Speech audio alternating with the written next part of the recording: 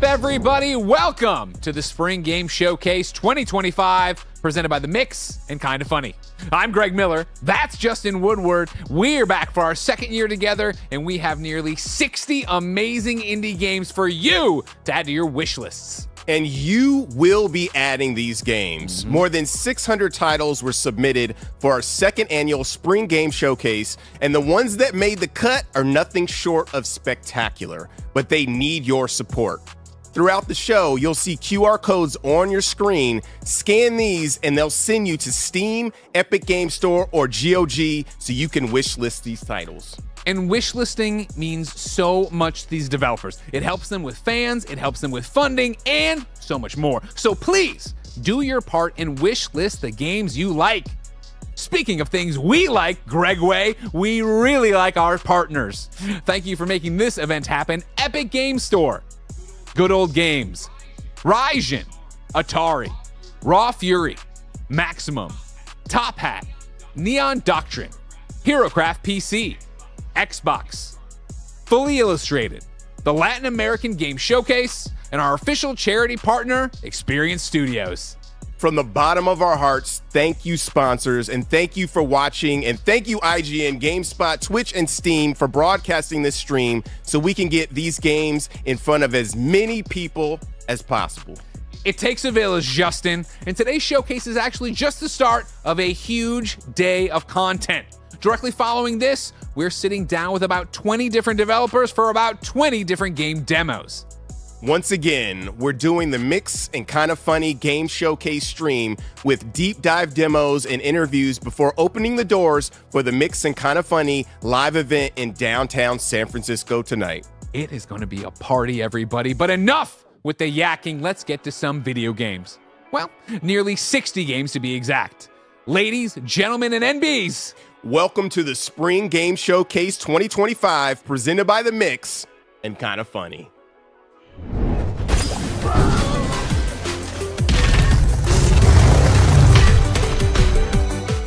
Hello, I'm Tom from Jansen Rad. I'm thrilled to show you some gameplay from my upcoming game, Gunboat God. Gunboat God is a slick shoot-'em-up where you blast your way through a world of tightly designed levels in your trusty gunboat. At its core, the game is about fluidly ducking and weaving your way around enemies, while styling on them in a big way. From the start, you become friends with a genius engineer crocodile named Yeti, who is on a mission to build the ultimate gunboat for reasons currently unknown. Your action-packed journey spans over 5 biomes, with a steady stream of upgrades begging to be unlocked. A huge variety of enemies will approach and attack from every angle, with behaviours unique to all of them. So, quick thinking and resourcefulness is greatly rewarded. Every level might challenge you in a different way, so trying a different weapon, a specific ability, or spamming a new skill that you've just acquired are all tools at your disposal.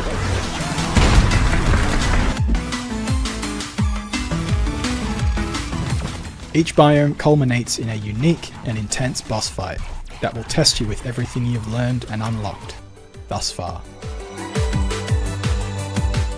All of the characters in the game are animated in 3D, then exported to 2D frames, before finally being implemented in the game.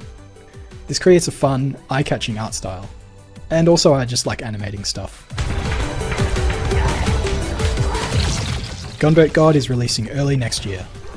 You can follow me for development progress on Twitter and Blue Sky, and you can also wishlist on Steam.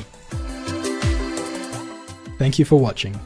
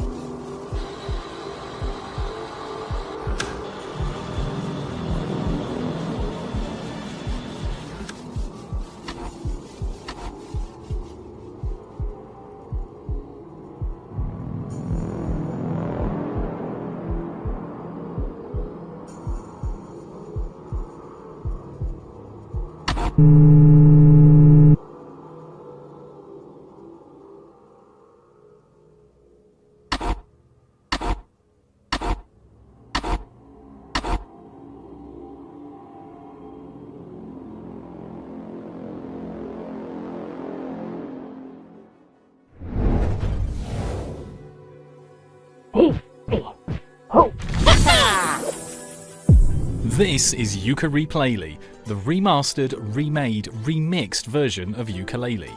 It's a gorgeous 3D platformer inspired by the Collectathon platformers of old. You play as Yuka, a charming green chameleon with a fluffy little bat called Laylee sat on his head. It's up to this dynamic duo to thwart the evil capital B's plans to rewrite the universe by finding and saving pages and beating bosses along the way.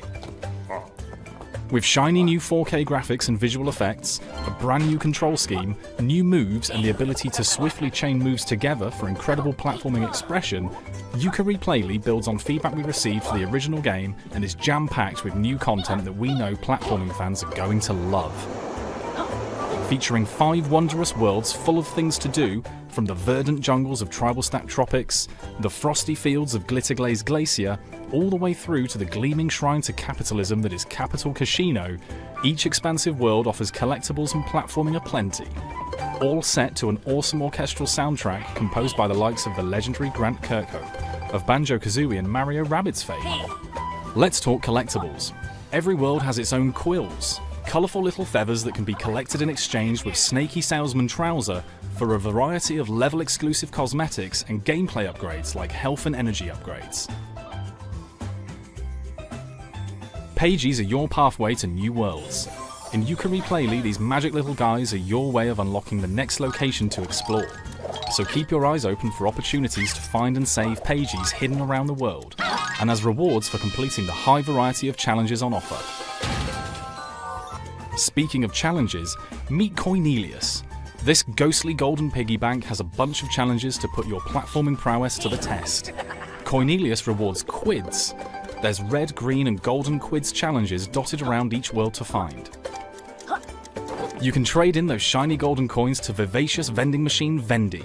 She has a huge range of tonics for sale, including cosmetic items for Yuka and Laylee, as well as others such as cool new visual styles and tonics for things like coin magnetization and superhero landings. Mix and match these tonics to create your own platforming playstyle. Each world in Yooka-Replayley has so much more for you to do than I can even fit into this script. There's a new challenge around every corner, each testing a different platforming skill. There's puzzles to solve, races to win, and bosses to battle. Yooka-Replayley is our love letter to classic 3D platformers. It's a beautiful, joyful, new experience packed full of exciting new things to do that we're sure fans of the genre will love. So, you lovely potential wishlist conversions, get Yooka-Replayley wishlisted on your platform of choice and we'll see you soon. Okay, crew, nice and casual like. Tell me, is there any sight more beautiful than an exploding yacht full of your friends? I've got 4 bin bags with those wankers' names on, and I want them filled. This isn't a mess. This is bloody Chernobyl and change. I can handle it. Bonjour, mon ami. Who needs metals when you have the riches? Always a sake. Light, smooth, and subtle. Fear not, for I have supplied. Well, that was easy. I am the boss. You best remember that. Well done, lads. Tally-ho.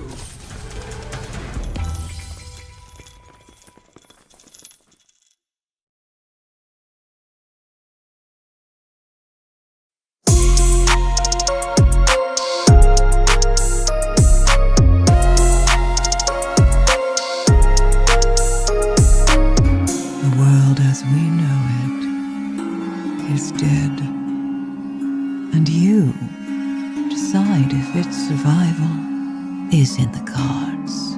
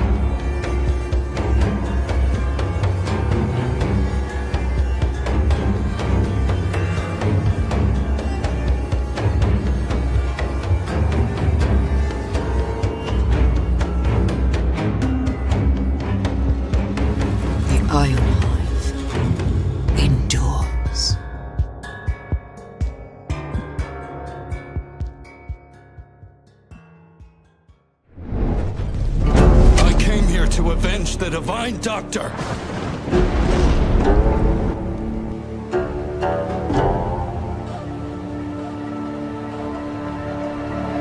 Who are you? Get out of my way!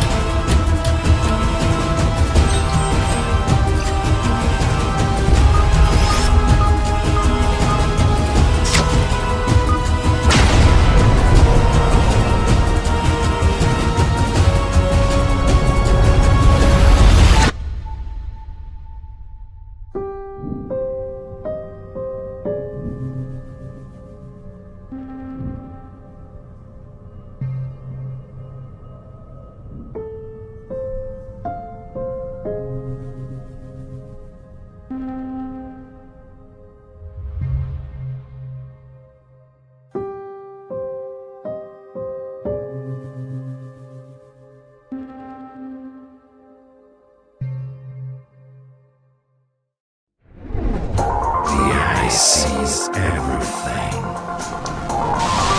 Unhappy Interface Robot 1984. You are by the order. Banished from the program. Divine error.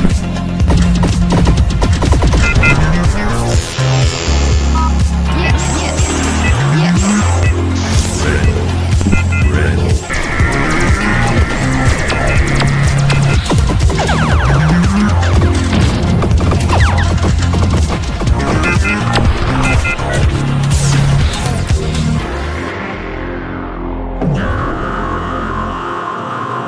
Overcome everything.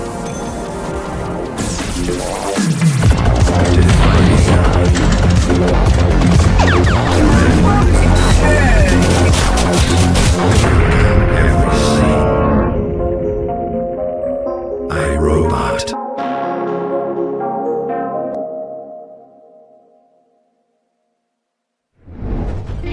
Come and you will see what I've always believed. We were meant to find each other.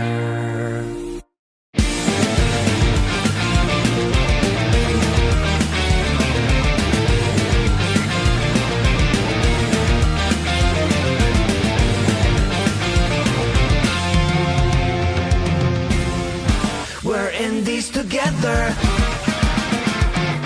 Don't be shy and take my hand.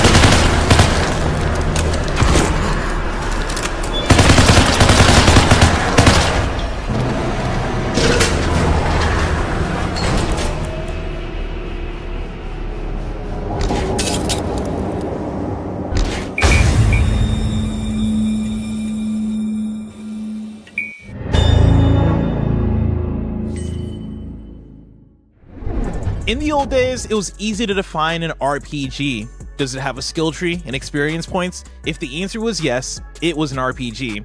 But in 2025, there are action RPGs, rhythm RPGs, roguelite RPGs, and so many more variations of one of my favorite genres. Here's a slew of labyrinths and level ups to keep your wish list stocked like an inventory going up against the final boss.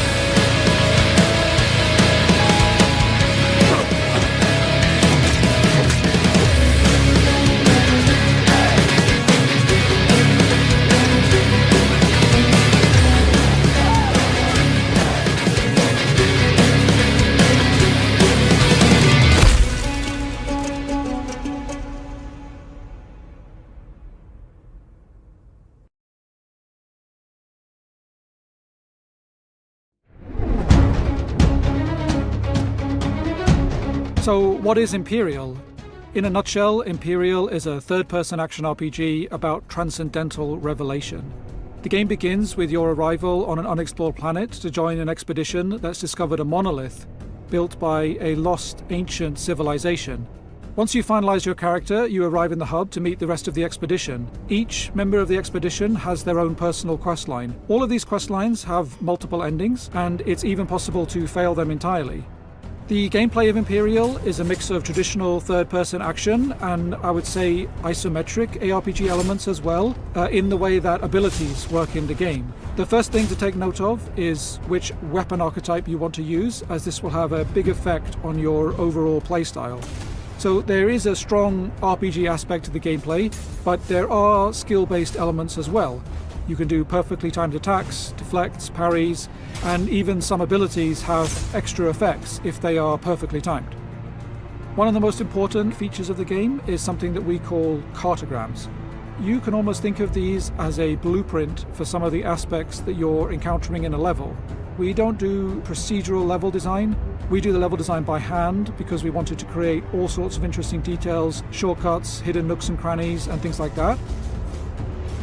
Imperial is coming to Steam, PlayStation and Xbox on May 8th, 2025.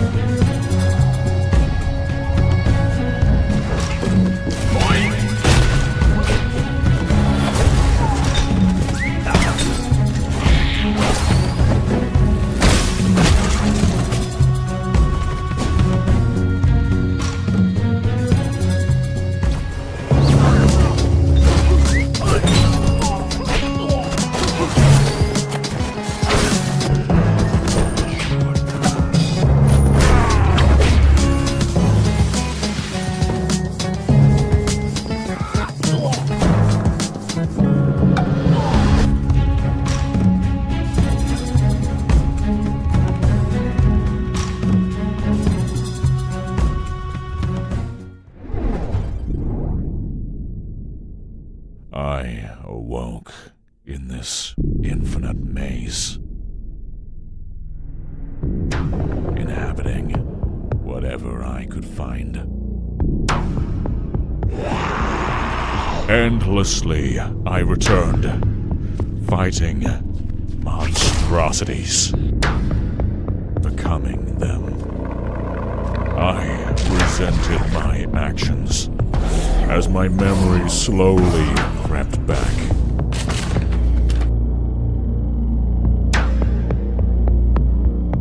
But during this never-ending cycle of pain, I was never truly alone. In this world that remains, we must embrace or reject Nermiza's verdict.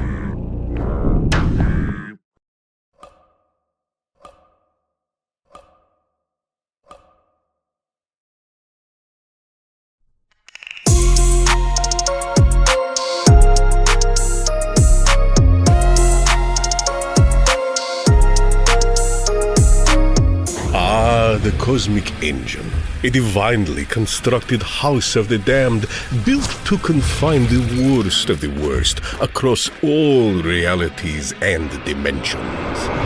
But who is its architect? And what exactly was your crime? The Cosmic Engine does not surrender its secrets easily, and you will need help along the way. Lucky for you, it is also home to a variety of absurd and grotesque inhabitants. Whether they want to help you or kill you, however, is not always immediately clear. Consider Edgar, the enigmatic wizard. Is he just another prisoner or something more? How about Duck, with its mouth full of vicious chompers? Help Duck and you will be rewarded with its teeth. It may sound disgusting, but they are as useful as they are deadly. And also disgusting. And poor Barry, a skeleton with the gift of eternal life and an unquenchable love of music. Get his record player working again and you may earn his gratitude. Or perhaps a swift death. The Cosmic Engine is more than a mere prison. It is a reality all of its own. Navigate it, please its captives, and maybe, just maybe, you will make it out alive. Moroi, coming to PC in spring 2025. Play the demo on Steam today.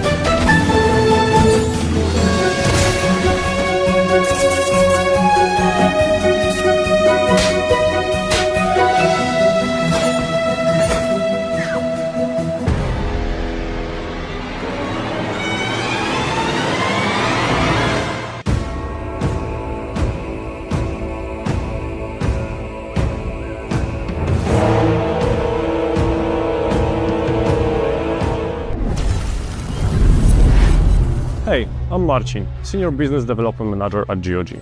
We all have those games, the ones we spend hours with, the ones that shaped us. But there is no worse feeling than wanting to relive those memories only to find that your favorite game is unavailable or no longer works. Every year, more games fade away, becoming inaccessible. At GOG, we've been working for years to bring classics back, making sure they run seamlessly on modern systems so they are never lost to time. At the last Mix, we introduced the GOG Preservation Program, our commitment to keeping these games playable now and for the years to come. But preserving gaming history isn't something we can do alone, and we need your help. That's why we created the GOG Dream List, a place where gamers can share their memories and vote for the titles they want to see return. The response of the gaming community is incredible. Over 500,000 gamers have voted, bringing attention to the games they grew up with. With over 8 million votes cast, we are just getting started. If there is a game you want to see revived, go to the GOG Dream List, vote and share your memories. Together, let's fight to bring those games back, and let's make them live forever. Do you remember the games that shaped your childhood? The ones that started your love for gaming? But many of these classics are disappearing, no longer available to play or buy. Introducing the GOG Dream List, where gamers can vote for the classics they want back. Each game gets a dedicated page where you can share your memories and why it deserves to return. Your votes and stories help us to convince publishers and developers to bring these games back. Together, we can revive lost classics and preserve gaming history. Vote, share, preserve. Join us today. When you think of horror in video games, you might think of the nearly endless round of layoffs that seemingly are coming from every company known to man. But believe it or not, many video game developers are still making horrific video game games to scare the pants off of players. You don't believe me? Take a look at these, if you dare.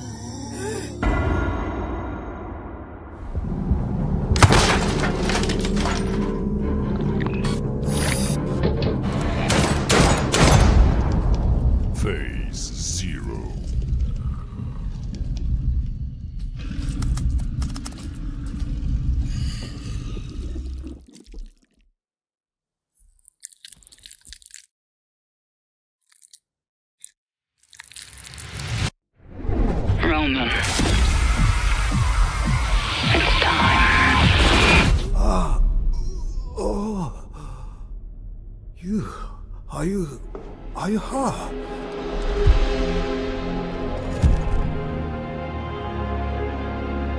Where is this? Where am I? You're in the right place, but you won't like what you'll find. Can I leave? We're not stuck or lost, no. We are right where we are supposed to be.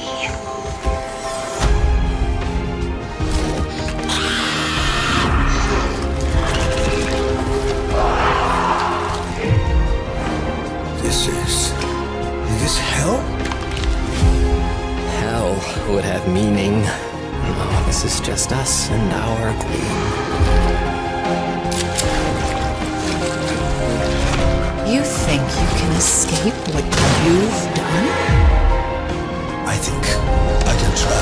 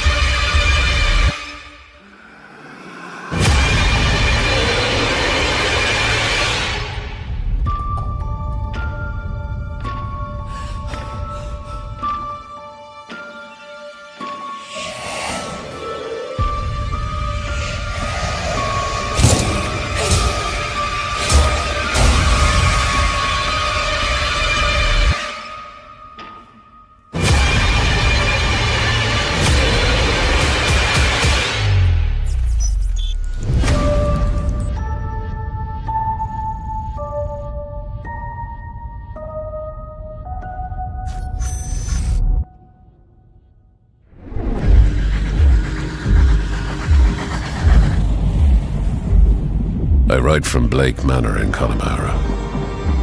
Yesterday, a guest went missing. A young woman named Evelyn Dean. I hear you're an honorable man, a steadfast investigator, and, perhaps most importantly, godly. I pray for the girl that this is true.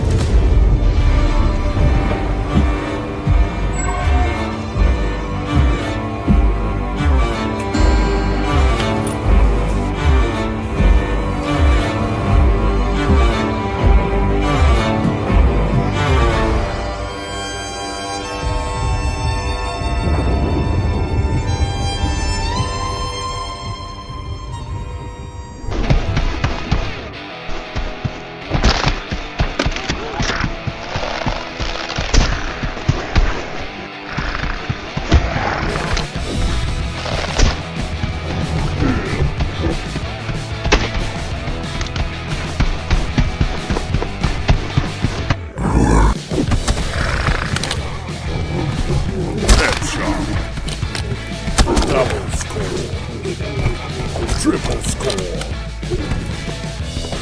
Multi-score.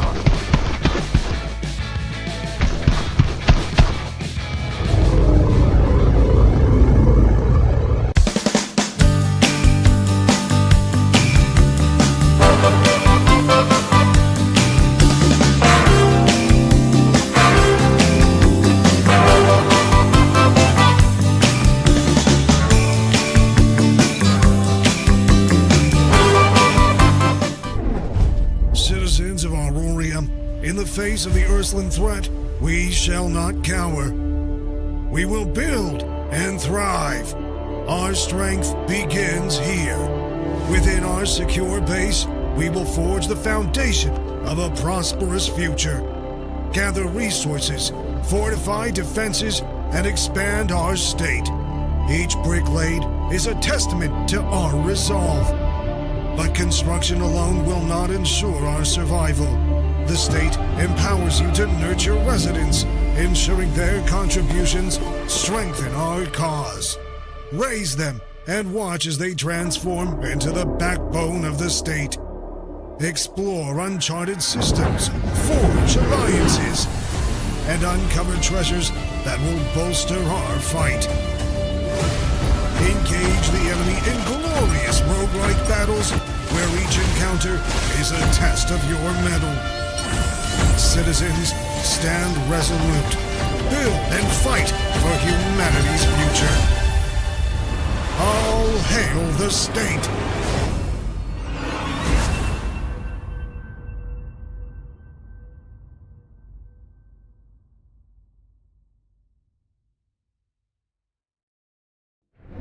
Which of you five would like to play my little game?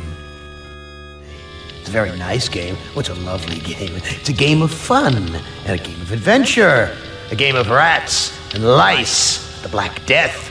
A game of speared eyeballs and dripping guts and the smell of rotting gardenias. I urge you, do not fail, as the others have failed.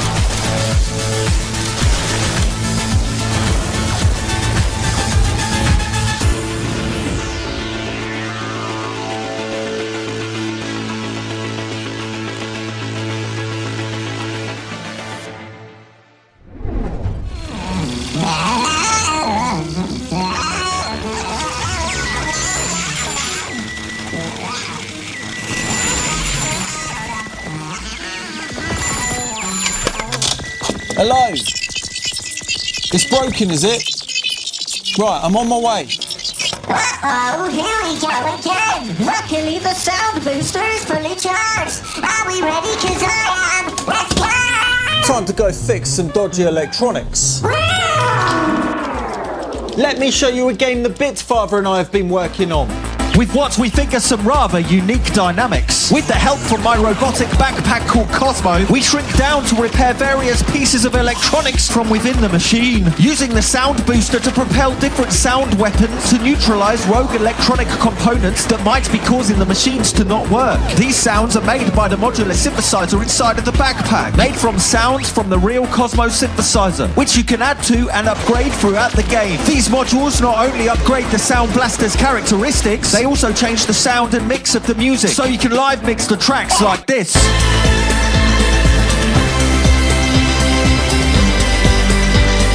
It's coming soon and you can add it to the Steam wish list now. Anyway, let's go fix some stuff.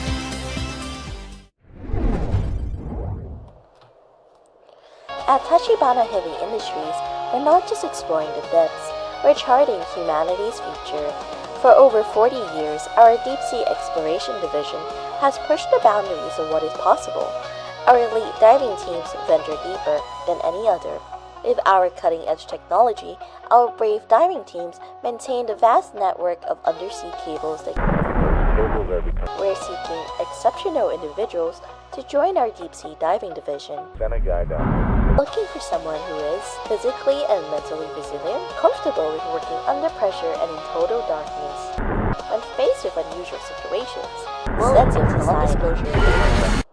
While we won't spoil the surprise in our deep-sea operations, we can promise you this: what you'll discover with us will change your understanding of reality forever. Tachibana Heavy Industries, diving deeper than anyone has before. Join us today.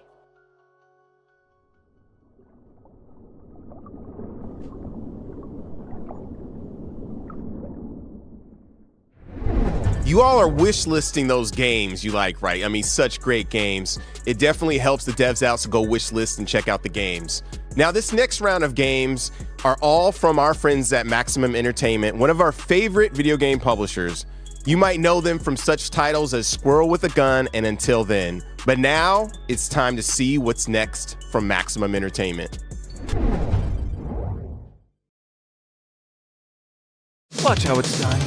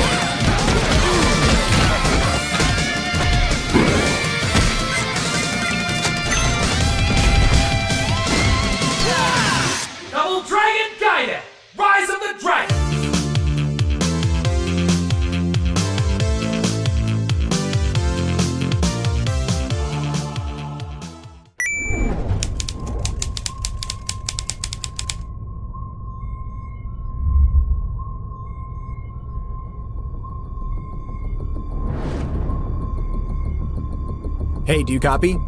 Roger that. I'm on the submarine. What do you see?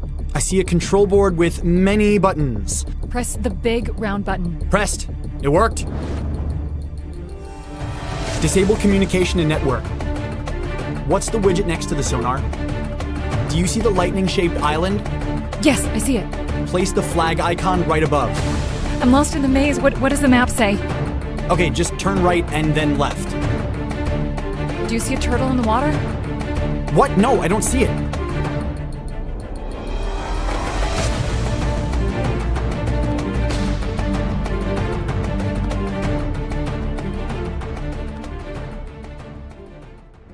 Welcome to Pixelshire, a world of endless possibilities and captivating adventures. Build relationships with the town folks to unlock new, unique skills and abilities to help you in your journey. Experience teamwork with the townsfolks as they follow you around and assist you with tasks. Unleash the power of special spells to bring life to your farm. Fish, chop, mine, and gather all the resources you need to customize your town like never before. Reshape the land at will, terraforming the ground and creating rivers. And who could forget the adorable animals? Interact with them, nurture them, and build a thriving farm that'll melt your heart. Embark on an extraordinary journey of friendship, magic, and exploration in Pixelshire.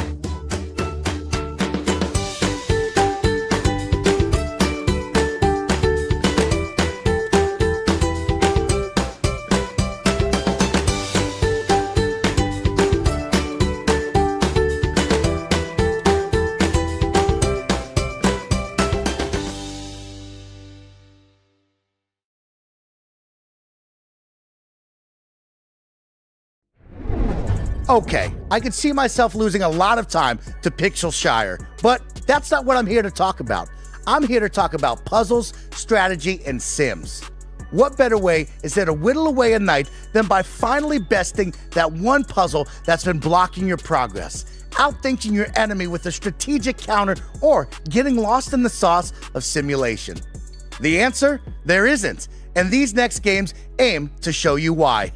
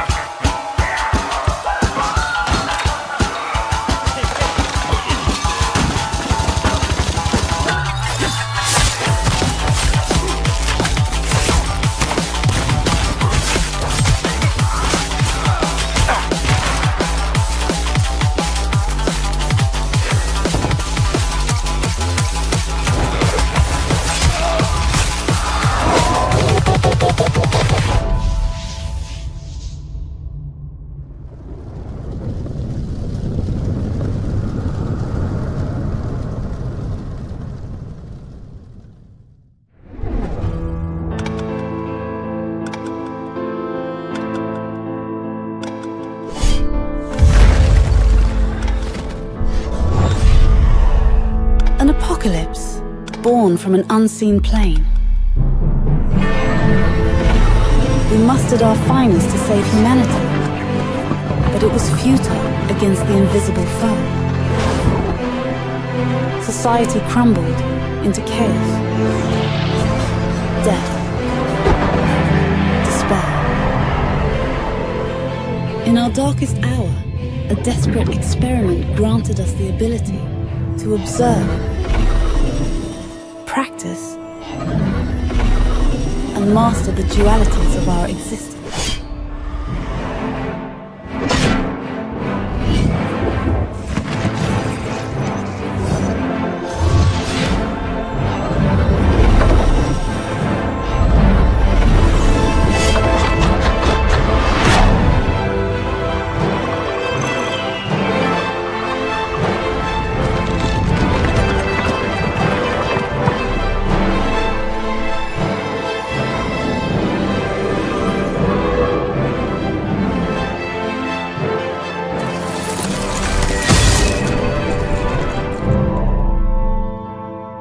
Are you ready to guide us, Commander?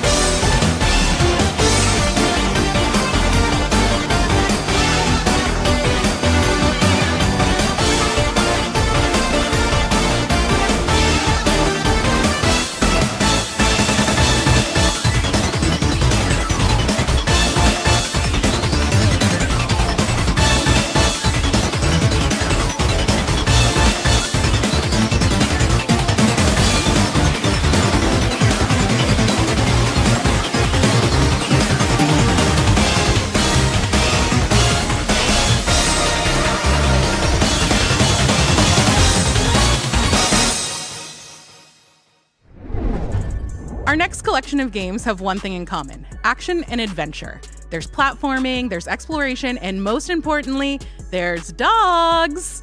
The first two games have really fluffy and adorable dogs in them. That's the only reason I took this segment. That's why you need to watch this segment. Dogs.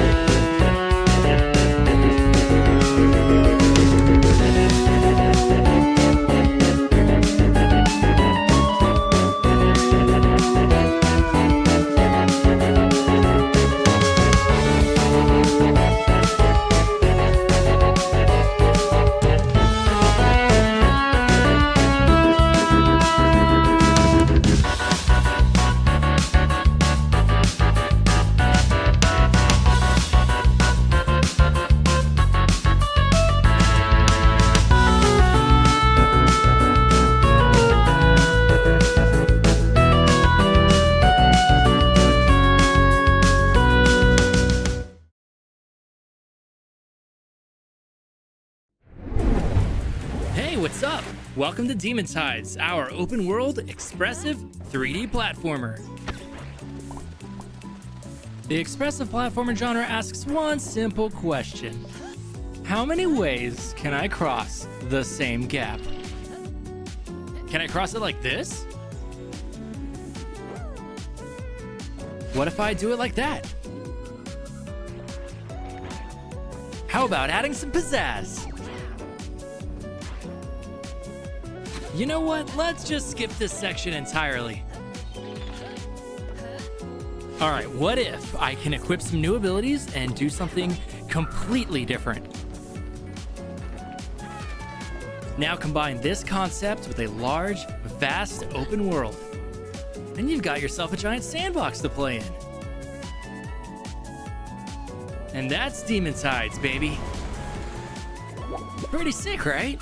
You can give our demo a spin right now on Steam.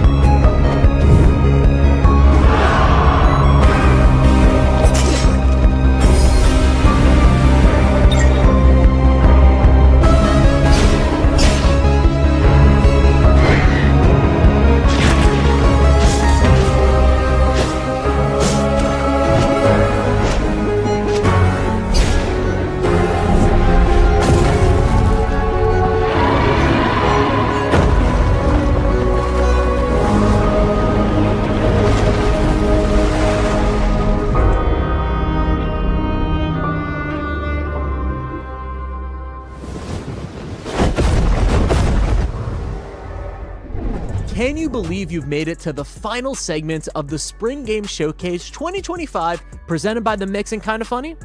Give yourself a pat on the back and make sure that you're wishlisting all of the amazing games you're seeing via the QR code on the screen. Now, before we send you on your way, there's only one way to truly end this showcase, and that's with a blowout of new content. I'm talking exclusive news, trailers, and gameplay right now.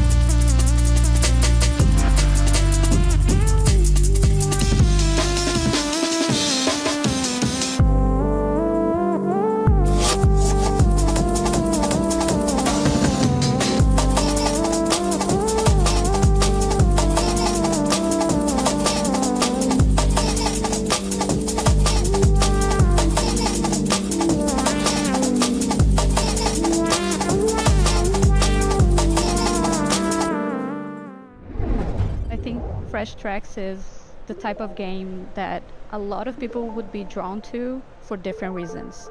I love the music. It's the ability for me to play the game however I want to do it. I like how vibrant and colorful it all is. I've always loved the procedural elements of it. I'd say my favorite part about Fresh Tracks is how it blends all of the genres together in a way that has never really been done before. It is a rhythm action game that gives you a flow state, kind of like Pistol Whip. And then it's also a narrative-based roguelike like Hades. And it basically has a lot of replayability and lets you just keep on playing it over and over again to discover more and more things. I think what makes them unique is there's a lot more player agency. Every time someone plays it, they should feel like the soundtrack was written just for them and for that exact playthrough. When you choose songs, you're not choosing from a list, you're actually choosing between 3 different branches. You get to choose which songs you go to, you get to choose your upgrades, when you use items, what power-ups to take in with you. You can kind of develop a bit of a style and go on an actual adventure as opposed to just a linear track-like experience. So I'm actually kind of excited to see, once the game's out in the players' hands, what kind of stuff they're going to uncover. There's just so much more to discover than what you might initially think. Part of Fresh Tracks is that we put a lot of love into it and a lot of passion into it to make something that's creative and unique and unlike any other music game that you've played before.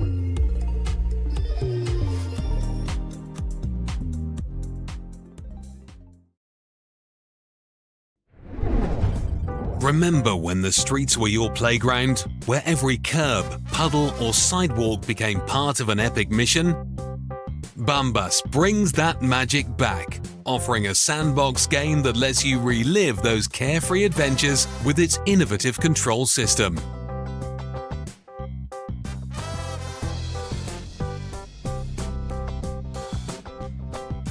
Explore a vibrant Mediterranean coastal city bursting with detail, where creativity knows no bounds and exploration is your ticket to endless fun. Use the controller's sticks and triggers to move each sneaker independently, mimicking the motion of your own feet.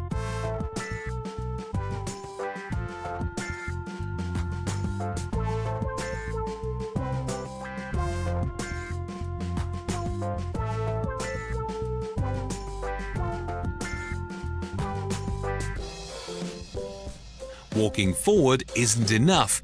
Navigate crosswalks, kick cans, balance on curbs, and pull off impossible jumps as you tackle hundreds of challenges and unlock a treasure trove of customizable sneakers.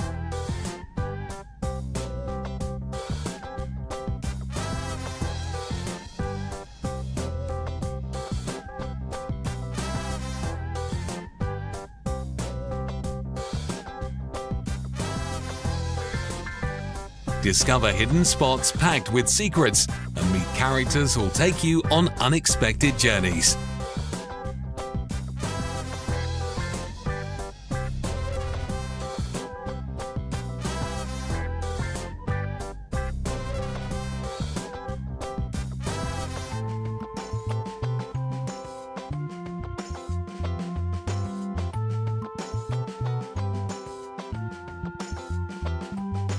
Lace up and step up, because in this game, every stride is an adventure of its own.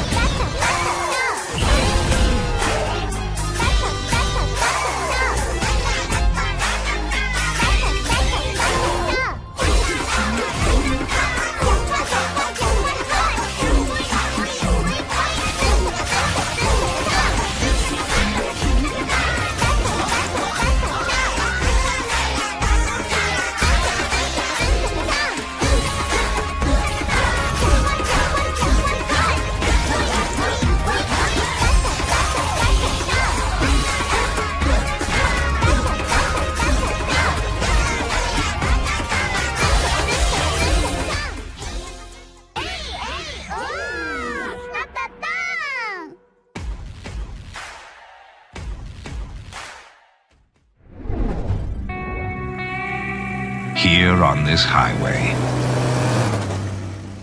where the fragile barrier between life and death is no thicker than the cracks in the asphalt, Lucky met a terrible fate. She was sentenced to an eternity of reaping souls, with no final exit in sight. Scaravan 66, dead set to break free from her route and defy fate or anyone who stands in her way. With the help of powerful allies, Lucky will become stronger, faster, and more reckless. She'll take down every devil-sent demon and undead summoned to torment her, and leave them hitchhiking for eternity. Scaravan 66.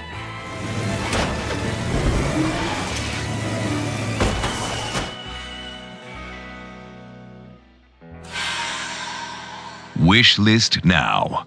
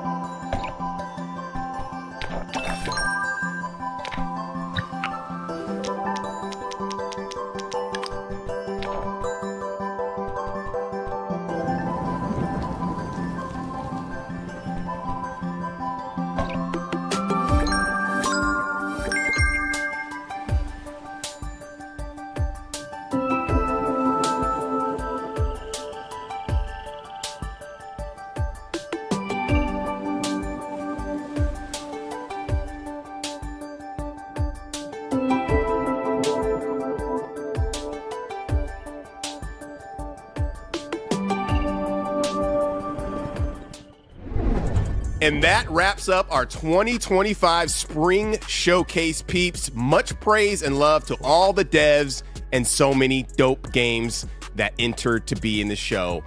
We have one more announcement, Greg. Experience Studios is launching a new fund. Ooh. I'm going to have Derek Fields take it away. Thanks, y'all. My name is Derek Fields, and on behalf of Experience Studios, I'm thrilled to announce the launch of an exciting fund dedicated to game developers embarking on new projects. This isn't just another fund. This is the culmination of years of hard work, passion, and a deep commitment to leveling the playing field for underestimated developers. We know how hard it is to break out into this industry, how tough it can be to build prototypes, craft vertical slices, and pitch your vision when the odds feel stacked against you. And the way that this year has gone, I can understand if those odds feel pretty high. That's why this fund exists, to give talented creators the resources, support, and opportunities they need to bring their bold, never-before-seen ideas to life. So whether you're a solo dev surviving among vampires or a small team grinding to a funky new beat, this is for you. We're talking funding to get your project off the ground, mentorship to guide you through the challenges, and that's all thanks to a network of people who genuinely want to see you succeed. It's about building community that believes in new potential, and we can't wait to see what incredible ideas you're going to create. So, if you're ready to take the next step, head over to experiencestudios.org www.gamedevelopers.com/xp-fun for all the details on how to apply. Get ready to give the world a new experience. There's so much bad news in our industry that I love stuff like that. Of course, thank you for watching. Thank you to our sponsors. Thank you to our streaming partners. Thank you to everyone who worked on this showcase. And thank you to all the developers who are making these incredible, amazing, astounding video games. Astounding. Remember, you can help those devs right now for free by wishlisting everything you liked. I can't stress how much this helps the devs. 100%. And remember that this is just the start of an awesome day for the mix and Kinda Funny. Right after this, we're kicking off an all-day-long live stream with 20 developers coming through for live demos and deep dives of their games with us. And tonight, of course, is the annual Mixcross Kinda Funny party in San Francisco, featuring dozens of devs and their titles. Micro marathon, baby.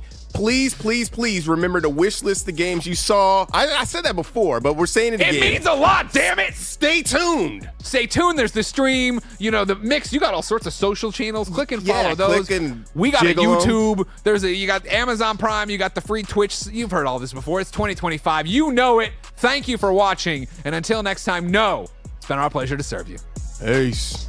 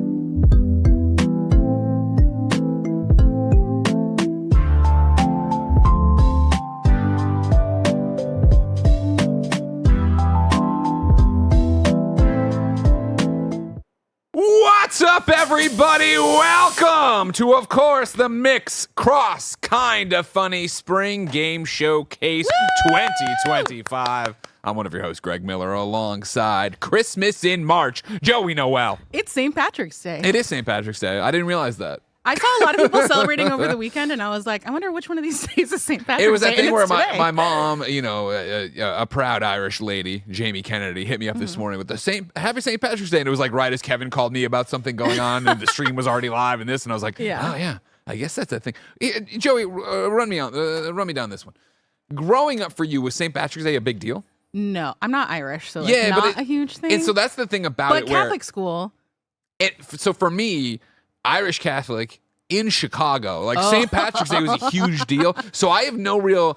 It's like I've lived here where it's like well, I went to college, but of course college no excuse needed to drink a bunch. Exactly. But then especially green beer. Come to San Francisco and it's like nobody, and so it's like is that how it is? Ladies, gentlemen, and NBs, I'm watching the chats right now. We'll eventually get to all these indie games, but right now, does St. Patrick's Day matter where you live? Yes or no? Amy Gills, don't bother saying anything. I need to hear it from her. You know? Yeah, not a huge deal. Have some fun like themed dinners every once in a while. My dad's like, yeah, we're making corned beef. I was like, yeah, sure. exactly. That's as far as you'll go to get into it. But other than that, not a huge one on my like holiday list. Fair enough. Which is unfortunate. Fair enough. Maybe I should change that for this year. You know what is it? A huge one, Joey Noel. This showcase, of course. Thank you, everybody who just watched, of course, the showcase section of the Mix Cross Kinda Funny Spring Game Showcase. Of course, we just had about, an hour and a half, hour and 20 minutes of 60 amazing indie games, an incredible partnership between us and the Mix to show that. If you missed it, of course, go back, watch it. It's on our YouTube, youtube.com/kindafunnygames. Check that out. If you're watching live, of course, strap in. We have 17 games over the next 5 hours to go through with our amazing devs and the games themselves. We will be playing them. We will be talking about them. We'll be showcasing them. Of course, as you watch this, the thing you need to do is wishlist everything you care about. We drove this home in the showcase itself, but I can't tell you how much this helps the developers.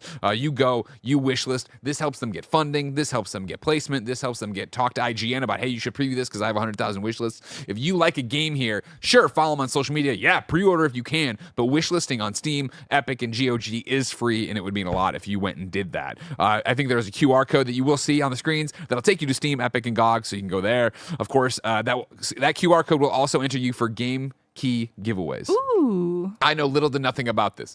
Shout out to the Mix. Again, our partners on this. We're kind of funny. We get to come out and horse around and yell about St. Patrick's Day. They're making a lot of the actual behind the scenes stuff work. I appreciate that. Of course, shout out to Big Kev Dog over there making the stream run. Barrett over here making the stream run, making it all happen. Roger Picorni from Kinda Funny, who came out and loaded all the builds for me. Here.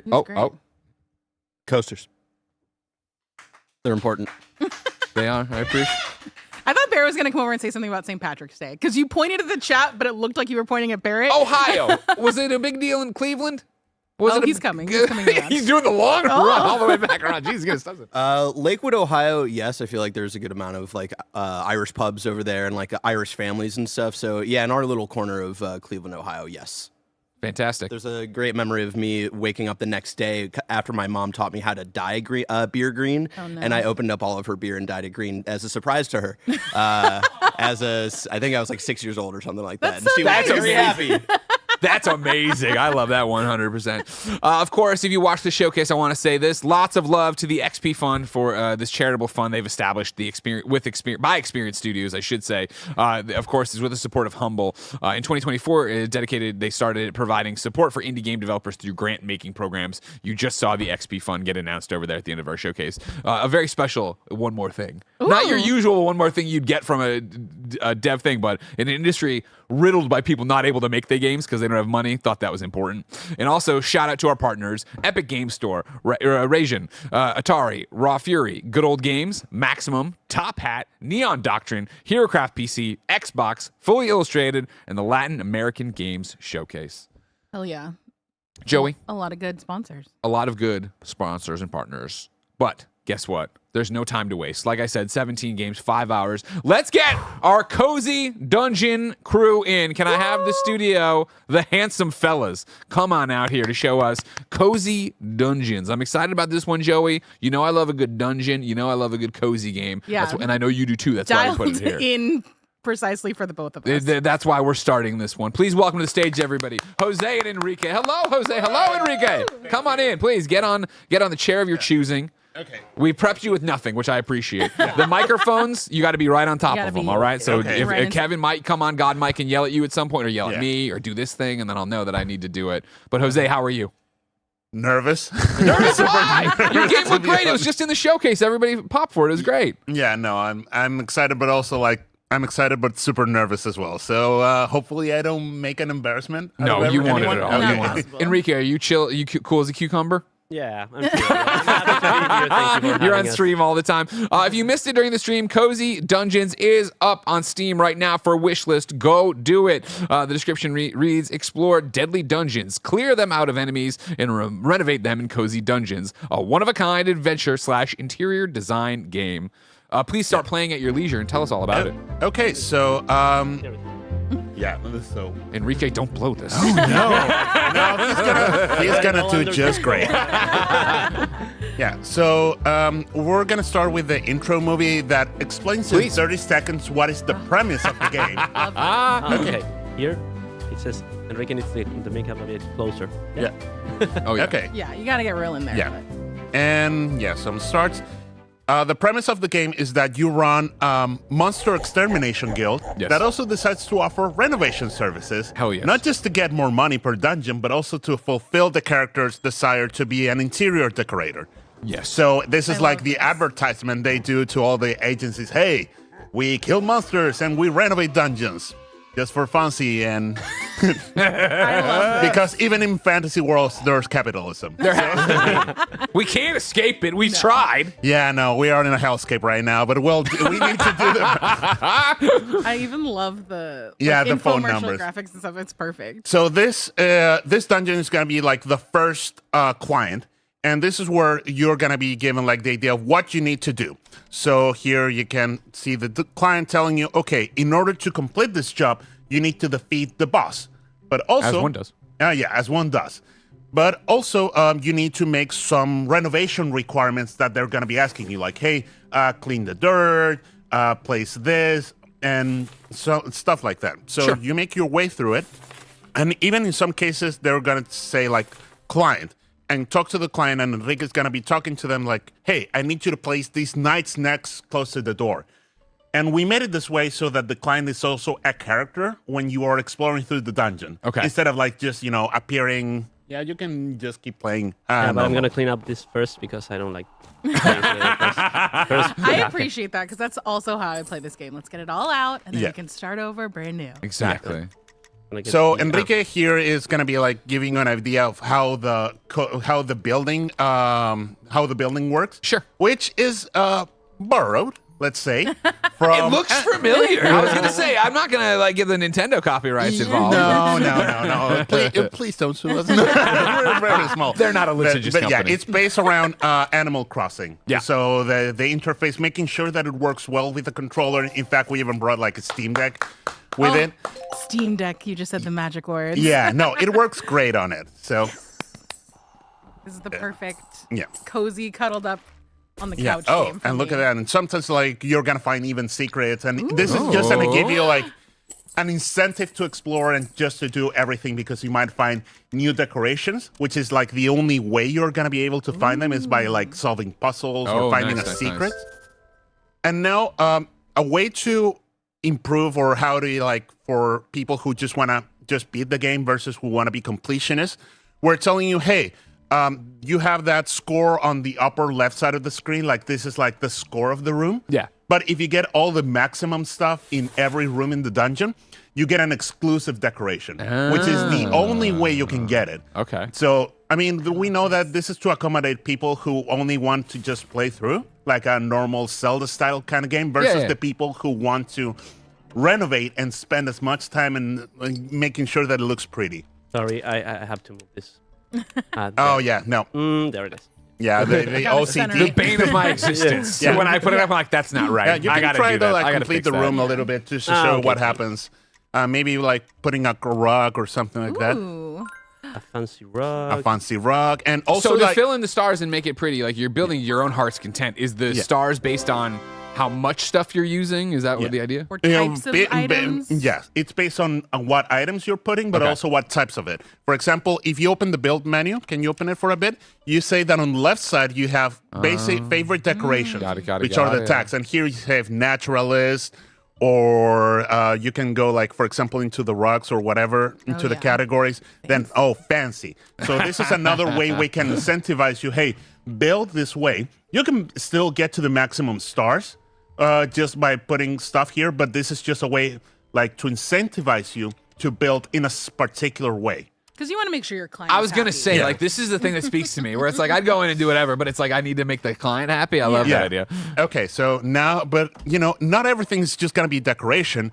There's also gonna be monsters. Yeah, of course. And the character is a warrior trained, and it's like, no, you can't be an interior designer, or else you're gonna starve. You need to be a warrior like me.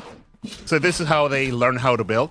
And just he's cleaning while fighting. I appreciate that. I would focus on one. You kind of have it's helpful because, for example, if you go into one of the good stuff and you try to roll, you can't roll. So there's the incentive to do both at the same time. Amazing. And this is like where we teach you, hey, you can just skip the text. The fact that this is about the tags. I want to talk about how great your art looks in general. First off, for the gameplay, but then even the little models you have popping up for the conversations look incredible. Yeah. How big is this team? Right now, we are 2, but we work with an art team of 5 people in the past, and they did all the art. That's insane. I want to give a big shout out to Rocket Smash Studios. They are the ones who did all the art in the game, UI, characters, lighting, and all of that. So the way that the game looks is because of them. Incredible. So they need. So we need to give the big shout out to them.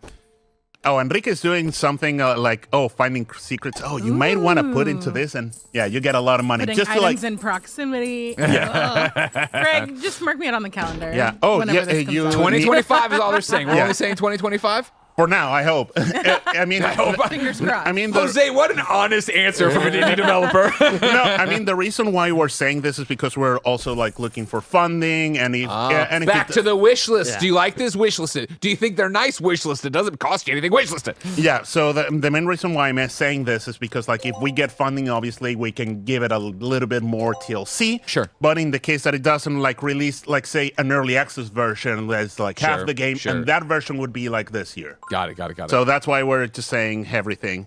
I appreciate that you can center things. Yeah.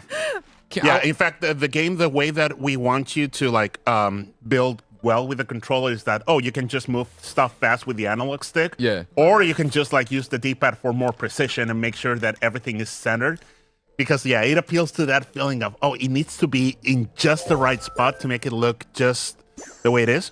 And this is another thing we're showing you if you solve all the requirements, good stuff might happen. Like, for example, open up the chest. Done. And you get a fountain. Ooh. So this is the only way you can get that fountain in the game is by solving it.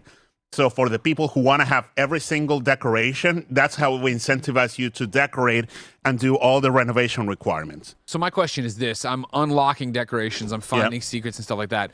Is there a my home that I'm building? Okay. Yeah, that's like the second part of the game. Like once you're done with this dungeon, you go back into your guild, you decorate it, then however you want. Yeah. It's like nobody's gonna judge you. But also you're gonna be I'm gonna judge you, Joey. No, there's so much pressure. Yeah, but because I mean a lot of the appeal of these kind of games is like having your own home 100%. and that place that you can call like your safe space home, like and decorate it however the heck you want. Where am I going to put all of my favorite pieces? I can't put them in every dungeon. Yeah, but also like another way, you're not just going to advance or decorate it. You also are going to be meeting other characters, other members of the guild who have been going through their own issues, and you're going to help them become the best version of themselves. So, for example, we have a minotaur blacksmith who wants to do pottery. So you're going to go then to another dungeon, find the pottery stuff, and put it into his particular place, and that's where you advance his storyline. But also you're going to be getting like new decorations, like with the store, and also like character upgrades, and even like finding a puppy and pet it. Yeah. Oh no, you said the magic Joey, word. it's your game. This is your game, Joey.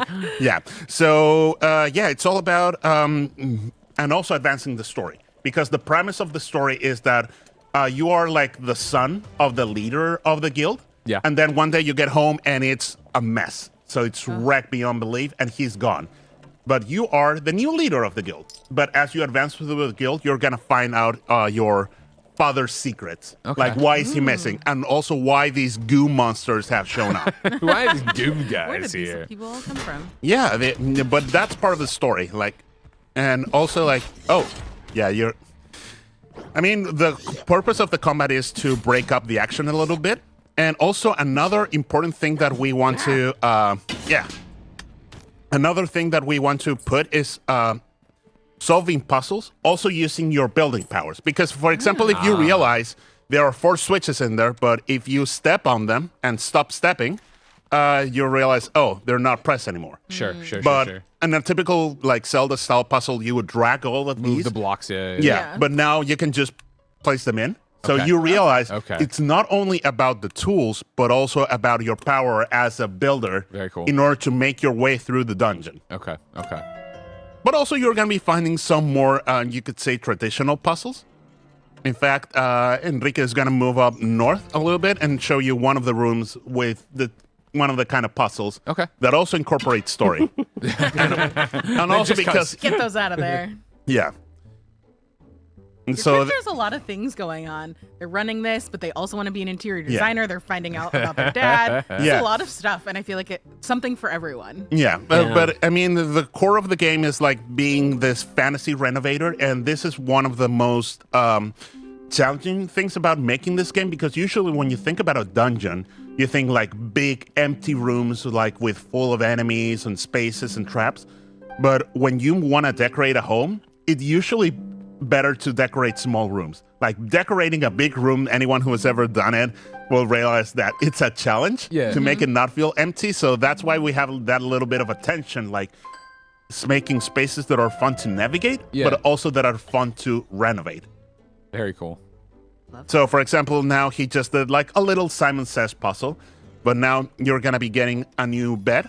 And the reason why we're doing it this way is because then in another room, you're going to be asked, hey, put the bed. But put the bed, but you don't have it yet. So then, you need to solve this puzzle in room A so I can, complete the requirements in room B, and then I get something that gets room C. And that's how we make the progression similar to games like Zelda. I love that. This looks fun. Yeah, this is incredible.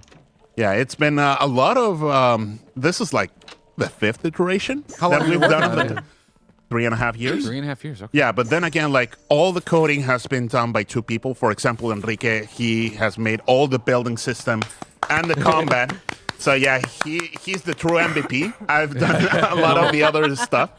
Jose spends the money. And also like organizing everything. And again, just for the visibility, I just want to thank you again for everything. Oh my for God, just thanks. giving us the chance to like being here and showing us the on-site spring showcase later. Today. Tonight, of course, here in SF, Yeah. So it's been amazing. And also like we also is another way to like giving you like, hey, don't always be comfortable. Yeah, there might be monsters hiding between the different renovations, and now you have to fight them. Keeping you on your toes. Yep, indeed. Everybody go to Steam, go to Epic, go to GOG, wherever you have to. Yeah, right now it's on Steam, Steam only. But just go to Steam. Don't go to the other places. And wishlist Cozy Dungeons. I've done it myself. Is this? You guys are, of course, them handsome fellas. Yeah. Great dev name. Great dev name. It was only made in jest. I love it. No. No, my graying hair says otherwise. First off, whoa. Whoa. You could be handsome and have gray hair, right, Mike? Yeah. Thank you, Mike. No, my question was, is this your first game? Yeah, I mean, as a team, yes, but we've also been working in games for like 10 years. Okay. For example, Enrique used to work at Ace Team in games like Xenoclash 2, Rock of Ages, Eternal Cylinder, and I used to work beforehand in AAA. Yeah. In Disney Infinity, and then I also awesome. So and also in Treyarch in Call of Duty. Yeah. Wow. Yeah, so I mean, even You're making something a little different now. Okay, so let's build the bed. And I Yeah. just love looking at all these. I don't know if you want to talk about like the main theme of the game about Yeah, transformation. we could say that the core theme of the game, like what this game is about, you could say transformation. Yeah. For two reasons. One of them is like the obvious one you can see here in the game, that it's about turning a really crappy looking space, because let's face it, it's looking real bad. It's a fixer-upper into something nice or something cozy or whatever. But also it's about the theme of changing who you are for the better, because this character has always been a warrior and he's been nothing else, but he wants to be an interior designer. So he transforms the guild into something else. This is another type of puzzle he's doing. A classic rotating statues and making sure that they're all facing together. Sure. Oh, these are the ones that break my brain. I'm not good at these This is where you ones. lose Joey. No, this is where I just come over to Greg. I'm like, can you help me? Yeah, you can, and then he's gonna find something great, and yeah, and also as you're making your way through the game, you're gonna be helping out these other members of the guild that they want to do something different with their lives, and you're gonna be helping them be the best version of themselves because you're doing this particular change into like interior design, and also helping the different clients, which you're gonna be seeing many times. Amazing. I will note to everyone, we are being destroyed by rain all of a sudden out of the blue. That's so, crazy, Like, 'cause it was so if sunny. we can hear it in the studio, it's if bad. we lose power at some point today, we'll be back as soon as we can. Because it's a windy, crazy SF day right now. And that's I didn't bring an umbrella. Yeah, I didn't bring an umbrella either, or he brought a parka, I didn't. So yeah, We it's- might have some Johnny A / Nick Scarpino coats you can wear out. Available at kindoffunny.com/store right now. Oh, merch. Go buy it. Go buy it.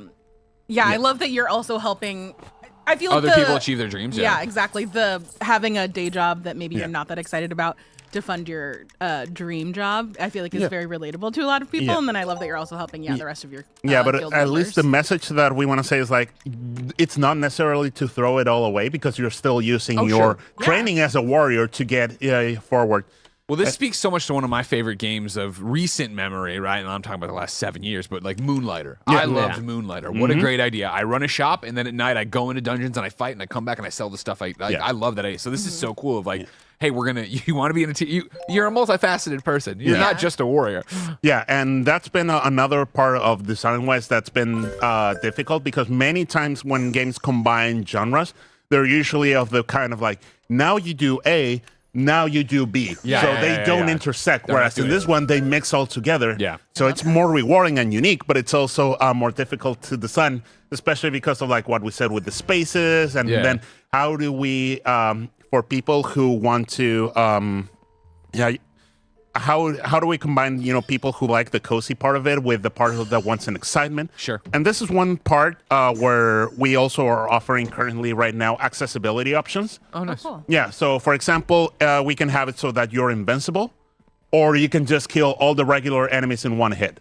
Oh wow. Yeah. Very cool. Very cool. So for the people who don't want to die or just want to like kill the enemies fast, yeah, that's an option as well. Your weather update from Kevin is that it's actually hailing outside. That was hail, not just rain or wind. This reminds me of the storm that was like 2 years ago. That was like 60 miles per hour. Yeah. We can't talk about that. Kevin gets Yeah. Kevin gets flashbacks. Yeah, that was a really interesting situation. Yeah. Every single time we've come to GDC, there's a rain. Well, they throw One in an day. interesting time of the year for San Francisco weather, you know? Jose, one thing I'd like to touch on that's about the game but bigger than the game. Yeah. The Kind of Funny audience, we do Kind of Funny Games Daily, we do the Games Cast, we have these really in-depth conversations about what's happening in the industry. Yeah. You say you're looking for funding. Yeah. Can you talk to me and the audience about what that actually means? People say that, you understand, oh, we're trying to get money, but like, how do you as an independent developer go about, a team of two, go about trying to find money to make your game? Okay, so the first step is actually having a build of the game. Okay. So right now, publishers like, if you're an unproven team, if you don't have like a build that is really solid, almost like a vertical slice of the game, that is a small section of the game where all the quality is near final. Like, they won't even give you the phone back. Yeah. So when you do the funding, you usually need to approach with a pitch deck and saying, hey, this is the amount of time and this is the amount of money to complete the PC version of the game. And you can include stuff like marketing, QA, and everything. It depends on the publisher. Publishers like, for example, Team 17 or something, they handle that. Yeah. But for example, other publishers like Kowloon Knights or Outer Sloth, they require you, hey, also include the marketing, the QA, and everything into your budget.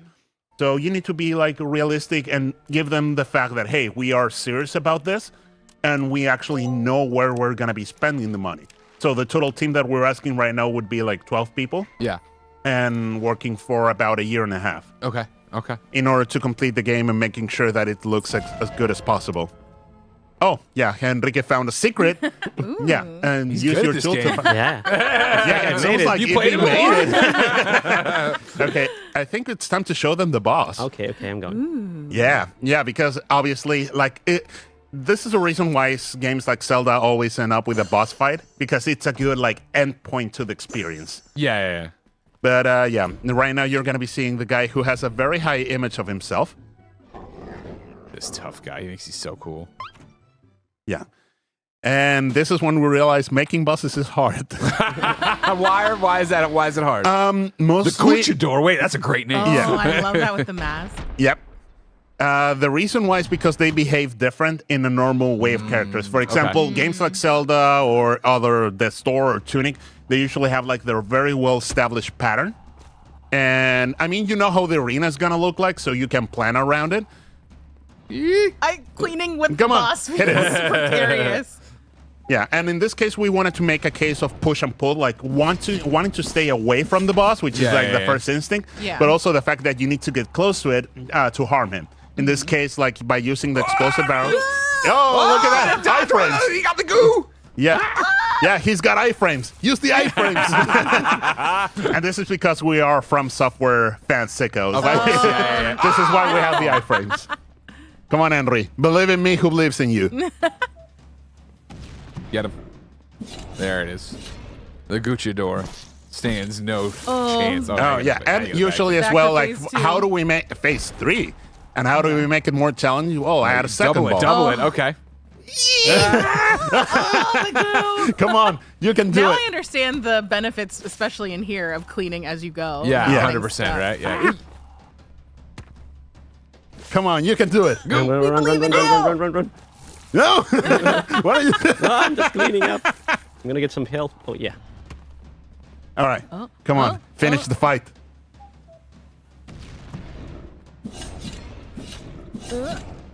Yay! Yeah, you did it.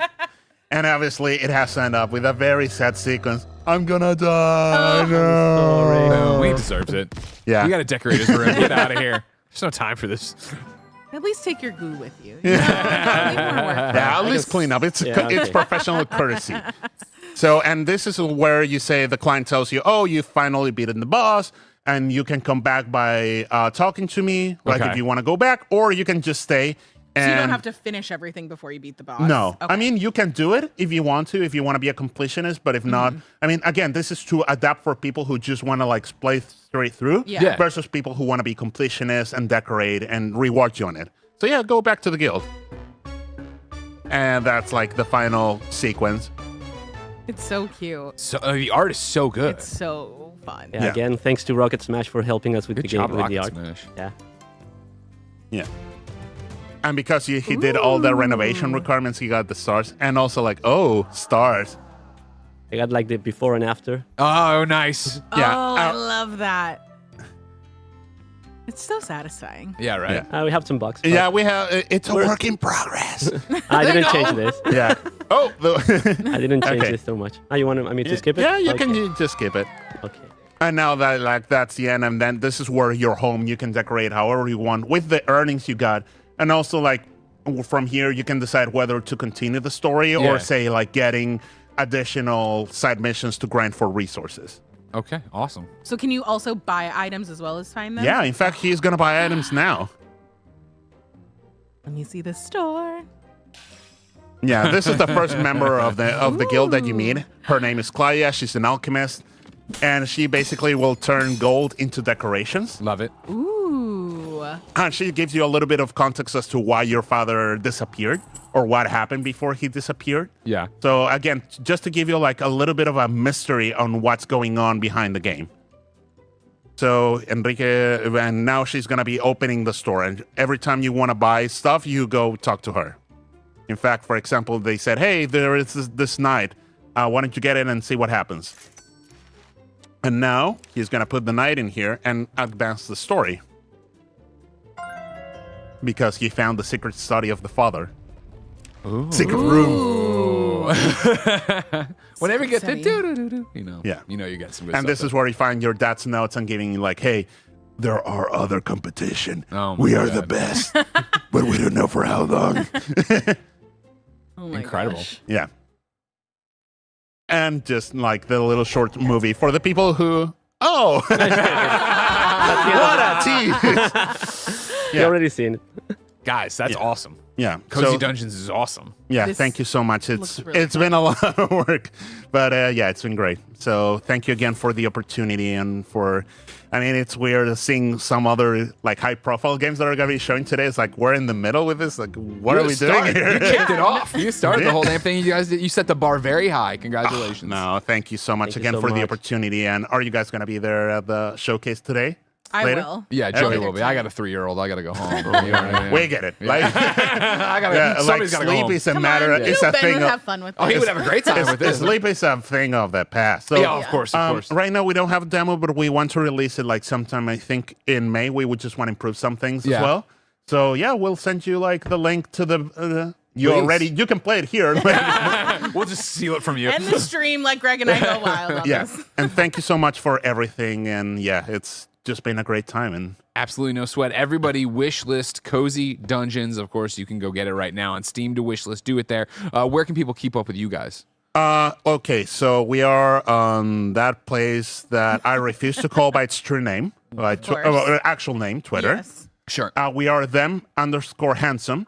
We're also on Instagram at them handsome fellas games. And we need to do a Blue Sky. And we're also on TikTok. It's hard to keep up. There's a Ooh, lot TikTok. going on, but the most important place to go is Steam Yeah. and wishlist the game, where of course Yeah. you can get your updates there. Yeah. So thank you so much. Thank Greg, you, Joey. everybody. Yay, Round of thank applause. you. Go wishlist right now. Of course, Cozy Dungeons. Thank you, Jose. Thank you so Enrique. much. Thank you so Yeah, much. Leave and- the stage now. Yeah. Your time is exit over. left. Yeah. But of course, our day is just beginning, everyone. Remember, you are watching the Mix Cross Kinda Funny Spring Game Showcase stream. We have 17 games over 5 hours to hang out with you, play stuff, and give you your next favorite. Please welcome to the stage. I'm not going to give the whole thing. All right. No, you. He's leftover Poppy, Blessing Adeoye Jr., the master of hype, Snowbike Mike, and of course, the one, the only, Mark Cook from Shiny Shoe. I'll get out of your way.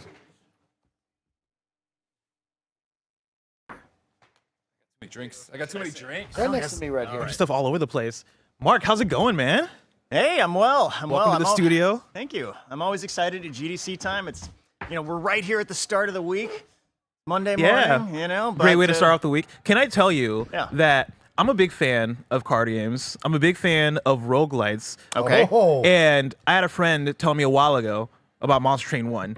And I have checked out Monster Train 1. Sadly, I didn't get all the time I wanted with it. I had to move on to whatever game I was reviewing at the time. Yeah. But when Greg told me earlier that me and Mike were going to be checking out Monster Train 2 with you, I was very excited. Here it comes. Yeah. All right. Yeah, here we go. Ready to rock and roll? Let's talk about it. By the for a way, little bit. speaking of cards, though, I got a little present for you.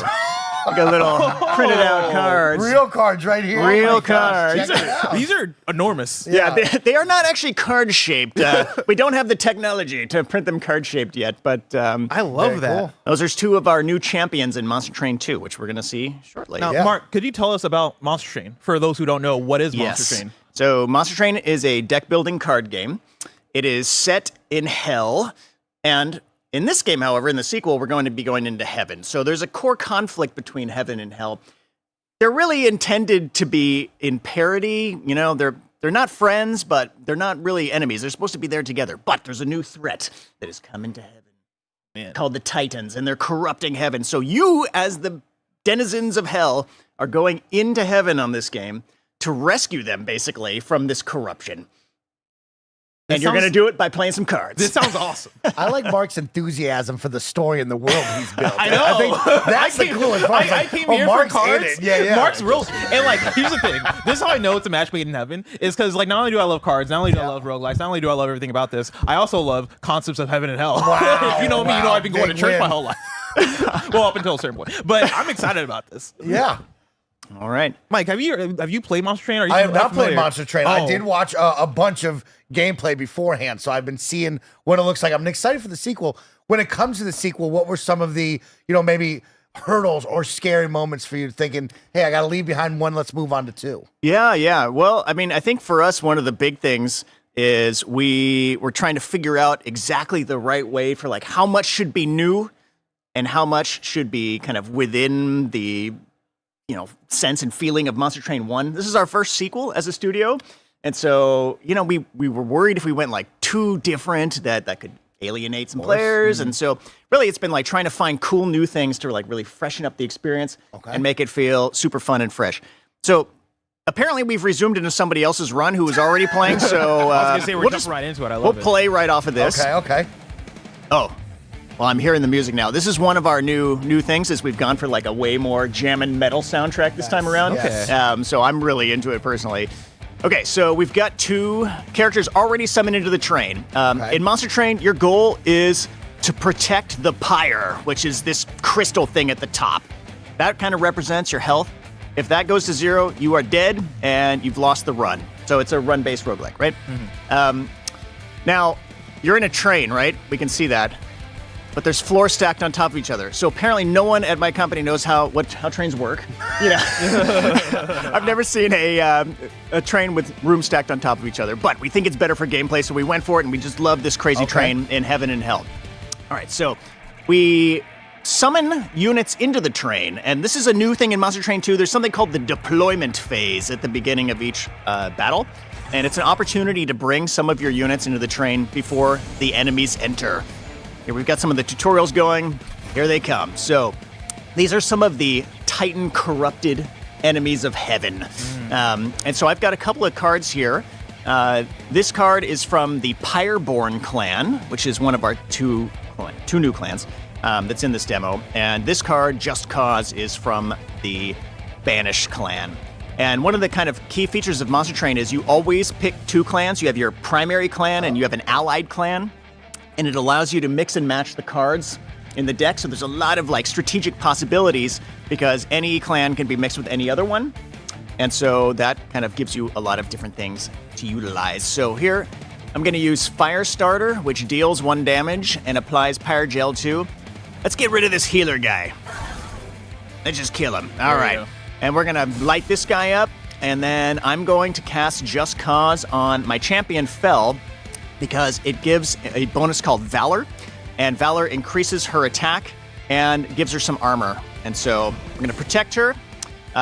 We have mana in this game. It's called Ember. It's kind of the flames that allow you to cast your cards. Since I'm now out of Ember, I'm going to end my turn. Can I say I love these character illustrations and the idle animations are so good. Yeah. Thanks for mentioning that. We really tried to. That's one thing that is significantly improved compared to Monster Train 1. Sometimes it's like not the most noticeable thing, but if you go back and you look and you compare, it's like we've really juiced that up. Nice. All right, so I got another one of these stewards. These are kind of like the units every run starts with. You get these like train robot dudes. So they're not the best units, but since we're in the first battle of the round, we'll make use of them. I'll kind of just pump up my guys and again end my turn. But one thing I didn't mention is, at the end of every turn, if you're unable to kill the enemies in the room, they go up. Saw that, yeah. Yep. So we've got this guy up here. Unfortunately, another thing is the enemies attack first. So this guy up here, he's got 4 attack. And my Spear Steward here, he's only got 3 life. So this is going to be pointless, but just to show an exhibit of it, I bring him in. There's like a red X showing on him. That's a preview of what's going to happen. So he did. Let's put it that way. Yeah. But we can lay down some additional. I'll throw some damage and a little Pyre Gel on that guy, and then I'm going to buff up my champion again in preparation for the boss. The big boss. Yeah. Okay. But we are going to take some pyre damage here. All right, so go up there, hits my pyre. This is kind of tower defense too. At the same It time. is. It is got like a little bit of an element of tower defense. Yeah, one of the inspirations for the original Monster Train was a game called Final Fantasy Crystal Chronicles: My Life as a Dark Lord, which was a Wii downloadable title. Yes. That had some of the same kind of like vertical tower elements to it. Wait, hold on. We got to back up. Yeah. Final Fantasy. Yeah. It was what, the Dark Crystal? the final Crystal Chronicles, which was the GameCube title, right? Yes, that one was on. Yeah, that was the first Crystal Chronicles, and that became like a small series of multiple games. Yes. So My Life as a Dark Lord was the subtitle of the one that we had some inspiration Which from. was Monster a Train. Wii downloadable title. That's right. Oh, all right. Yeah. Nope. I did not know that was a thing. Inspiration can come from anywhere. It can. Absolutely. All right, so I'll take It's our final wave right here, but not the boss Yes. phase. Yeah, this is so basically this guy, Uriel the First Blessed, he's called. He has something called Relentless. Every boss in Monster Train has Relentless. Okay. And what that does is, unlike the other enemies where after the combat they go up, either you kill this guy and you win, or he kills all of your guys in the room and then he blows up the room and then goes up. Yes. So there's kind of no coming back. I'll throw some Pyrogel on there, and I'll use Just Cause. Well, let's let him just kill my guys. I'm gonna just to exhibit that. So they kind of start to fight it out here. I love this fight animation too. Yeah, and Put some damage on him, which is good. Yeah, absolutely. But it looks like we're not gonna quite survive here. So he's gonna kill us. Yeah. And he's like, oh wait, we gotta deal with this guy. More damage to our pyre. Then he's like, see ya. Boom. Blows that room up. So this room now is has been destroyed by the disgusting Titan of Savagery, which is why it looks kind of nasty in there. But yeah, each one of the enemies in the game has been corrupted by one of 3 Titans. And that kind of affects how they look. And Savagery is the kind of melee-focused blood and guts Titan. I love that. Are the Titans inspired by anything in particular, or were these created originally by you? Well, not by me, but some people on my team created them. So Yeah. kudos to them for those Very creations. cool, yeah. I bet there were some inspirations. I wish I could tell you what they were, Fair but enough. Because I'm trying to figure out, are we talking Greek mythology? Are we talking about the Bible? We pretty much avoid the Bible, and Monster Train doesn't go very biblical outside of the presence of heaven and hell. Yes. Fair enough. So we're not going to biblical heaven? No. But we're about to see it in a second. So we'll take out this boss.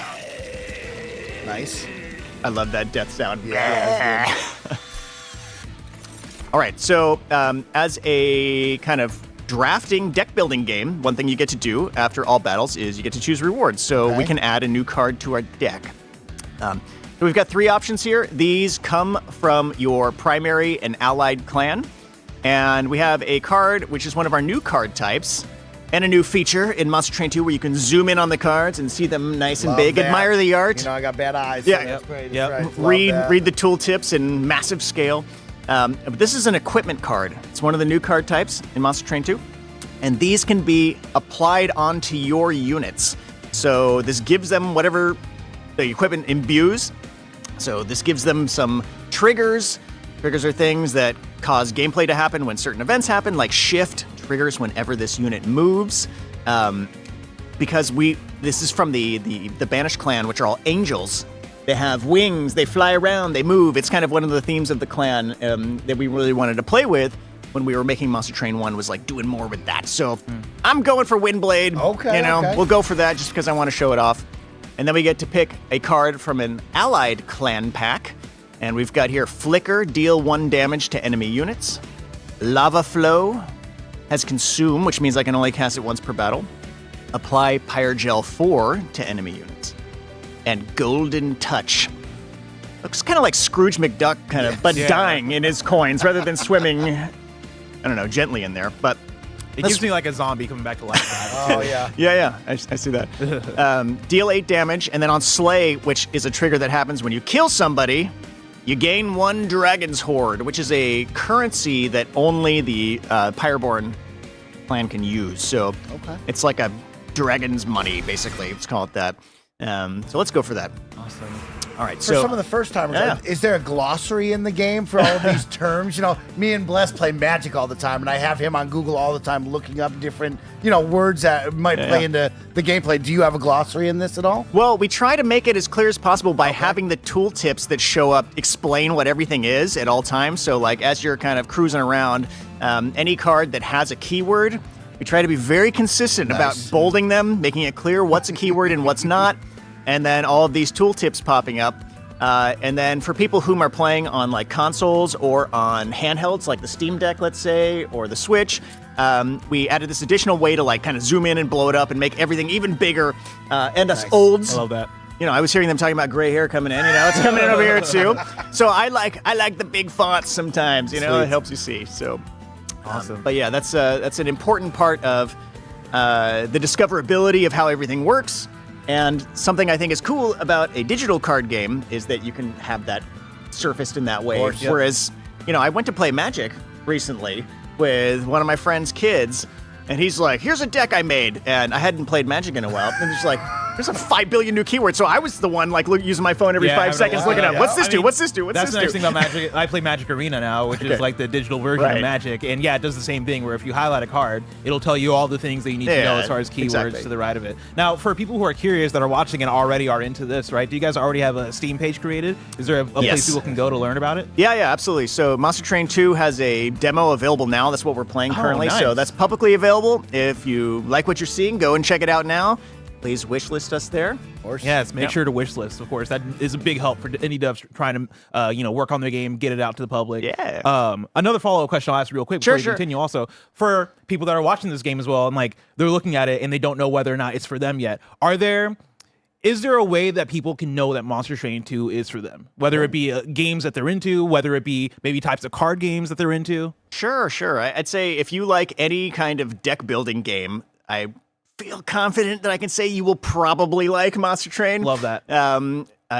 Also, we have Monster Train 1 available too, so go and check that out. That's been out for a few years now, and that's on PC, consoles, mobile. So that's on quite a few platforms. But there you go. Yeah, Monster Train 2 coming later this year. We don't have an announced date to announce just yet. But if you like Slay the Spire, you will probably like Monster Train, as an example. If you like Dominion, that's another deck building game. That's a physical game. Yes. You will probably like Monster Train.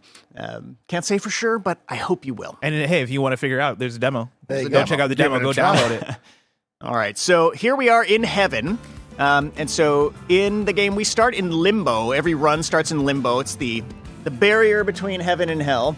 And you kind of go upwards towards the center of heaven as you move through this map, and the rail kind of goes left and right and follows these crazy paths. And it kind of culminates up here at the top where there's this portal in the great abyss. And this portal is being caused by the Titans. They're corrupt in heaven. And so that's kind of where we're trying to head to clear the corruption.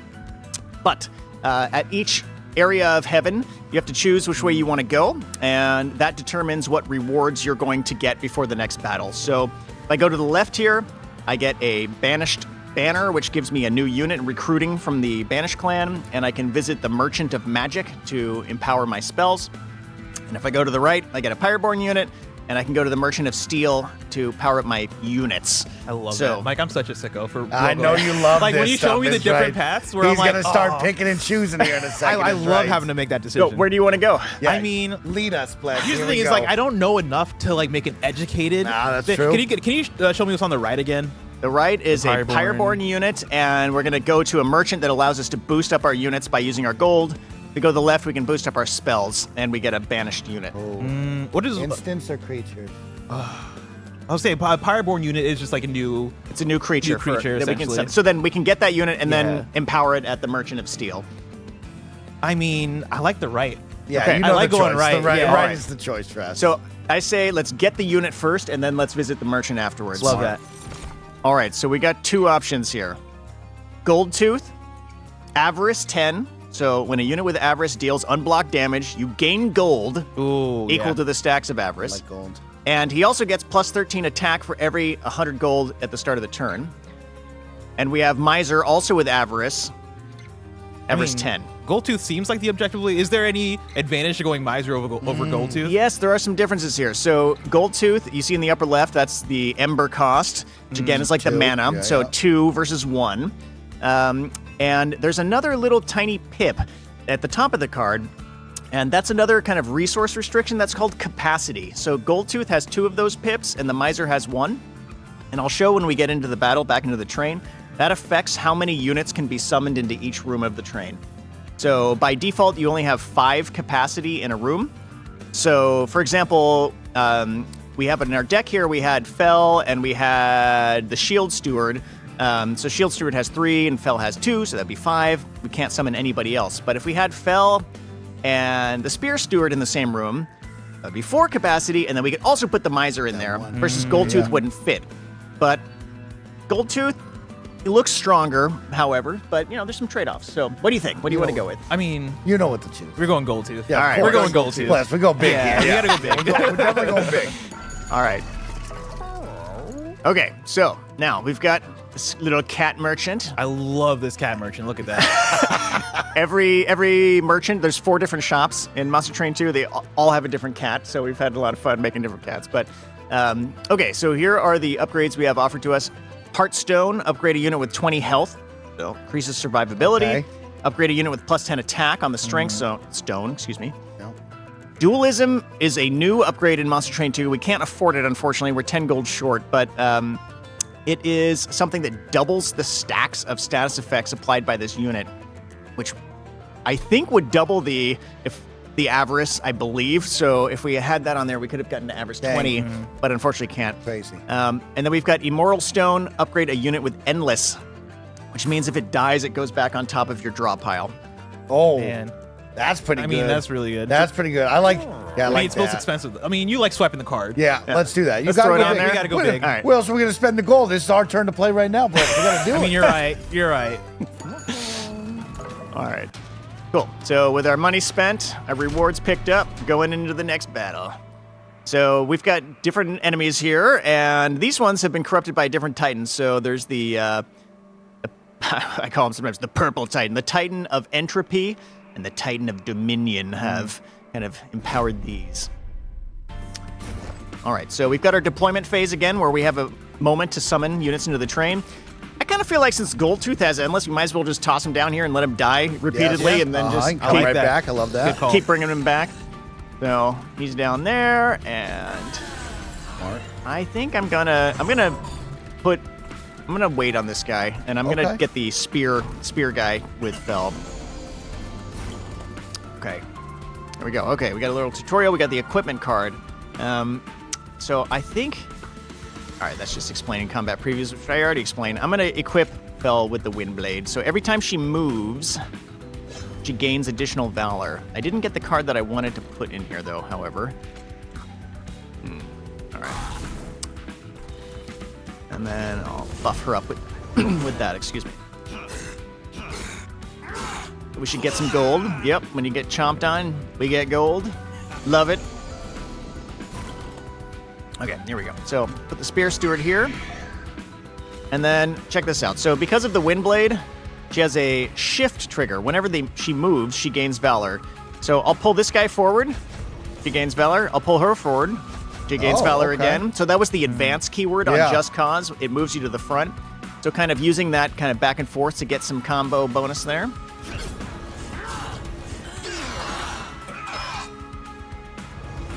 All right, she gains her armor back from the Valor.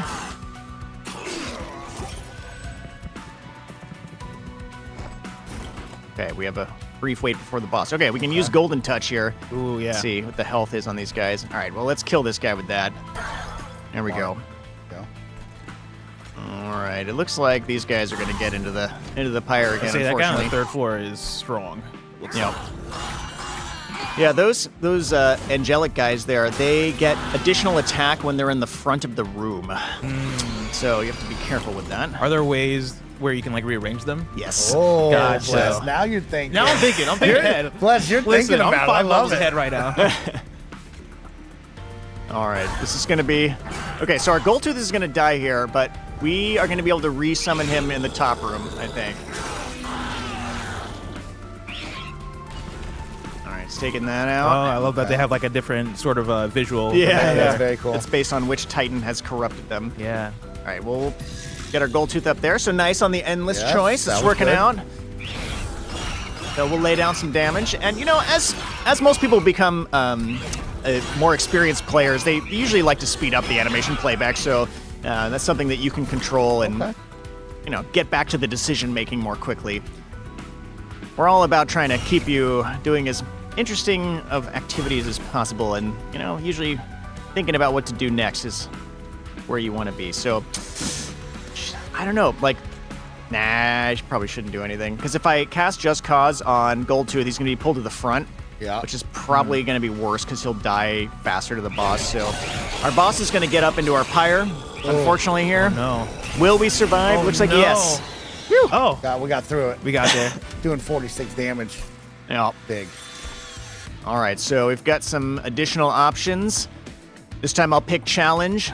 So this is an example of one of the cards that can rearrange the room. So it has Advance and Apply Melee Weakness 1, which makes an enemy more susceptible to taking melee damage from a unit's attack. But you can use it to pull a unit that's in the back to the front, that sort of thing. Okay.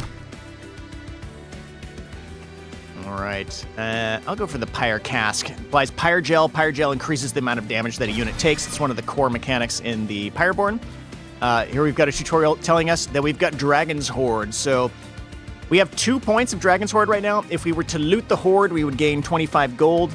But if we save it, you can keep building up the rewards. You start getting artifacts and other bigger things, and it gets crazier. So I'm going to hold on to it. Yeah, you save. I feel we like save we're for going to that. save that. All right. Okay. Ooh. We're back to heaven Take a look, now. Bless. What do we want? Now, what's up with the Celestial Alcove? Is that in the center? It is. So regardless of which direction we go here, we're going to get it. Gotcha. So yeah, Okay. we have some rewards are in the center. There's a few other types. Up here, we get an opportunity to upgrade our champion, Fell, and so Okay, that one's nice. also in the center because we want to make sure you get access to that either way. Gotcha. All right, so on the left, we've got Pyre Remains, which heals us. We've got the Merchant of Arms, which is a new merchant type in Monster Train 2 that sells equipment and room cards. Room cards is something we haven't seen yet. So, as the developer showed up the game, I kind of want to go there. And on the right, we've got the Banished Banner and the Merchant of Magic to upgrade our spells. Mike? I agree with him on the left because Yeah. I do You guys want good to with see that? what he wants to show off, but I think we do need some health up on the top level right there because Yeah. it's taking a couple of hits. Yeah. I mean, Mike, I'll go with you. You choose. I like that. chose Let's go last with the time. left All side. right, let's is go right. with the left. Let's get the health. There we go. Healing our Pyre back up. Let's check out the Merchant of Arms. So we've got a different cat here. We got RoboCat this time. Love that. I don't know if The they little have saw actual thumb names. there. Okay, so we got a room card. So this is Zone of Silence. Grant silence to non-boss enemy units, and silence disables the triggers and abilities for them. So, Okay. like those triggers we were talking about, like shift, if an enemy had that, if the room was silenced, they wouldn't be able to do it. So this is one of the new mechanics in Monster Train 2. It affects the entire room of the train that this is cast into. So let's buy it. Another thing you can't do here that's new is merging equipment. Combine 2 equipment cards into one. So let's just pretend that we own both Overgrowth Carapace and Everlasting Light. Okay. You could combine them into one card, which puts all of their abilities wow. together into one thing. But it adds the Ember cost together. So the Ember cost would be 3 if you did that. Yeah, it would be that would be pretty crazy. That would do a lot. But for now, let's purge a card maybe. Every good deck builder, there has to be a way to thin your deck. We need a way to get rid of the cards. So I'm going to toss... I'll toss one of these Shield Stewards. I don't think we can make use of 2 of them. Let's check out the Celestial Alcove. But these are our randomized events, so to speak. Not going to read all of it, but this is something where you get to pick a reward, or you can choose to ignore it if it doesn't synergize with what you're looking to do. Okay. So this is Hef. She's a character that's been around since Monster Train 1. She's a builder. She's an upgrader. She's given you an opportunity to install a room card permanently into the train for the rest of the run. Nice. So we can put Fight Club on the 3rd floor, which gives units plus 15 attack. Ooh, we can I like put that. Spell Sanctum in the middle floor, which gives -1 Ember cost to all spells. Oh, okay. Or we can get her Hammer, which is an equipment. which gives plus 20 attack. And when they kill, you gain capacity on the floor to add more units into it. So like dynamically growing the capacity so you can keep summoning more and more units into the same room. We could really stack up level 1.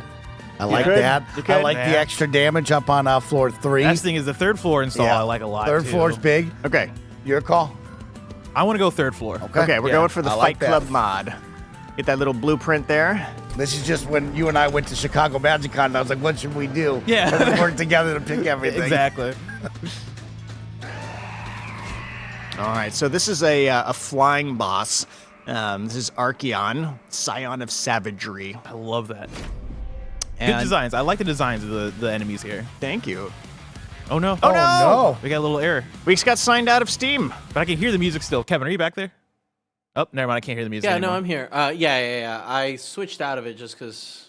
Yeah, he went to full screen. Yeah, we'll Oh, probably I need see. Greg, I believe, to sign into his Steam account here, because he is the owner of the Steam Gotcha. here. Well, here's the thing. I think we only have 3 minutes left in this segment, Oh, so we can snap. just Okay. we can Let's just chat. start. Man, Sure, we let's could have chat. kept playing though, Mark. Yeah. that was I so was going much to defeat fun. Archeon.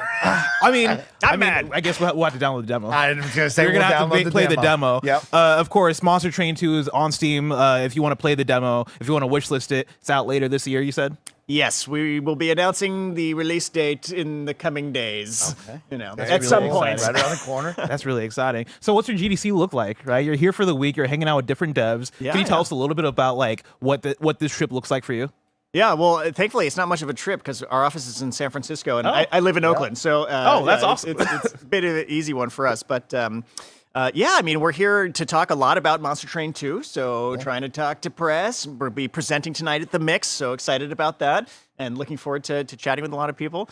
And you know, we're like trying to lay the groundwork for a great release of Monster Train 2 later this year. Awesome. And you know, schmoozing, talking to other devs, friends we haven't seen in a long time, and yeah, it's always a great time at GDC. Now, my last question for you: for people who are fans of Monster Train 1, right, and they're looking forward to Monster Train 2, what would you say is the biggest thing they can look forward to in Monster Train 2 as a fan of the first one? Well, I'd say even more strategic possibilities. It's even more Getting depth. deeper. Even more depth, even more options. We've got, we didn't even go over a bunch of the other new features. We've got endless mode. We've got ways you can customize your train. That pyre that you're trying to protect, we have, I think, 12 pyre hearts in the full game, which are unlockable, and they all do different stuff, which is like a brand new kind of train customization component that didn't exist. So, yeah, there's a lot of cool new stuff, and so. Awesome. Yeah. That's great. I'm That's really excited. great. I'm super excited too. Mark, thank you so much for joining us. This has been thanks, guys. fantastic. Of course, like we mentioned before, go wishlist Monster Train 2. Go check out the Steam page. Watch the trailer. Experience the demo for yourself. It's out later this year. Not a solid release date yet, but look forward to that in the future. Mark, again, thank you so much for joining us. Thank you. Appreciate it. We're going to welcome to the stage our next group. Oh. Okay, see ya. Mike, I'm kicking you See off. ya. Yeah, peace out, Mike. I got you. Mike, thanks for joining me too. Can you put this on my desk? Yeah, of course. Yeah. We're welcoming to the stage the developers of War Torn, and I believe Greg also. Yeah, Greg, what's up? The War Torn devs, we got Paul Helquist and Chauvin Patel. Yay! Welcome in. Great job out there, Bless. You're killing it. Thank you. Thank you for watching, everybody. Great numbers out there. Remember, wishlist everything you're seeing. Of course, the Kind of Funny Mix Spring Game Showcase is all about supporting devs like Paul and Chauvin. Hello, gentlemen. How are you? Hello. Great. Good. We're here to see War Torn. Yes. Paul, what the hell is War Torn? This is our debut original title from Stray Kite Studios. It is, man, it's hard to talk about games these days. You have to say so many things. There's to tell so many people what things they they are, connect right? to. It's we call it a real-time tactics roguelite adventure game. So a bit of a mouthful there, but you know, a lot of genres we're trying to blend together and create something very fresh and new. I like that a lot. And, you know, one of the big things I've seen, you know, you guys put it in your trailer, your guys' pedigree. Talk to me about the studio. Talk to me about the talent we have. How big are we? Sure. Stray Kite, we were founded in 2018 by the two of us. Yeah, no big deal. Yeah, been around for a little while, which has been very exciting. We have a lot of AAA background. Myself, I was the creative director of Borderlands 2 and the lead designer. Come on, everybody. Put it together. And the lead designer on BioShock, the original Nice. BioShock. Yeah, I know you might have heard of that one too. Oh, yeah. Come on. Listen, you got Hit the wish list button. War Torn on Steam right now. What are you doing? Right, but yeah, we have a lot of developers from that were formerly at Robot Entertainment, Sure. Orcs Must Die franchise. We have a lot of folks from there. I have a lot of friends from Gearbox as well that I've managed to lure over of course. to the studio. So we're about, where are we now? A little under 30 people, probably. Yeah, right people. around, Okay, right okay. around that 30 number. Including like contractors and all that. Yeah. Very, very cool. I'm very excited to see what this game looks like. Yeah. you said the keywords, right? You mentioned, I heard strategy, I heard roguelite, I heard adventure game, and I like roguelites, right? Like, you got me in there. And so I'm very, I guess the thing that I'm excited to hear from you, and also I'm excited to see is, you have worked on Borderlands 2, you've worked on BioShock. This sounds like a completely different type of game, right? Like, what led you here to want to make a game like War Torn? Yeah, I mean, this is a genre that I've been a fan of. Both of us have been a fan of since we were, in college, kids, so to speak. And when we got the studio together, this idea was one of the, hey, what kind of games do we want to make? This was one of the first ideas we had on our little whiteboard, and it's taken us a while to get here, but very excited about it. So yeah, we often mention for nostalgia fans, very inspired by an old Bungie game called Myth: The Fallen Lord. Sure. Okay. Which was, I think, 1996, 97 time frame. And that was one that we both really loved. And we're like, man, there aren't really games that are that kind of small scale, strategic fantasy experience. And so we wanted to kind of bring that back to the modern audiences. Are we having trouble, Chauvin? What's happening? Now, this is a live demo, so this is what you'd expect, everybody. Don't worry about it. You let me know if something's wrong, because we can easily click it over if we need to. What? Oh yeah, we got Monster Train 2 still running. Matt, you had your moment. You know what I mean? No wonder it's having an issue over here.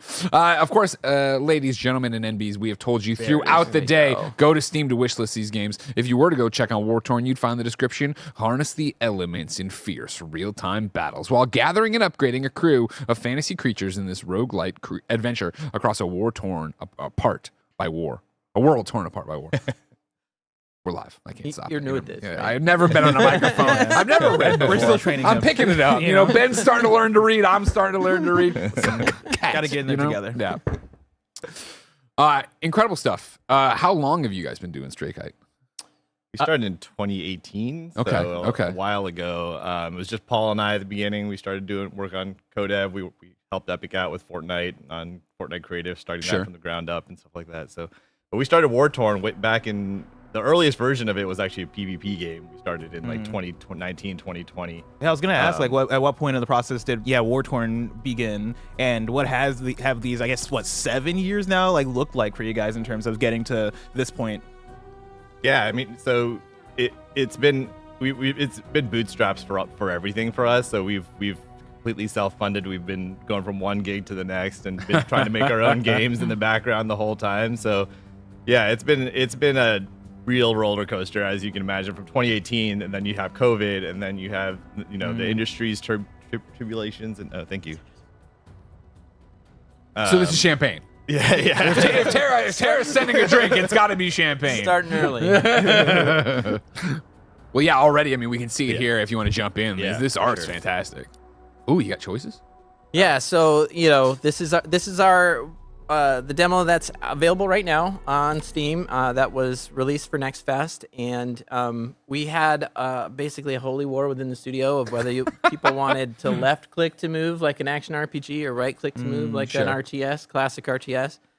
And so we were like, let's just And it ended in a draw, so now everything's there. I love that. Internally, it was about a draw, so let's let the public decide. And it's really you like one or the other. And Do you think that's something you'll keep as a choice, or are you going to pick? absolutely? Okay. Yeah, absolutely. The feedback from Next Fest has mostly been in the real time strategy camp, but. All right, we need to push everybody. All right, we're not doing this. We're an ARPG family. Get this. Give the feedback. We're not doing controller. We actually are going to support controller. Hey, all right. Yeah. Oh, I love this art. Well, it's taking a long time to load here, but we'll get there. It's progress. Yeah, it actually runs on Steam Deck right now. Nice. So we're trying to support all that. And how hard is that to support? It's not bad, except for the performance is hard. It's a Yeah. hard thing with Unreal 5 on Steam Deck. It's Sure. you know we're that's the part we're working on. Like, Yeah. everything else mostly works, but performance. Now, have you guys been able to go around and demo this game yet? Have you been able to show this off at like a Day of the Devs or like any other kind of showcase? Let's see. Well, we have a partnership with Co-Carnage. Okay. Very popular influencer, and so he's been doing a lot of, we revealed the game on his show, and we showed the demo off for the first time on his show. So that's been our primary outlet so far, and then you guys. So Nice. it's been awesome here. So yeah, this is our combat demo. The game has kind of two phases. There's an overworld portion where you're navigating these war-torn lands, and these sort of adventure moments happen. And then when things go sideways, you have battles. And so this is kind of the narrative setup. These are our heroes, Yara and Alani, and they've been forced from their homes, and now they're off, and going to have to defend themselves here as they try to escape here. Man, talk to me about your art style, because this is awesome. This looks like a painting come to life. Yeah, that's exactly right. I'm so glad that you said that. That was our target. Wow, you nailed it. Good news. Yeah, we really wanted to infuse our world with this sense of history and lore and this sort of ancient feel. And so, we were like, well, you wouldn't have photographs. You wouldn't be photoreal back then. You would depict what happened through painting. So let's make the game look like a painting to feel, like it's kind of part of their history. Has that presented any problems for you to make as you go? It took us a long time to get to really dial that in. It's mostly done with a post process, this is very quick battles. Nice. It's roguelike. We want you to be doing a lot of them, so we don't want them to take a half an hour. We need them to be very quick so that you can do a lot of them. And we're also kind of in tutorial land. So after a battle, you get rewards very similar to other roguelikes, and so we can choose which type of squad we want to bring with us. Get that Club Clomper. I love this every Yeah, time. Club Clomper. Anytime I Sweet. see three choices, I'm like, Yeah. let's go. Yeah, you talked about this the other day on Gamescast. It like tickles your brain. I'm like, what am I going to do? All right, so we're gonna head into it. This is kind of a tutorialization to get people into the game and start understanding. So we're building out our what we call a company. The company is the group of squads that you're bringing with you, and we just picked up that Club Clomper, which we will get to see. How big can a company be? Like, if I'm having a hell of a run, am I really making an army? So you can get a lot of squads, but you can only bring 5 into a battle,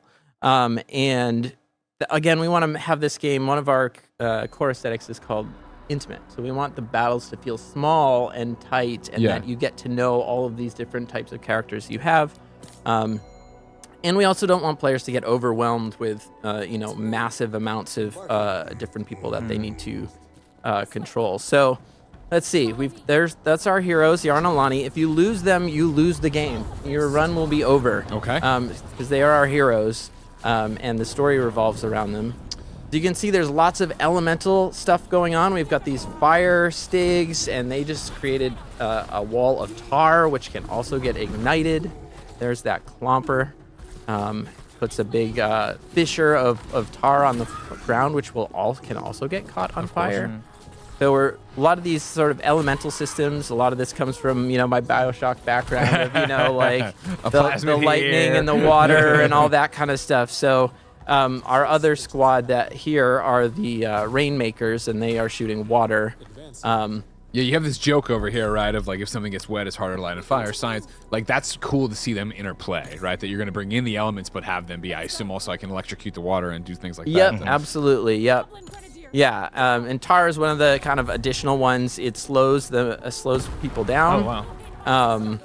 And it interacts with lightning in very interesting ways and can get washed away by water. So there's all these rock, paper, scissors things happening with all of the elements. As you can see, we also don't hold back with gore. There's a bit of an... Yeah, I love seeing the destruction that was there. a big part of Myth, and we there's not a lot of games doing that. That's, it's sort of the Mortal Kombat version of RTS. Yeah, exactly. World destruction, as you can see here as well, is an important thing. We want everything in the game. Another one of our core aesthetics is brutal. Sure. And so that's where the gore is coming from and things like that. So We can get another copy of Rainmakers. That's probably not so great. We can get some of those fire acolytes that we were just fighting, so we can get some fire on our team. And then we have this angry mob of little goblins, which are, kind of a swarming unit that gets pissed off, and then it's a little bit harder the more they take damage. Go with fire, Kevin screams. Yeah. I appreciate that audience participation, Kevin. Are there things that are persistent from round to round? Like, is health the same, or do I recover? Like, how does that look like? Yeah, so there's a whole bunch of things that isn't really on display here in our demo, but that you'll be maintaining from run to run. So you, let's see, your heroes can have different weapons, so they can you can customize your heroes to be different types of squads, from magic using to range to, right now they're using their sword and shield, so they're more of a tank. So unlocking those stays between rounds. We have spells that you can get for the heroes that you'll be able to unlock. And one of the core elements of this game is you're actually traveling across the war-torn lands to reunite with your family that's been scattered by the war. And so you'll find family members, and they can join your group, and they provide different benefits in combat and out of combat as well. Outside of what you're bringing back and forth, can you tell me a bit about this story? So obviously it's a roguelite. We all understand you die, you come. How are we explaining that in world for what's happening for the two heroes? Yeah, it's kind of a Groundhog Day sort of thing where you're meeting these characters that are the most powerful characters in our game, called avatars, and they are manipulating what's happening and sending you back to the start of your adventure. Okay. And so you're kind of like reliving and trying again to, successfully reach your destination. So yeah, it's all part of the narrative as well. So it's all integrated. It's not, just a meta thing. It's all very integrated with the story. This is one of these accessibility features we're adding to the sort of myth formula, where you can sort of slow-mo time, and when you're overwhelmed with decisions, it can let you get a breather to organize everything a little bit. Yep. Yeah, we definitely want part of keeping the squad count low and this slow time feature is we really want the game to be more accessible to players who are often intimidated by real-time games. And so we're trying to, give some of these features that allow you to take a breath, give your commands, and then kind of see how it unfolds. What does the risk factor look like moment to moment? When we're talking about roguelites, we're often talking about leveling up, right, and getting more powerful. But, I'm looking at this, and you're showing us the destruction. You're talking about how lightning might play in, and you have these things that are reactive. Can I make a misstep that'll just end my whole run? Like, what does that look like? Absolutely. So, like I mentioned, Yara and Alani are your heroes. If they die, you'll instantly lose your run. There's friendly fire in the game as well. All your abilities can damage your own units, so you really have to be careful about where you're positioning and where you're using them. And so we've had, internally as we've been playing, we've had times where we've used these grenadiers here, and the grenade bounces off the back of someone's head and lands at the feet of Yara and Alani and blows them up. And everything was going great, but one misstep can ruin really the run. Yeah, can really turn things around. Yeah, let's grab some of those guys so we have a little bit of extra firepower. Is it scary to have to figure out how to reel that in as a developer? Are there moments that you've seen in playtests where somebody, does a thing where a grenade knocks off somebody's head and then lands at the hero's feet and then blows them up and ends a really good run? Do you see that happen and go, oh no? Or do you see that happen and go, oh fuck yeah, this is what we want? Yeah. More this is what we want. We love, as a studio, what we call player stories. These are the stories that you tell your friends about the moments that occurred in the game, not those about water the cooler plot. moments. Exactly. As long as it doesn't feel like, as long as it feels like they could have done something better to prevent it, as long as it was in their hands. I think if it's just random chance, it doesn't feel good, right? When you spent a couple hours on a run and it feels like the game messed it up for you. But I think, we're all about those emergent moments otherwise. Yeah, absolutely. So this is sort of the final boss, quote unquote, of our demo, which is a defense mission. You were talking about the risk as well. Over to the right there is our wagon. That's how we're traveling in the narrative.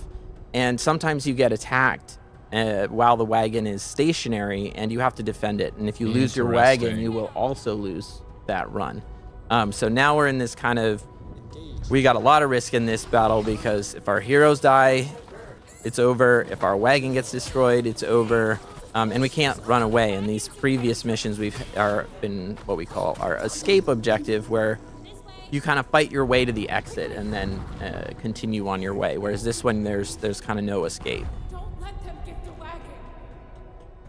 How many twists are there like that? I mean, because I think you look at this, you'd imagine, oh, just get to the end, right? Like we've seen so many times. Do you have a few other missions planned like that, where it is, oh, well, you got to protect this, or you have to go do this, or blah, blah, blah? Yeah, we have a couple of different objectives planned. These are the two that we currently have implemented. Another one that we're working on as we speak, I'm sure the studio guys at back at the studio are working on, is they're not. They're in the chat. I see them. Yeah. Well, if Michael's there, you have the Stray Kite Studios in the YouTube chat. Finish the game, people. We have some battles that we call warlord battles, where you'll meet these other warlords out there, and you have to defeat the general, essentially. Got if it. you kill the warlord, the rest of their people will flee, and you can win in a different way there as well. And you talk about people back home working on the game, right? Is there a Steam page that people can go to wishlist it already? Yeah, absolutely. The Steam page is out there. You'll find it at just search for War Torn. It'll come right up. This demo that you're seeing is available right now. It's still up there. So if you're enjoying what you're seeing, please check it out. And as always, wishlist. My notes say that there's a QR code, right, that people can go to. Yeah, I haven't seen it on our overlay, so we might be, or maybe Kevin. Is there a QR code on the overlay, or is that not? Did that not? I'm not seeing it here. Then no, there's a QR code in the earlier showcase you can click there. But you can also just go wishlist. You'll find it. No problem. Don't worry about it. Question I have is, you bring up the fact of like how wishlist. We keep talking about how important wishlists are. Earlier today, when I was talking to Cozy Dungeons, right, we were talking about like, okay, cool, where they're at in development, right? Of like, he was explaining to your audience, they want to get something out there, a vertical slice almost, that they can take, not only to show to the audience to drive up hype, but then to go out to publishers, partners, things like that. Is that where y'all are at? Are you looking for partners right now? You're looking for funding, or are we past that We're always stage? happy to have funding. Well, you got money, give it to us.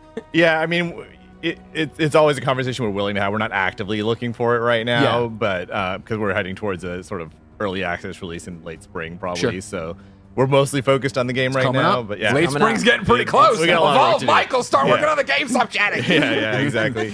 But yeah, that's always like, the environment is very tough right now for publishing deals as well. So we had a couple of conversations that didn't end up with something we were excited. It wasn't something we were excited about. So yeah, we're headed the self-publishing route right now, and Kyle's doing an amazing job on that stuff. Good. Okay, good. I'll take that. I'll accept that as an answer. So when you launch into early access, in your head, and I know this is a bad question. In your head, what's like the percentage complete you think the game is when you do that? Wow. Because that's always, it's so many people treat early access differently. So, yeah, I think content-wise, we're probably at maybe 30 to 40%. Narratively, it might be less than that. Sure. Just in terms of like scheduling, voice acting, all that kind of stuff, it takes a lot of effort. The writing has to be done so far in advance that. So I think we'll be around there, and then we're hoping to get to 1.0 pretty quickly, but we'll see how that goes. We'll put together a roadmap and all that stuff, and pace out the content however as we could. With early access now, I think it's more important to have quality content than quantity these days. 100%. So I think that's why we're like, well, let's just make sure what we do have out there is really, really good, and then go from there.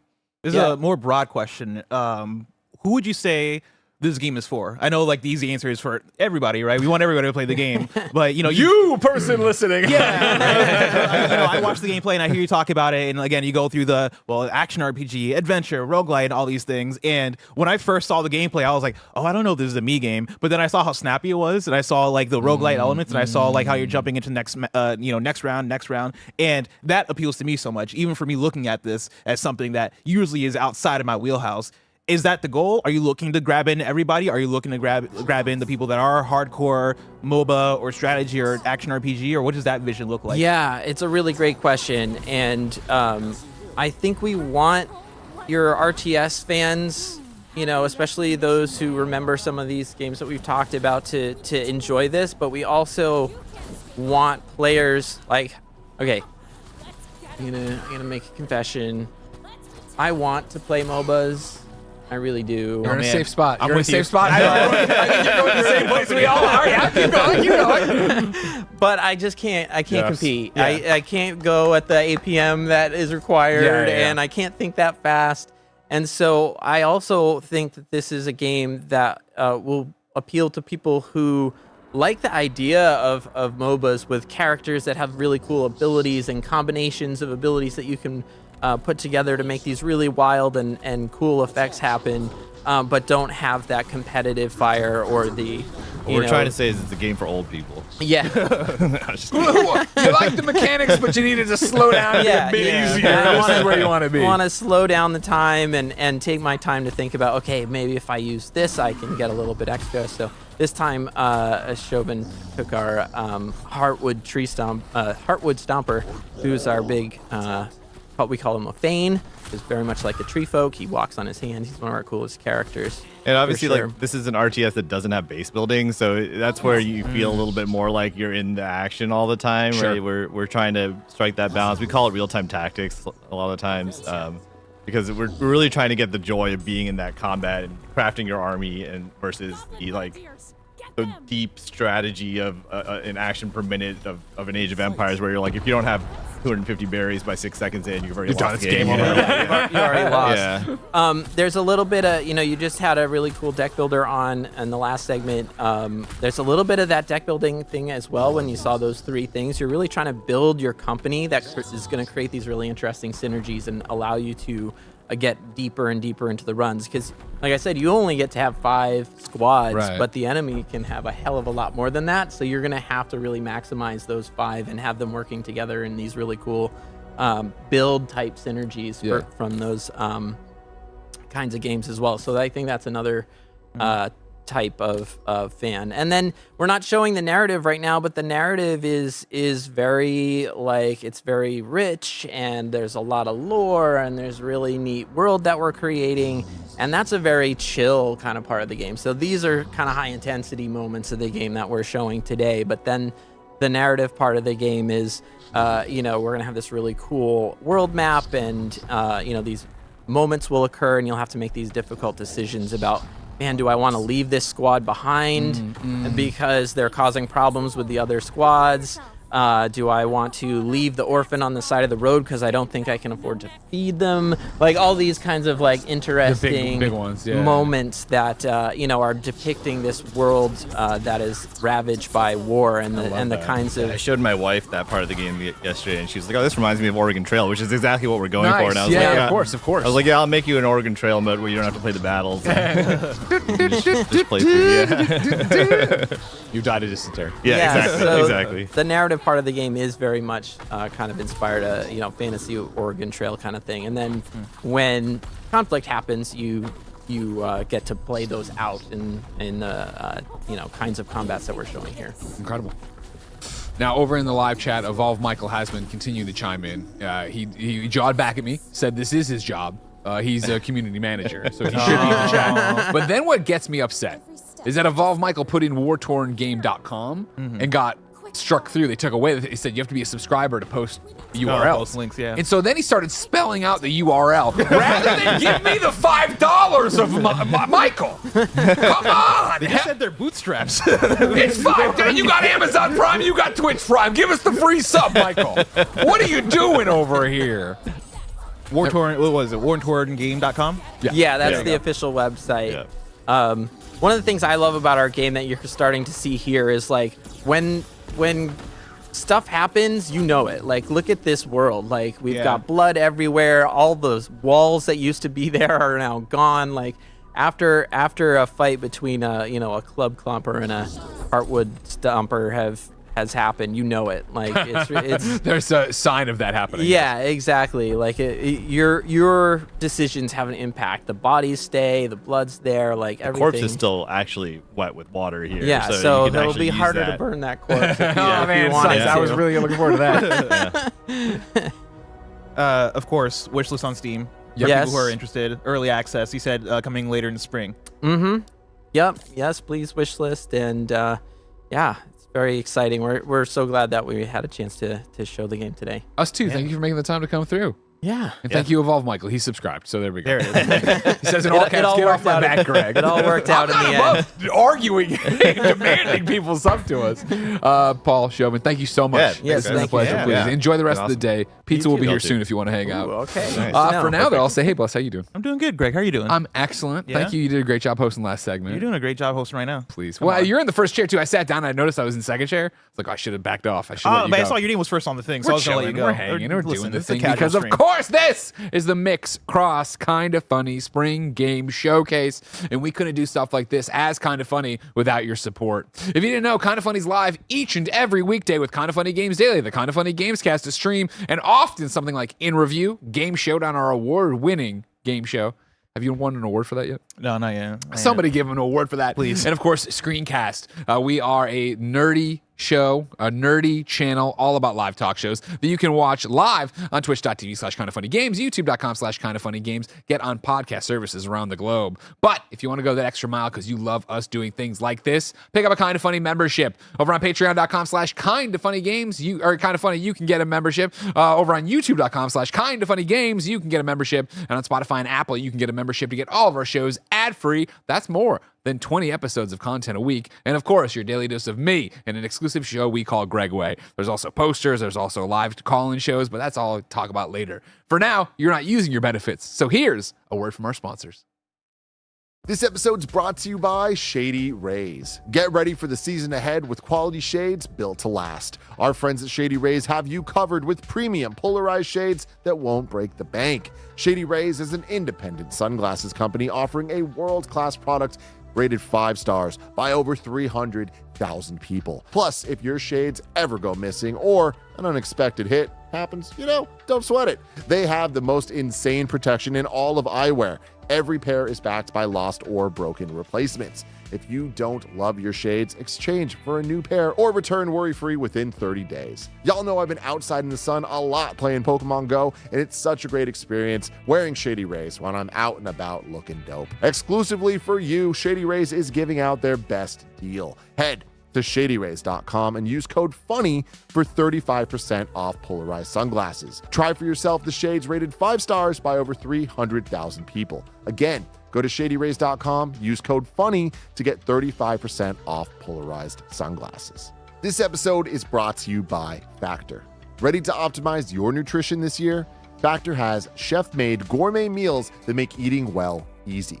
They're dietitian approved and ready to heat and eat in 2 minutes, so you can fuel right and feel great, no matter what life throws at you. Greg Miller has been loving how simple it is to enjoy his Factor meals as he's rushing between shows each day here at Kinda Funny. Factor arrives fresh and fully prepared, perfect for any active, busy lifestyle.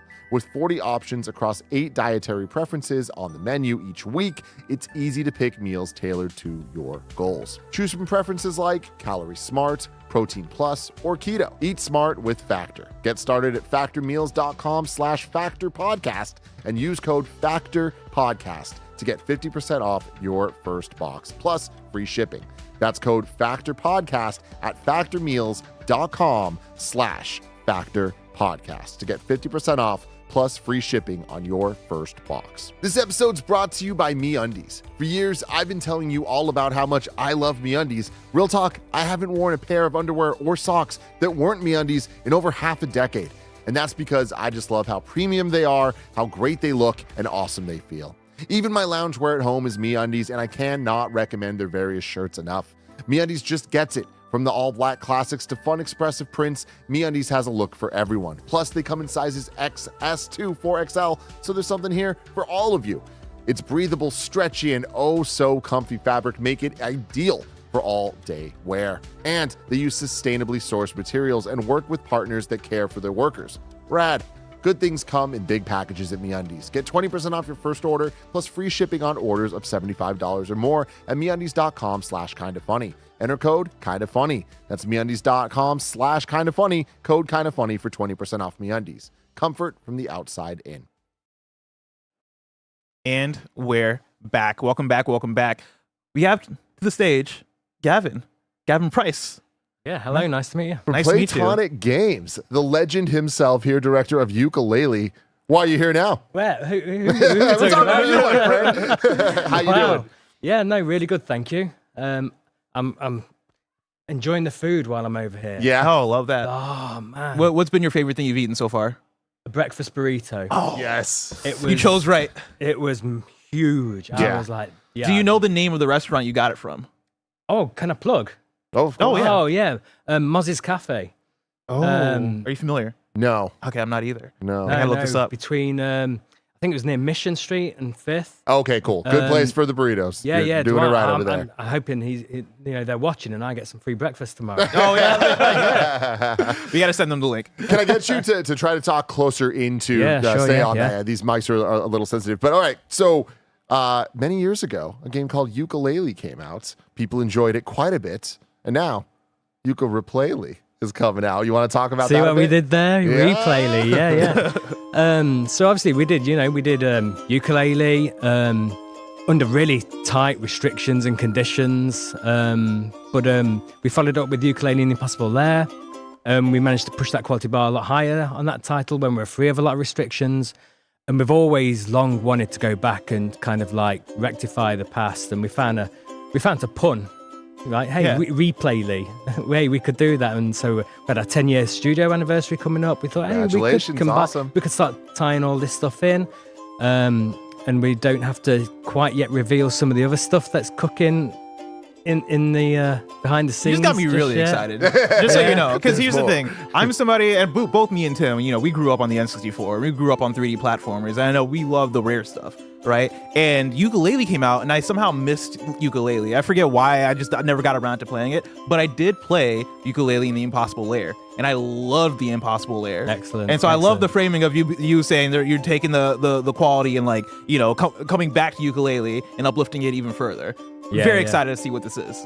Yeah, and we're excited to tell people about it because I think we're not quite a complete remake. And we're not just a vanilla remaster. There's actually a lot of stuff going in. I actually had to take a screenshot on my phone earlier of one of the decks so I could help remember everything new going into it. So you can see the behind the scenes there. Oh man, look at that. So new locations, new challenges in every level, brand new abilities, enhanced moveset and combo systems, new accessible control scheme, new map quest log and warp system, new enemies, new collectibles and gameplay props. There's a cosmetics feature now, and then we've done the whole visual overhaul to make it look fantastic, and an orchestral soundtrack as well. Amazing. So yeah, so like real orchestra, like actually performed with real instruments. Yeah. So cool. And the composer for this one, Grant Kirkhope. So young up and coming guy called Grant Kirkhope. Yeah, of course. Yeah, and David Wise as well. Did something called Donkey Kong Country or something. Yeah. Niche little title. Got a good following for the time, I think. And that's special, man. Like that's awesome. such a obviously huge guest there, but the orchestration very near and dear to my heart. I can't wait to hear all of that. It is, yeah. I joke about it all, but it's almost like making games gives us an excuse to get more Grant and Dave music out into the world, which is only a good thing. Yeah, that's right. Yeah. So you're saying that this is not quite like a full-on thing, but like what are the new additions? Like, do you feel like it leans more on trying to address some of the critical reception to it, or it does it lean more on these are things we wanted to do in the first place but weren't able to? A bit of both, definitely. No one is a bigger critic of my games than myself. Like, I absolutely go through and I'm like, what were we doing? Why? I can't believe we thought that and things like that. So we already had a lot of internal feelings and then the external feedback as well. We were able to balance a lot of that off in terms of what we can address and how we can address it. We even the character customization feature and clothing is like kind of a secret two-way conversation we're having with our audience, because they say things like, they should have had clothes, they should have been wearing stuff. So we're like, great, we'll make sure we put that feature in and address that this time around. I think a fair criticism of the first game is it's very inconsistent. And you could go through the game and kind of take a path which just by chance happened to take you past some of the better quality content. You could go down another path which wasn't quite stuff as we got as polished as other areas of the game. So through no fault of the player's own, they were having very different experiences, and we know we made something a little divisive at times. So So now we're just filling those worlds with a lot more content. New, like say, when you've got new abilities, you need to have new challenges in there that test those in different ways. The challenge style as well is a lot different. It's not everything is no longer go talk to a character and have to listen to them do that garble speak all the time. You know, we love that, but there's also people who just want something a bit more instant and mechanical in the gameplay to bounce off. Now, well, can I grab the controller and play? Because I won't, unless you have a planned thing, because I gotta get my hands on the sticks. We gotta get in there. Yeah, sorry to interrupt. I just want to get what the I was going to say is you talking about the challenges and that instead of going to talk to the characters over and over. Is that something that you kind of learned from Impossible Lair of taking that gameplay style that I would say is a bit more obstacle based than Yooka-Laylee the first one was? Yeah, and we learned so much doing that. And again, I'm like a big critic of Impossible Lair in turn. I go back and play through the levels now, and I'm like, man, these were a bit too long. We were throwing a bit too much of the kitchen sink in and doing everything rather than focusing each level around a fewer subset of mechanics and things like that and really testing the player. I would love to do Impossible Lair 2 or Impossible Yooka-Laylee in Impossible Lair or something. That'd be great. But yeah, you do. It's just natural. You learn so much every time you make a game. Only by making a game do you know how to make that game in hindsight. So this has been like really cathartic, actually, going back to get that second chance to go back. Yeah, that's so cool. God, it looks. And I'm looking at this build now, and even this build is like quite old. Like, you know, there's different layouts of the collectibles in this area straight away. Quillies have actually gone now color specific to a level. This is a new type of ghost writer. We call him Cornelius, and if ever you're going around a level and you kind of need, it's kind of like a secret hidden tour guide of the level. If you see a Cornelius, go break him open, he'll help, waypoint you to something of interest. This area's now got a completely different layout. Those platforms, plateaus, trees, they weren't there before at all. Man, this brings me back. Yeah. Also, there's something about this character that is... Vendy is like... We unleashed a monster on the world. I don't know how I feel about Vendy. There's like a realism to Vendy's eyes. I don't know about how I feel about it yet. She can see your soul. That's what it feels like.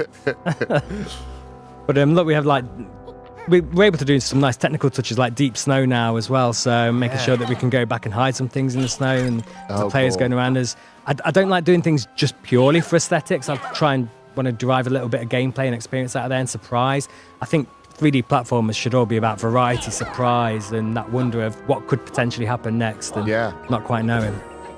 Did you get to play Astrobot last year? Oh man, how good is Astrobot? Oh my goodness. Amazing, right? Absolutely incredible. And we're so pleased to see it gets so much acclaim, critically, and push 3D platformers back into the spotlight even more so. Do you think that with Game of the Year winning at the Game Awards with Astrobot, there is so much reverence and like excitement around 3D platformers? This kind of feels like the perfect time for this game to be coming out. Like, what platforms is it coming to? So we're coming out on current gen, PlayStation, Xbox, PC. I have to be careful how I say Nintendo platforms. Nintendo Switch. We're being a bit coy about that right now. Yeah. Yeah, of course, this does feel right at home on a Switch, right? Like, a lot of Nintendo legacy to all this. Do you guys have a planned release date that's been announced yet?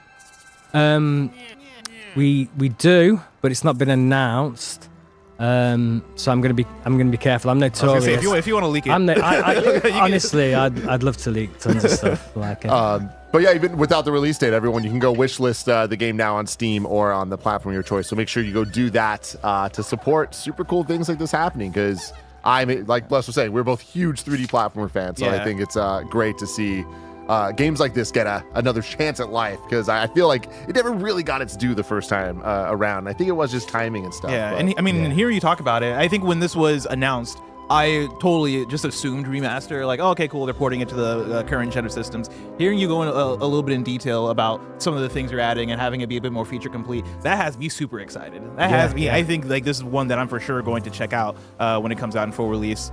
Finally have my Yooka-Laylee experience. Yeah, we're excited to see people, because you can talk about it, but until you play it and you realize actually there's whole new layouts to the levels, the types of challenges. Like I say, I'm a big fan of obstacle course-based platforming as well, so we've got a ton more of that in there this time around. Way more variety and something for everyone. So do you think that obviously this game's going to be amazing for new players, but do you think that there's going to be a lot there for people that have already played it that they're going to be like very surprised by? Yeah, and you know, it can be difficult to kind of have that split goal objective. Who's it for? Is it for the people who've already enjoyed? So it's for both. Hopefully we've not thrown the baby out with the bathwater and got rid of anything that people love, and anything if we have replaced, hopefully that there's something even better coming and in place of it. So the old Rextro arcade games, there was mixed feedback around them, so this time around we've developed a new game within a game, a bit like how Captain Toad Treasure Tracker appeared in Mario 3D World. Love that, yeah. So we have a whole new gameplay experience where you play as Rextro, the gaming dinosaur from the series, and he's got his own game he's made for himself where he can star in, great. and it's lots of like puzzle-based 3D platforming. I saw Shovel Knight in the trailer for this, and I remember the collaboration a couple years ago, but I forget the integration of it all. How does that work? Yeah, so Shovel Knight is a character who hands out a few quests based around the treasure, and we're super grateful that we're able to reuse him. You know, we So actually, cool. yeah, when we approached Yacht Club, we were like, well, we're going to be remaking the game. Is it okay if we can still use Shovel Knight? And we had no idea, and we had no expectation that, you know, you under no duress to say yes, you can. But it was immediate. Oh yeah, that sounds cool and amazing. And every character has had an overhaul as well, visually in the models and the textures. People in the chat are asking, are the voice actors the same? I think they mostly are, but there's some brand new characters as well. So okay. Yeah, everyone keeps walking around in their best thespian accent as we go past the audio guys. Oh, have you cast the bookmark character yet? You know, I could get into doing that. I love hearing the orchestral soundtrack in the back. It just adds that like sense of wonder. I mean, I do think that was one of the biggest advancements that Mario Galaxy made back in the day, is that orchestral soundtrack made it feel so much bigger than like Sunshine or 64 before it, and like that felt so special. And I love, obviously, David Wise and Grant Kirkhope getting as much love as they do these days, but to get it fully orchestrated, that means a lot to me. It's a thing of beauty. Yeah. Now, are there 3D platformers that have come out, let's say, in the last 5 to 10 years? Of course, we talked about Astrobot, but are there others that come to mind where you hold them up as, man, these are like some of the these are 3D platformers that everybody should play? Yeah, I'd you know, there's some pretty obvious ones in there, like Bowser's Fury, Mario Odyssey. I'm a big fan of those. What was the second one you said? Mario Odyssey. Oh, Mario Odyssey, of course, yeah. And we've actually worked with some developers for our Playtonic Friends label. So Little Gator Game, if you're not aware of that, go play Little Gator. And Demon Turf as well. Like, I think Fabraz. I did boot that up, yeah. Fabraz are like the masters of what I would call flow, moveset, combo chain, movement gameplay. So, yeah, that's definitely worth checking out as well. What would you say is the ethos of this game? Wow, that's a deep question. The ethos of this game, keeping a lot of old people in a job. I love that. I love that. Yeah, I love it. But I mean, obviously, like when the first one came out, it was such a love letter to the Rare era that you were such a big part of back then. Like, I love looking at notable works from the wiki page here. You doing quality assurance on Jet Force Gemini, which is one of Bless's That's one of my favorite games of all time, right there. I know, right? Like, I went into the industry at 19, joined Rare. They'd just moved into their new premises, and Rare was like, you know, for me, it was like the Willy Wonka of the factories to go to and see and be on the inside. I love that comparison. But they weren't really, like, every game team was like almost like its own business. They weren't talking to each other. They weren't aligning on strategy or anything like that. They were just told, when your game's good enough, we'll release it. So I joined in 1999, and as a QA, I'm like, great, Jet Force Gemini's coming out. Donkey Kong 64 is coming out. Yeah. We had Mickey on the Game Boy Color coming out. Then we had Perfect Dark coming out. And that's fine for all these teams. I mean, they were doing long hours themselves. They were doing, you know, crazy hours, but they had that break as soon as their game finished. The QA department, we were like 7 days a week, mostly 12 hours a day. Oh my goodness. For about 7 or 8 months, because all these games were coming out, and there's no, like I said, there was no company strategy of, let's spread out some games, right? Mm-hmm. You know, do we need all those revenue streams coming in all after each other? But no, that's how it was, and I was thrown in at the deep end, and I no regrets whatsoever. Dude, absolutely- I remember having the Hot News 64 VHS tape. That was the marketing thing for Jet Force Gemini yeah, I and remember DK64. Yeah. I was obsessed with it because I love both those games. Like those were my childhood growing up. I was similar, and those VHS, they get, it got worn out. Oh, yeah. over time because I was So just like, good. yeah, no internet back then. We had it so bad, right? Yes, yeah. No amazing programming like this. So we had to do it old school. But so yeah, you worked on like all the classics of the Banjo games and Conquer and Donkey Kong 64. So taking all that, like when Yooka-Laylee first came out, it being, I'd say, like the first big love letter to those games. Now, many years later, like it almost feels like remaking this game. It's like a love letter to even a different era. You know what I mean? Like the resurgence of this, and I feel like we've seen so much more 3D platformers or 2D platformers even kind of in the last couple of years. Yeah, and I think we did the right thing at the original release time to focus on something from the past. There's a lot of fans wanting something very Banjo-Kazooie-like. Maybe for the modern audiences, we focused too much on that aspect, but now we're rebalancing it, I would say. And what we've got going on back in the studio in other ways is much more future thinking and progressive, and still it's got the games I referenced earlier as what I think are best in class genre examples, Astro Bot, Mario. Hopefully we can be competing toe for toe with them on something, and we've got our own little bit of uniqueness and secret sauce in there to add to that. And it's super great to see fans, even on the business side of things, people excited about 3D platformers as well, because as soon as you have business people saying, actually we've got to be supporting the 3D platformers, and we're back, it's baby. great. Yeah, it's great our name gets put into this conversations and thrown into the hat. So yeah, we did this on a tiny budget, the original game. It was originally Kickstarted, right? Yeah, originally Kickstarted. And we had offers to take some more money from other people, but we were like really nervous about losing some control over things. So I know with the different budget sizes that we're talking about in future for our games, it's going to have nothing but a positive impact on what we're able to go and achieve and punch above our weight. I always like doing that. I always like to be smart with what you've got and make it go further than it should. It's the way to go, especially these days. How's it feel, Bless? Oh, it feels great.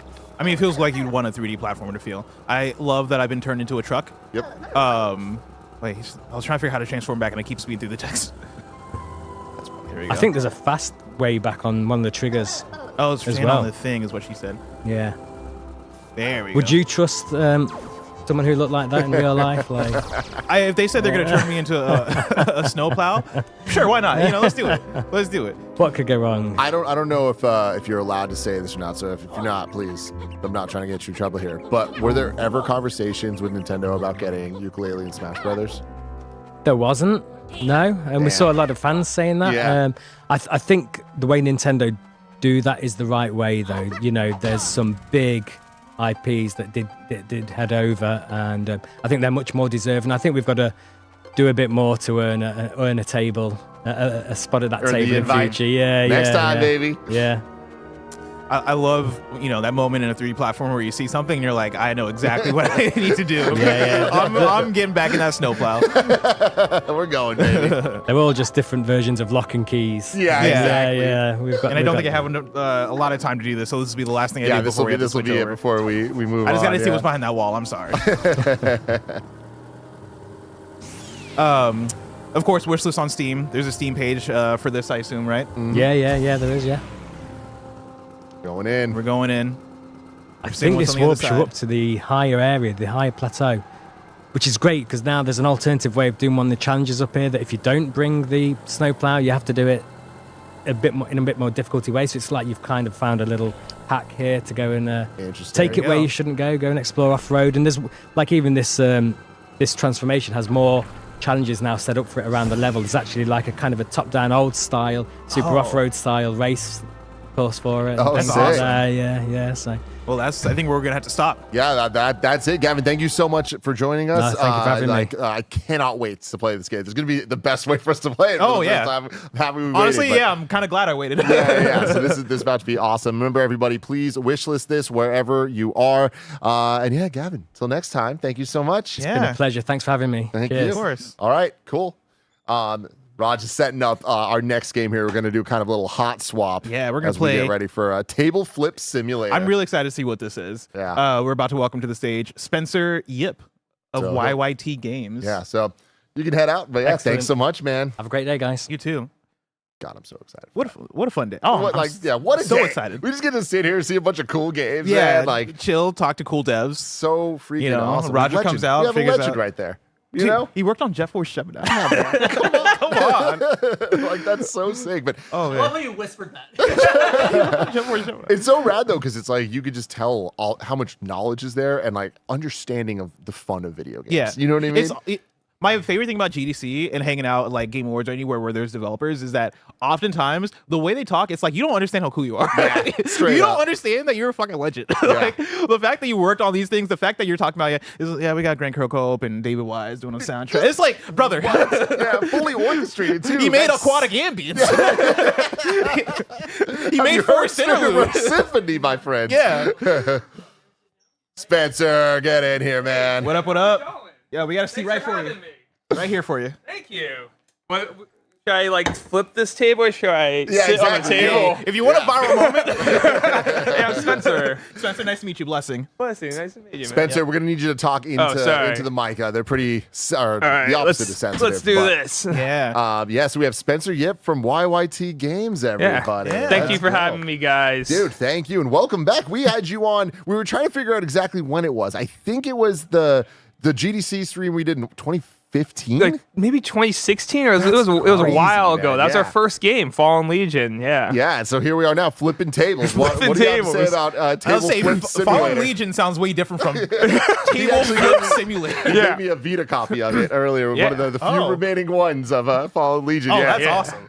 Well, Very I mean, we our team, we made a bunch of action RPGs. We made a sequel of Fallen Legion. We made like Connect Tank, this like multiplayer tank battling game. But when we're deciding our next game, we realized that life has become really stressful. And a stressful action RPG where you need to make like life or death decisions might not be for the time. And, so that's where we're trying to figure out like what kind of game would be really fun to play that, you can kind of mess around with. And like, that's what you do in Table Flip Simulator. You work these everyday jobs. One level, you're working at 24/11. Another job, you're working at like a coffee shop, like a Starbucks. And they're annoying customers. And sometimes, maybe... But like not Starbucks, Not right? Starbucks. Like something like a Starbucks. Yeah. Yeah. You know, moon dollars. And something you can brew coffee, you can throw coffee, you can be nice, you can serve coffee, and then you can build up your rage, and you can flip a table and destroy everything around you. So the goal is flipping the table. The goal is flipping the table. It's building up your rage meter to flip the table. There are lots of secrets in the game, Okay. and you can also make your own shareable, destructible levels. So if there's a situation in your life that you feel like you want to destroy and break, you can do that too. Thank you, Roger. I love that. All right, so we're loading it up now. Bless, you want to flip some tables here? Dude, I'm so excited for some tables. Now, is this a mouse and keyboard situation? Is this a controller situation? I think controller works great for it. Now, should you play or? You can totally. Let's have you play. I want to All see right. this done by a pro because I want. Yeah. So, in the start of the game, Here we go. the start of the game, you grab your file and you can throw it at someone here. You can you can make your save file here, and then this is like one of the first levels in the game. You're working here, and you're working at 24/11, and your boss wants you to work on your birthday. And this is what really just kind of ticks you off, and all of a sudden you start taking control of your life. And he celebrates. He wants you to work like overtime on your birthday, and like and he's going to like serve you this stale birthday cake. In this tutorial level, we kind of teach you the basics. You look around with the analog stick, and then you can pick up items here, and you can throw them. People in chat are saying he looks like Greg. Wait, that's awesome. and there are like all these different like secret goals you can get to, and when you complete more over these secret goals, you can get points to unlock different levels and customization items to make your own flipper, as we like to say. It's all physics based here too, so everything's like breakable and destructible. And as we're like breaking his photos, like everyone is gonna get more and more upset. So are you trying to upset other people to flip the table, or are you trying to upset yourself? You kind of and there are different things that like bother you as a person, and like on the right side is your rage meter, and like while this increases, you gain more power to have like a stronger flip. So basically, it's like a slow buildup of a crash out. Like this is like you're destroying the smaller things, kind of build up the crash out, and you're trying to crash all the way out. You got it. And I can't wait to see this table flip. And we know it's coming. We know it's coming. There are also like different secrets, like this poor employees trapped stocking boxes here. And then, like, let's see if we can get the boss out and like flip and hit boss. You broke the vent and it fell on someone and they got knocked out. I love that. Who would kind of funny is most likely to flip a table? Just very clear. Oh, actually, never mind. I know the answer. Nick? Greg Miller. I think Nick. Yeah, I'll say Nick. Oh yeah, Nick. Yeah. Nick. All For right. sure. It's definitely Nick. Here he comes. Ragey Fun Tantrum. Uh-oh. Yeah. Uh-oh. You're going super I serious. that.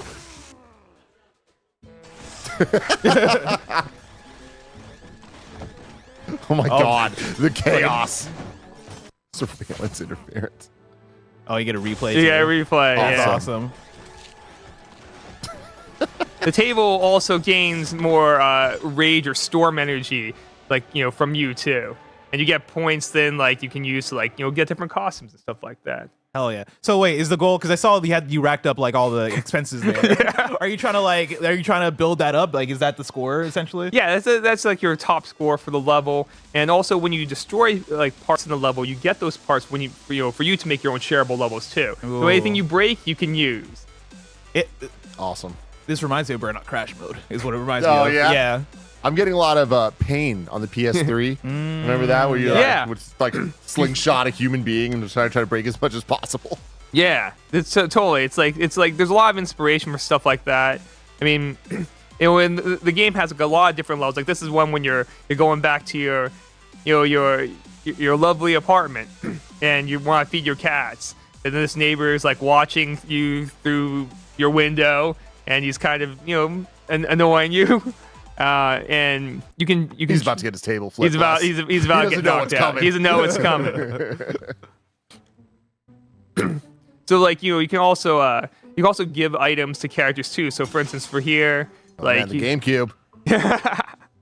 Is there any fun Easter egg with the GameCube? We do have a video game Easter egg. So here there's this like little VR headset. This is one of the secrets. We can hit it here and not break it. We can turn it on, and there will be like different alien invaders that'll come here. But there are like lots of little sequences in the game too, like because you can throw stuff to break stuff, but you can also throw it to use it. So if I throw my clothes here and wash my dirty clothes, Love that. I mean, that's like one of some of the silly things that we have, and we hope when people make their own levels too, they'll be able to like design those scenarios, how they want to do it. Now you had a little VR reference there. Did you guys ever consider putting this on VR? Maybe. I mean, like we haven't done it yet. Right now, just PC, but it would be really fun. Yeah. To see the destruction in first person. Yeah, remember everyone, you can get a Table Flip Simulator wishlisted now on Steam, so please go check that out. And we can feed our cats. Yeah, we gotta get that cat fat, man. Persuasion. Oh, I love that. Now, Is this a campaign mode that we're playing? Yeah, this is the campaign mode. This is the campaign mode. Like that dude right there, kind of like. He's big creeping. Oh my God! You throw a cat at him? Let's see if we can get him with the cat. God, Oh man, no! Poor cat. Kitty. Oh, okay. He'll land on his feet. Yeah, he got 9 lives. He has It's 9 fine. lives. Oh, There no. we go. Oh God. But you can do like a lot of silly things, like stuff like that. Not just. Here we of go. course, you can flip the table. Here we go. This is my favorite part. Poor cats. Now, how long are we talking for a campaign? Like to get to the finish for somebody who's interested? Yeah. So there's 50 levels in the game. 50 levels. Yeah. And when we made the levels too, we made them with like different secrets, but also like every level is a different theme, and we want players to build on that. And there are different boss fights as well. So it's not in one level you're fighting a kaiju, another level you're fighting a college professor, You know. Classic. Yeah. All the things that make me angry in life. You know? Yeah, wait, can you go back for a second? Yeah, sure. So the on the top left, right out, of course, you got the name of the level, you got the score, and then Yeah. what are these icons? Those are the secret objectives that you got, and you use those. We call our mascot Tablecun, and the more Tablecuns you get, the more levels you can unlock. All right.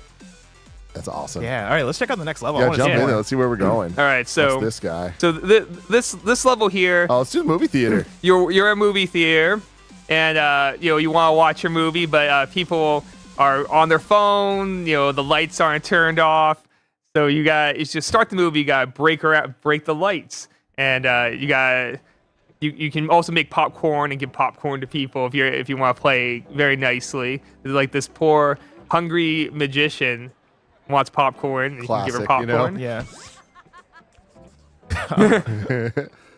I love it when I go to the movies and I sit next to a magician. Yeah. And sometimes characters will give you different items too if you give them stuff. Is that Hamilton?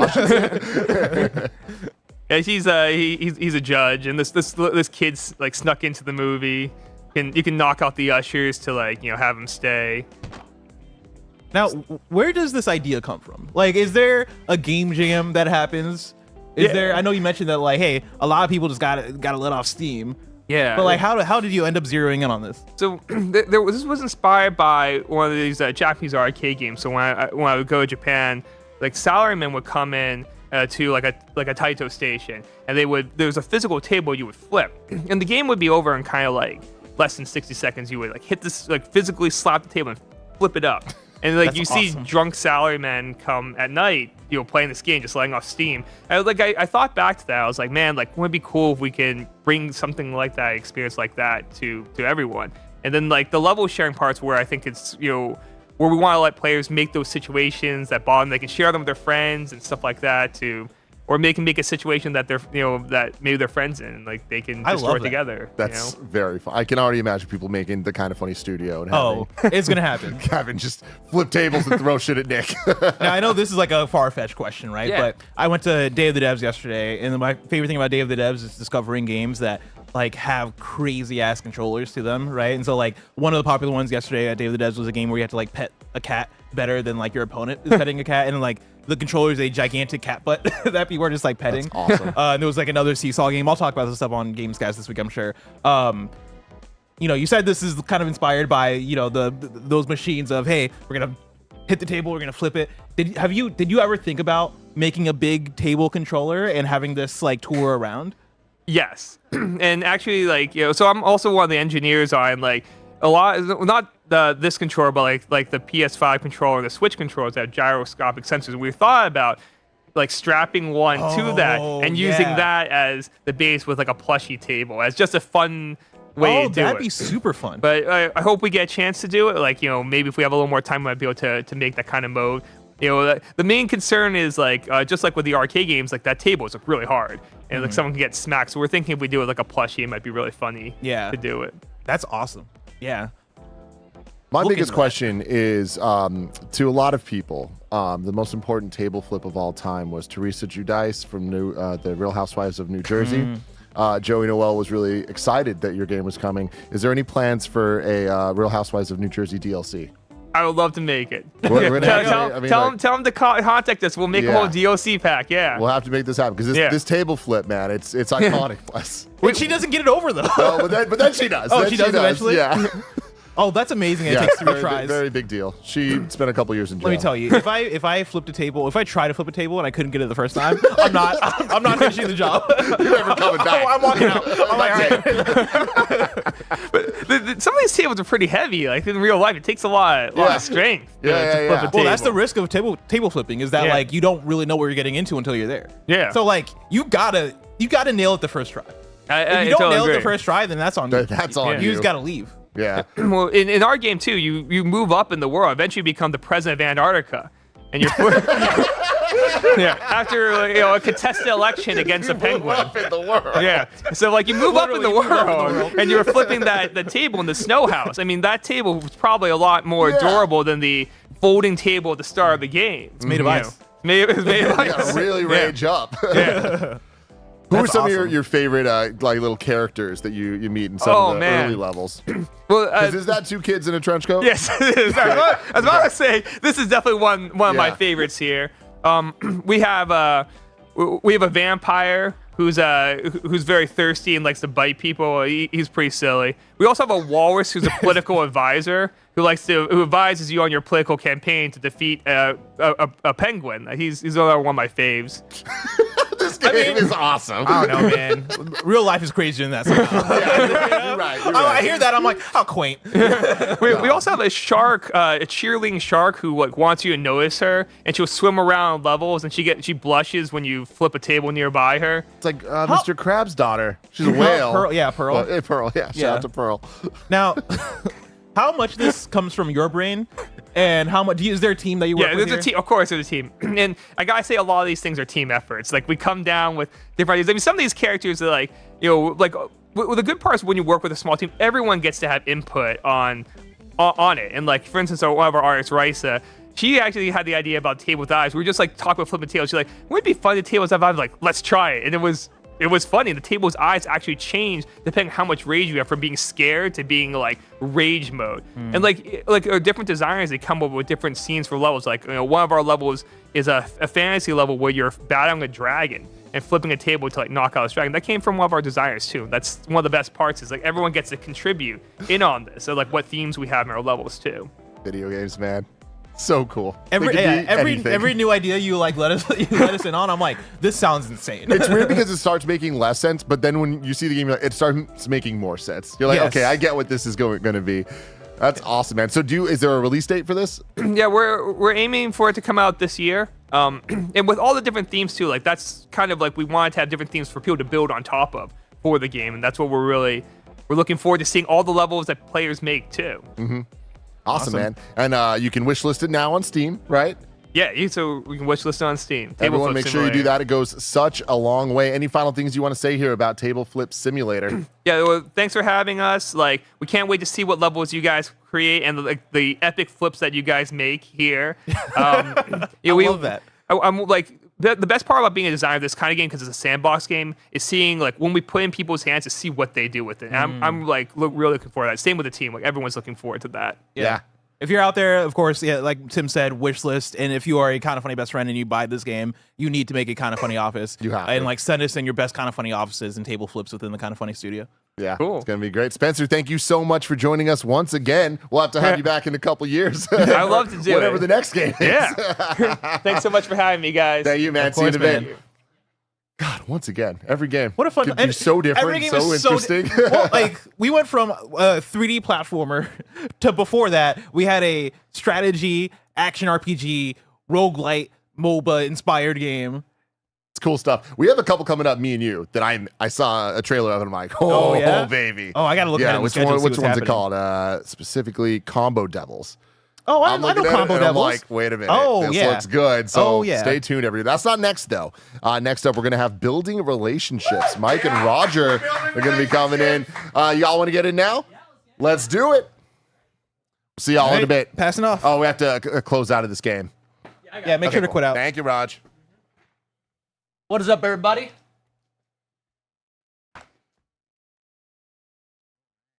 Switcheroo, everybody. Sit on down. Get that microphone close to you, and let's have some fun. Hey. Are you gonna be able to click on it? You got this? Yeah, I should be able to get it out of here. All right. Hold Let's up. see. Well, Let's get everything set up Turn first. title screen. Let me get to here. Let me Yeah, get yeah. out of the game. Exit game. Pretend like we're not even live yet. Wait until we get it right.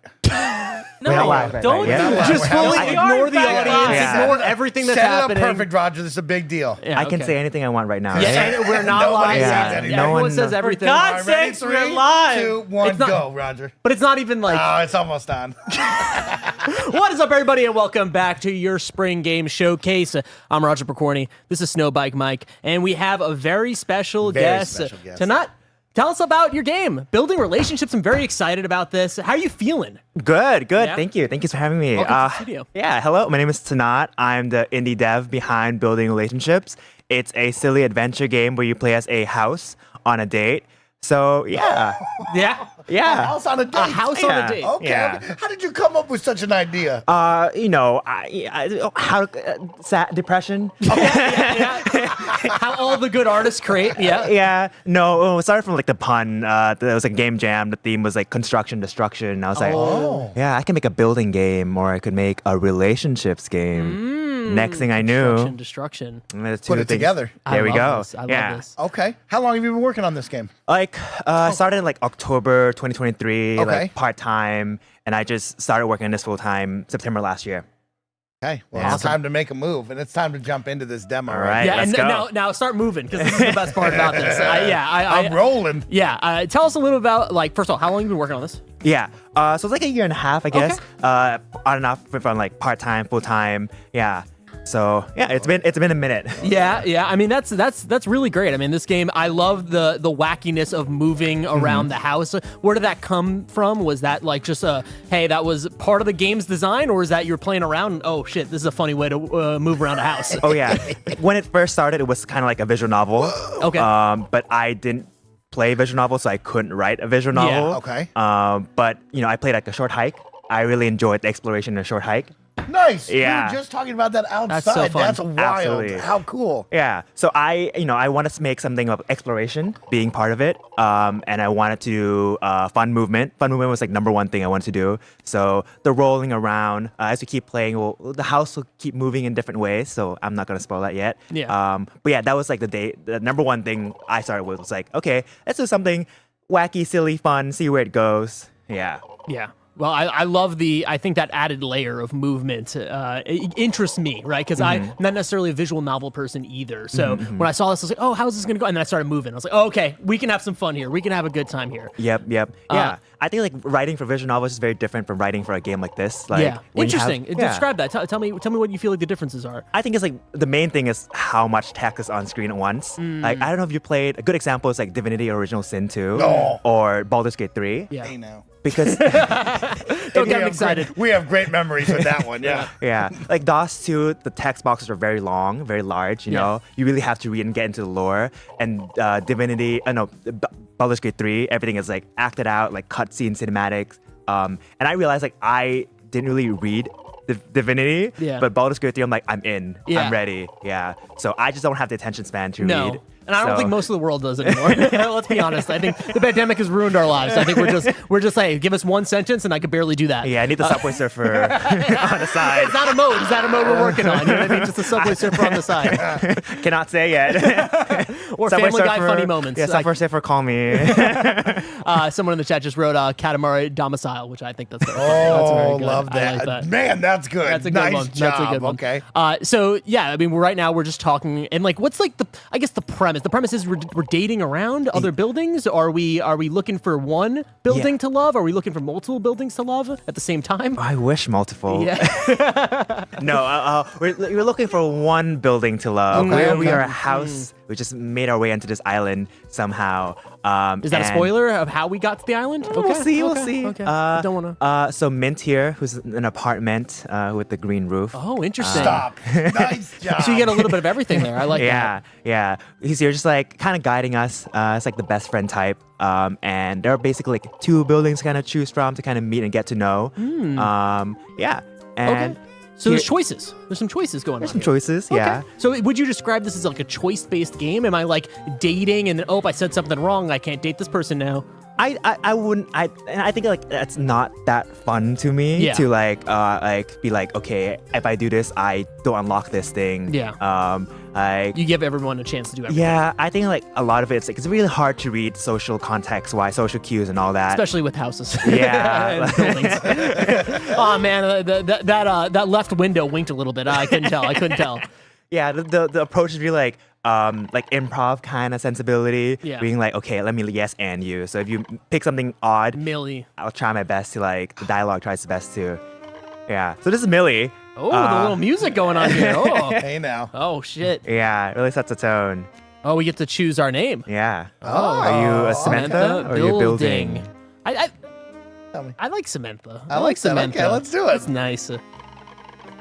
Why, that's just the cutest little. And so now, are you working on this alone? Are there other people working with you? What does this look like? Yep, most of it's me. So all the derangedness, I cannot blame anyone on that. But I'm working with a composer who's setting the tone for all the different characters and all that. All the fun music and overall now Cool, that's fun. this Yeah. jazz tune over here. Have I got your little walls flushed already? Jesus Christ. Now, I need to know. Are you just alone, right? Since it's you writing all this, and you're just writing shit and just laughing to yourself, just hysterically? Because Yes. like, if I'm doing this, that's what all I'm doing. It's just making myself hysterically laugh in a dark room. Or you Like- invite all your friends over for a fun wine night and you go, Yeah. let's read a couple of lines. Let me see Which what one makes you most uncomfortable? That's the one I'm choosing. No, I'm at the coffee shop. In public. In public. That might be a crime. And then it's like, no, they don't see what I'm writing. I'm like, ooh, I'm having the nicest day. Yeah, writing exactly. the nicest, most pleasant dialogue. They might think you're like a novelist, you know what I mean, of some kind, and then they look over and like, what is he doing? deranged. Yeah. Mad. It's so great, and I love the little movements of some of the letters, the accent words. They're trying to roll. Oh my gosh, that's the dirtiest non-dirty thing I've ever read. Oh, okay. Are we into it? Of course. And so have you made games before, since this is you by yourself? Have you made games before that maybe people have played, or you've just worked on and then moved on to the next? What has this been like for you? Yeah, so this Get in is there. my first game. Wow, congratulations. Congratulations. Heck Thank yeah. you. Yeah, I did my undergrad in game development, so Okay. I've done game dev here and there, but not to extent like I have like some stuff on itch, like very small stuff, but this is Okay. like my first Steam release. So Very cool. Congratulations. Very cool. Thank you. And do we have a Steam page now live that we people can go to? We do. It's building relationships on Steam. Building relationships Wish on list, Steam. wish Of list. course, That's go right. wish list to help these indie devs get seen and get their game up to the top of the charts. That's very cool. Do we have a demo out right now? Do we have a release date? Where are we at right now in your journey? We have a demo out. We do not have a release date yet. Okay. There's a lot of stuff I need to do. And I know first game is like, turns out making game is hard. Yeah, it looks easy on paper. You just kind of code a little bit, throw it up there, done. You have to maybe market it. Oh yeah. Maybe you have to figure out people to buy it for. Yeah, exactly. I'm writing all the scenes for all these characters. I'm like, and now I need to write another one for another character. Yeah. And so, how is it like building a community behind this, right? Because you've been out there. You told me you were in Japan, right? You were showing off the game there. I saw you wearing the little hat. I was kind of. You didn't bring the hat. You didn't bring the. What's going on here? We would have worn the hat. Yeah, for we you. would have I'm worn so the hat sorry. for you. I'm Come sorry. on. That's fun. But yeah, so you've been going out there. Like, is it easy to find a community because this game is so weird and specific, or is it like, hey, let me tell you about this weird game I got here? Like, how do you pitch this game to people? I'd say it's not that easy. Yeah. When I first started, I was like, okay, this is oddball, crazy game. I think some people will be into it. But a little game dev secret, like game dev marketing stuff, is like there are kind of like platforms people have built for like certain types of games and communities that rally around certain types of games. But like there isn't really a strong community around weird oddball games. Yeah. Okay. The closest you have are like variety streamers who are playing random stuff. Yes. Yeah. Mike and Roger. Yeah, we play anything. Yeah. Yeah, but not necessarily like players who are seeking new oddball games, more so like streamers. So Okay. different from like, let's say like horror or a cozy community where Yes. there's a good mix of both. You can Yes. easily put it into a specific category. This Yeah. is a little bit harder. Okay. Yeah. And like tags on Steam is another big one. No, I fish. Okay. Yes.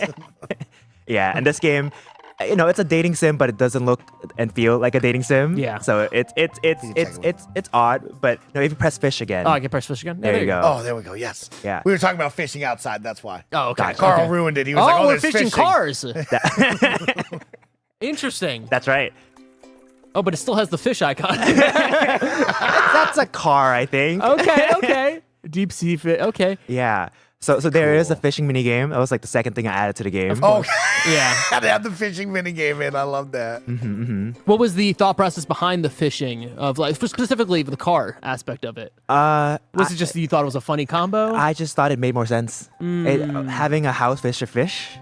I don't know. I don't know about that. Yeah, exactly. But a Yeah. car that cars sometimes. I mean, houses sometimes have garages, That's right? So right. it makes sense. That's okay. right. That's right. And I also found a free asset pack. Oh, okay, that makes sense. Yeah, that makes sense. The fish asset pack was like $10, so you can afford that. Yeah, cut that out. Don't tell people that. I love the realism there. I mean, that's real shit right there. Are we going in the right direction? By the way, are we going? I have to go back up to Minty, right? Yeah. Yes. Well, this is like exploration game. There's lots of things you can do. Oh, that's true. So we can go back to this campfire over here. You could. You stop by the who's campfire. Getting warm by the campfire. That's right. Who's there? Who's over there? Whoa, ho, ho, ho, ho, ho. Is that a chest? Oh, it's Chester. Got a local community survey today. Do you identify more as a bottom floor or a rooftop? Now, Mike, this is for you. Yeah, this is for you. Now, we've heard a lot about you. We've heard a lot about you. Where does Mike fly? You can go up or down sometimes. You've had a few. Wow, I'm pretty round lately. You know what I mean? So I say I'm pretty big. I'm pretty big lately. So, I'm going to say rooftop. Lie to yourself. They could flip at any moment, Roger. Could flip. We're really getting out there on GDC week today. I'm so grateful for Greg for booking this specific segment with us because, Bless wouldn't be able to have fun with this. Tim wouldn't be able to have fun with this. Greg would be like, what's that mean? But we're here to laugh and have a good time. We're going to have a great time. I love that. That's awesome. Now, again, that has to be a line that you're fucking writing and you're just laughing to yourself. You're like, I killed it. Killed it. I get the extra caramel frappe today because I deserve that one. That's like one of the first things I wrote. Very cool. You didn't even know the title of this game. You just knew, hey, rooftop. You knew it. That's great. There's a few more other things in that realm. You might find other collectibles. Yeah, what was that? What did we collect? There's a little coin here and there, and it's like I want things for people to do, to explore, to find stuff. Yeah.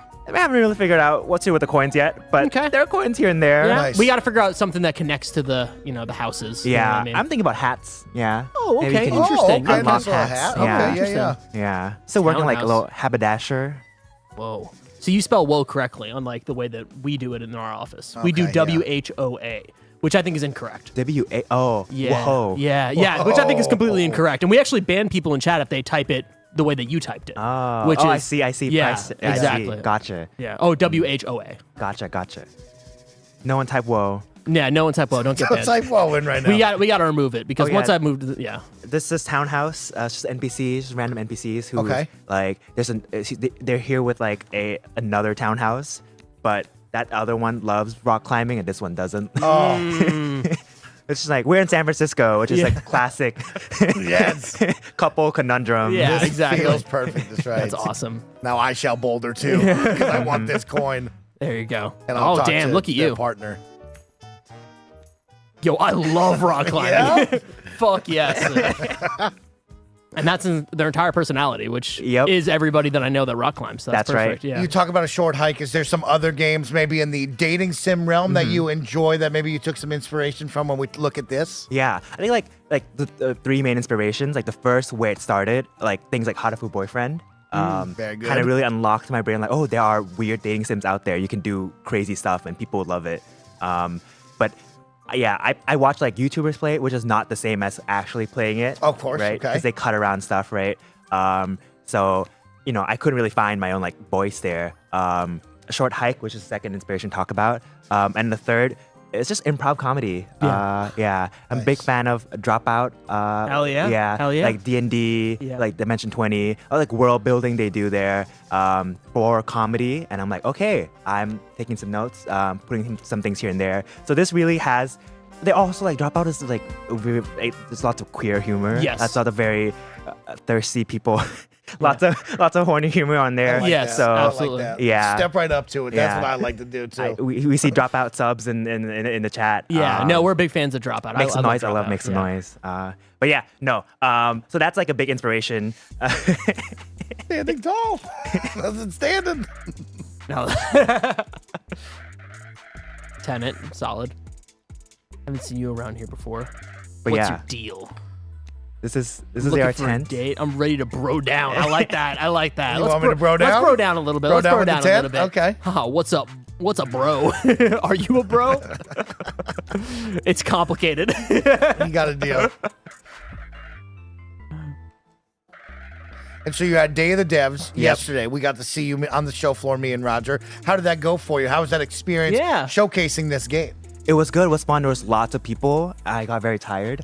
It was fun to see lots of people just kind of like enjoying the game, reacting to the game. Yeah, it was cool. Lots of like other fellow devs out there. So it was cool to kind of reveal some secrets about the game and all that. That's cool. But yeah. That's super nice. It's nice that you've been able to go out there and talk to people, and it must be a great feeling to show off your game, especially being in Thailand, right? Yeah. Like just being able to go out there from Thailand and show it off to as many people as possible, and not just be something that you're just working on yourself. That's awesome. That's a lot of like the writing in the game. A lot of my like writing practice came from Grindr. Yeah. Yes. I like that. Yeah. That's you gotta take real world influence. That's what we call it. It's research. That's right. I'm just on the apps now just for research. That's honestly. right. That's it's right. a business expense. I got Grindr Gold or whatever. It's just I can write it off. Yeah, I've never written anything before this, and a lot like, okay, how do I structure a dating sequence? Oh, I know. Let's see what people ask on the apps. Yeah. That's great. It's so funny. It's incredible. Yeah. I love the fact that you gave the house a jump. I feel like that's very inspiring. Yeah, it's very important. Great. It's very important. Yeah, on each jump too, there's like a kazoo sound on the jump. You can very vaguely hear it. Oh, okay. But yeah. Momo in the chat says, "What are the devs' socials specifically? Because you're very, very funny. Follow you and hang people out. want to follow you. People want to be your friend. People want to play your game. Can you want to say that? Okay. So my name is Tanat, Tanat. I'm on Twitter, Blue Sky more often than Twitter. Yeah. Somewhere on Instagram. None of my socials are the same name. Nice. We gotta fix that. We gotta fix that. Yeah, but there's not that many Tanats out there. Just search for them all. Just search for them all. You'll find me, I think. Yeah. But yeah. But also, I'm sure if you look up building relationships, you're posting about it and everything. You'll find it from the Steam page. There's like a link of socials. Beautiful. Yeah. Awesome. Also, earlier when we met at the tent, the music for that tent that was playing in the background, I kind of just looked through a YouTube playlist for Magic Mike soundtrack. Yes. Yep. Nice touch. We do that a lot in our office anyway, so that's perfect. That's incredible stuff. Someone in the chat said, I searched building relationships on Blue Sky and instantly found them. Perfect. Beautiful. Perfect. Thank you so much. Make sure to wish list building relationships coming out this year, right? This year, yes. Oh wow! Congratulations. That's great. Thank you so much. Yeah. I don't know what month yet, but I'm there's a bunch of stuff I still need to figure out. But we're coming to the end of the segment. Is there something that you want to show us? I remember there was something. Yeah. Is there something you want to show us? Let Please. me see real quick. I'm fishing. Yeah, he's just lost. I was a dirty dog with that tent. You missed out on that one. I don't know if you saw that. It was one bad house. So over here, real quick, this is like the flowery field. The next section is like a picnic date. Oh, and the part of picnic day is like, we don't have food, so you gotta make food, which in this case is you're building furniture. Yeah. There's like an IKEA segment. We're gonna skip that part, and we're going to this part is not in the Steam demo, and it's only for here today. Oh, okay. Yeah, it's a preview of the date. So just press A. Oh yeah. And you'll be enjoying the table with Millie. Yeah, I'm excited. There's a table, and this is to the get a start taste of our your. date. Oh no. That's Little good. dish That's here. Good. Oh no. Oh my god. Steady now. No, guys, it's too big. Sorry, this is my first time. That's incredible. Yeah, you know exactly what I'd say to that. Oh, Jesus. Yep.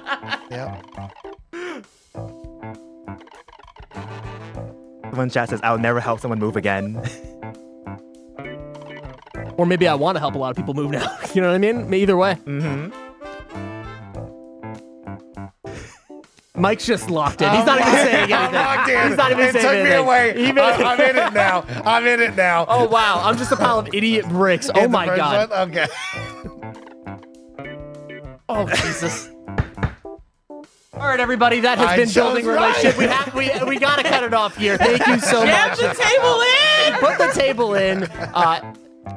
thank you so much for this. This is incredible. This is better than I could have ever hoped for. Yes, and this this is the was best. great. This is the best. This is going to be a hard act to follow, but we are going to have to Okay. wrap it up. We're going to have to wrap it up. Go because- wish list the game. Go wish list the game. Well, you're not gonna see small table humiliation, but Oh, okay. Well, that's a little teaser. That's a little teaser, everybody. Next up, we have Gunboat God with Tim and Andy. Tim and Andy are on their Tim way. and Okay. Andy. Thank you so much for coming Thank you by. so much. Congratulations Thanks for on having your me. game. Thank you so much. Fantastic Thank you. stuff. That's right. Actually, no, I'm sorry. My bad. I think I got it wrong. I think we have a few more minutes. Do you want to keep on Roger. going? I'm screwed up. You're I gonna screwed up. embarrass me I again screwed up. now? I screwed Oh my up. Keep on gosh. going. Keep on Okay, going. Keep on okay. going. My bad. My bad. Wow, Roger, That's my really bad. That's my wiggle it bad. in That's there. my bad. Jesus Christ. We're almost there. We're almost there. It's our first time. We're Yeah. learning. You know, this is a moment of growth. You know, this Okay. is just too small. You know what I mean? This, Oh wow! Don't get on me about that. Yeah, yeah. I think it's average. Oh my gosh. Jesus Christ. So now this is the moment where you're just in the coffee shop and you're just sweating, right? Yes. Yeah. You're just like, what am I Yes, writing? What am your I doing? tallness. Worship it. Oh Jesus. A good building does what they're told. Oh, even with the pathetic Oh package. Jesus. This is great. No. I'm wiggling it. I'm gonna put a little wiggle in it. I'm gonna put a little touch on it. Oh. Guess you tried.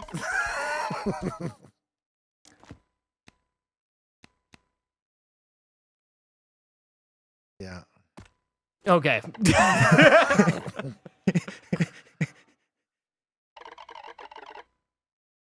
Yes. Does this keep on going for like maybe We're 10 not minutes? stopping, Roger. It just keeps on going? I love this. Oh, no, we got to rotate it. yeah. Okay. You gotta hit the spot, Roger. We're You almost gotta there. find it. Twist it. Come on through. Oh, Mike. You've done it. This is great.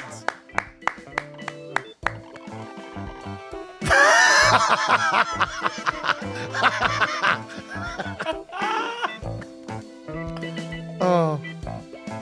What can I do? You gotta learn the ways. You gotta learn what you want. It's all about communication with your partner. That's true. That's true. Exactly. Yeah, that's even beautiful.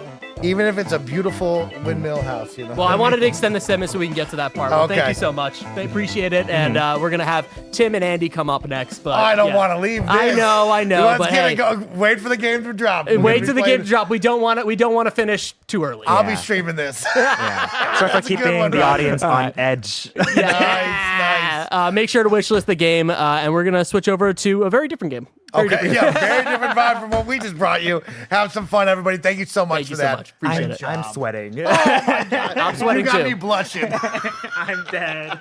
I'm diseased. We're leaving you, Roger. Oh, Maybe I'm don't still here. leave. I'm Yeah, still stay here. I'm there. waiting. I'll hang out with everybody. Hey, everybody's doing? Hey, everybody.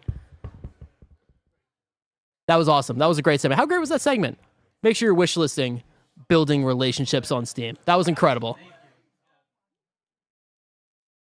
How's everyone doing? Huh? Yeah, I closed the game. I'm going to boot up the next game right now. We're switching over, everybody. Everyone having a great time? Everyone wish listing a lot of amazing games on Steam? Dude, all of these games have been phenomenal. So good. It's been So like good. yeah, like This is my favorite time of the yeah, year. it's awesome. Yeah. Like that last So funny. So It funny. was one of those things where like there was nothing really inappropriate But happening. until oh the my ending. God, Yeah, that was exactly. the wildest thing we'll ever stream. Don't you know? Didn't we get kicked off Twitch once when we did something similar? Was it something similar? No, It was way different. Lupe was like there was a lot of Lupe was the name of the logo for the Let's Play Oh, people. yes, and yes. Smiley is the name of our logo. Yes, that was and very they different. drew actual anatomically correct. Okay. I was a stuff. little worried. I think that's the And then reason it why I was- got yeah. excited Yeah, to like cut it because I was like, I saw that. I But don't again, because I couldn't remember it was just a table floating through It was a doorway. just a table going through. It was just so small. It was just such a small little table. Just a small little table. Had to rotate it to get it through. But yeah, that was incredible, and that made my day. And it's always great to talk to developers, especially this is my favorite time of the year because you get to talk to them and get to see, what their journey is to making games. So that's what's beautiful about today is to be able to celebrate game developers, wish list their games, and make sure that you tell all your friends about the ones that you're interested on. And welcome to the stage, Andy Cortez. Woo! And Timothy Geddes. Hello, gamers. How are we doing this lovely Monday? Tell you This what. your first segment? This is. Ooh, welcome, Andy. I mean, Tim and I just fresh off a magical concert. San Final Jose. Fantasy VII Rebirth with a freaking orchestra. Man. It was good. Once you hear the For the 15th time. God damn, dude. It just gets me. I could have started a fight, you know? Yeah. I would have lost, but Yeah. just gets you pumped up. Man, dude. that was a very special concert, though. Yeah, really was. We kept saying this, but they show a lot of video footage from the game as you're watching everything. And if you don't know the story of Final Fantasy VII and you just watch that, it would make no sense. And if you know the story of Final Fantasy VII, it still makes no sense. I just kept on leaning at Tim, thinking like, what do you think the people playing in this orchestra? You know, they're watching the video footage and they're like, oh, guy with the sword. It's a ragtag group of, and then it's like, oh, he's jumping off a dolphin. The Red Tiger's playing a card game. Yeah, the Red Tiger's walking on just 2 feet, dressed as a soldier. Yeah, it just gets wild. And also, I loved that as we were walking in, you're like, how many cosplayers do you think there's going to be? And I was like, oh, these orchestra things, there's always hundreds, like dozens of cosplayers. And I was wrong. This was like the least cosplayers I've ever seen at a sold out show, which was wild.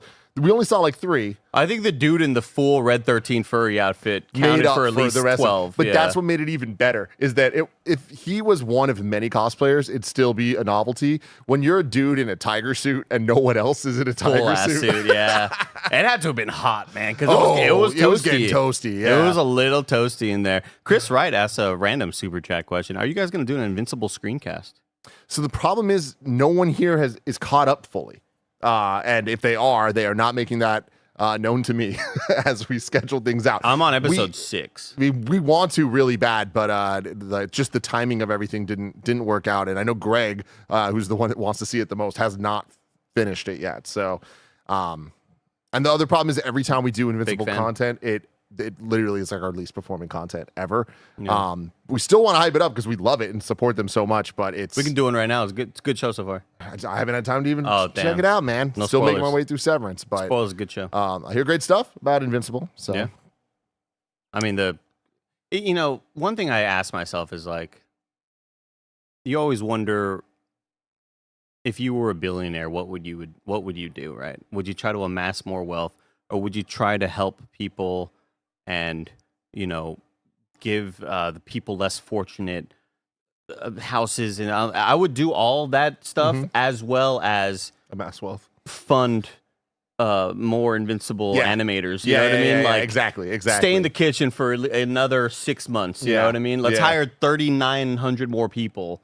That's the biggest problem with that show, though, man. Is like obviously the animation of it is a talking point at the very least, you know, to keep it positive. Sure. But it's the reality is like while I wish it looked like the nicest animated animes that we've seen, I would much prefer it look like this and actually get the full story and not have cut content and not have it like, kind of do the normal adaptation thing. Like, why not both? Billionaires, where you at? Yeah, billionaires. Where are you at? But it is interesting to see that they're talking about wanting it to now be essentially annualized to like get through the story. And I'm like, that is the best way to maintain relevance, because like this show, when you only have a season come out once every 3 years, people don't remember. And getting them to latch back on hard. Although it seems like this season not doing the split has been working wonders for it. The numbers seem really high. When you have my dad, a 65-year-old dude watching a cartoon, it's impressive, man. You told me that this weekend, and I was like, "What?" Yeah, him being like, "Man, episode 8."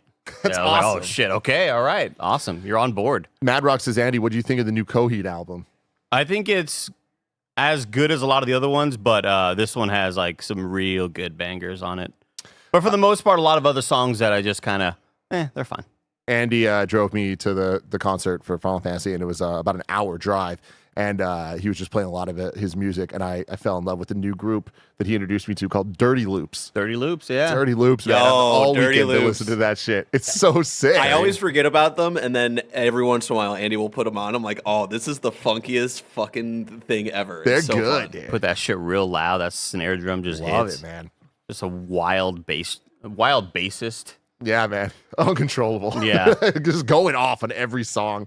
Every single song you played sounded like, you said this, but the end of a song at a concert. Yeah. Where they're like, their always final gotta song, they're going off with all the flourishes. Like, Put it down. every single song. Every single song has that shit. So we're about to be talking about Gunboat God. Are you familiar with this at all?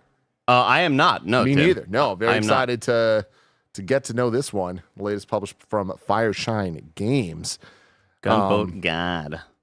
I'm bringing that scene, and I'm already looking at the pixel art, and I'm like, might as well just hit it with.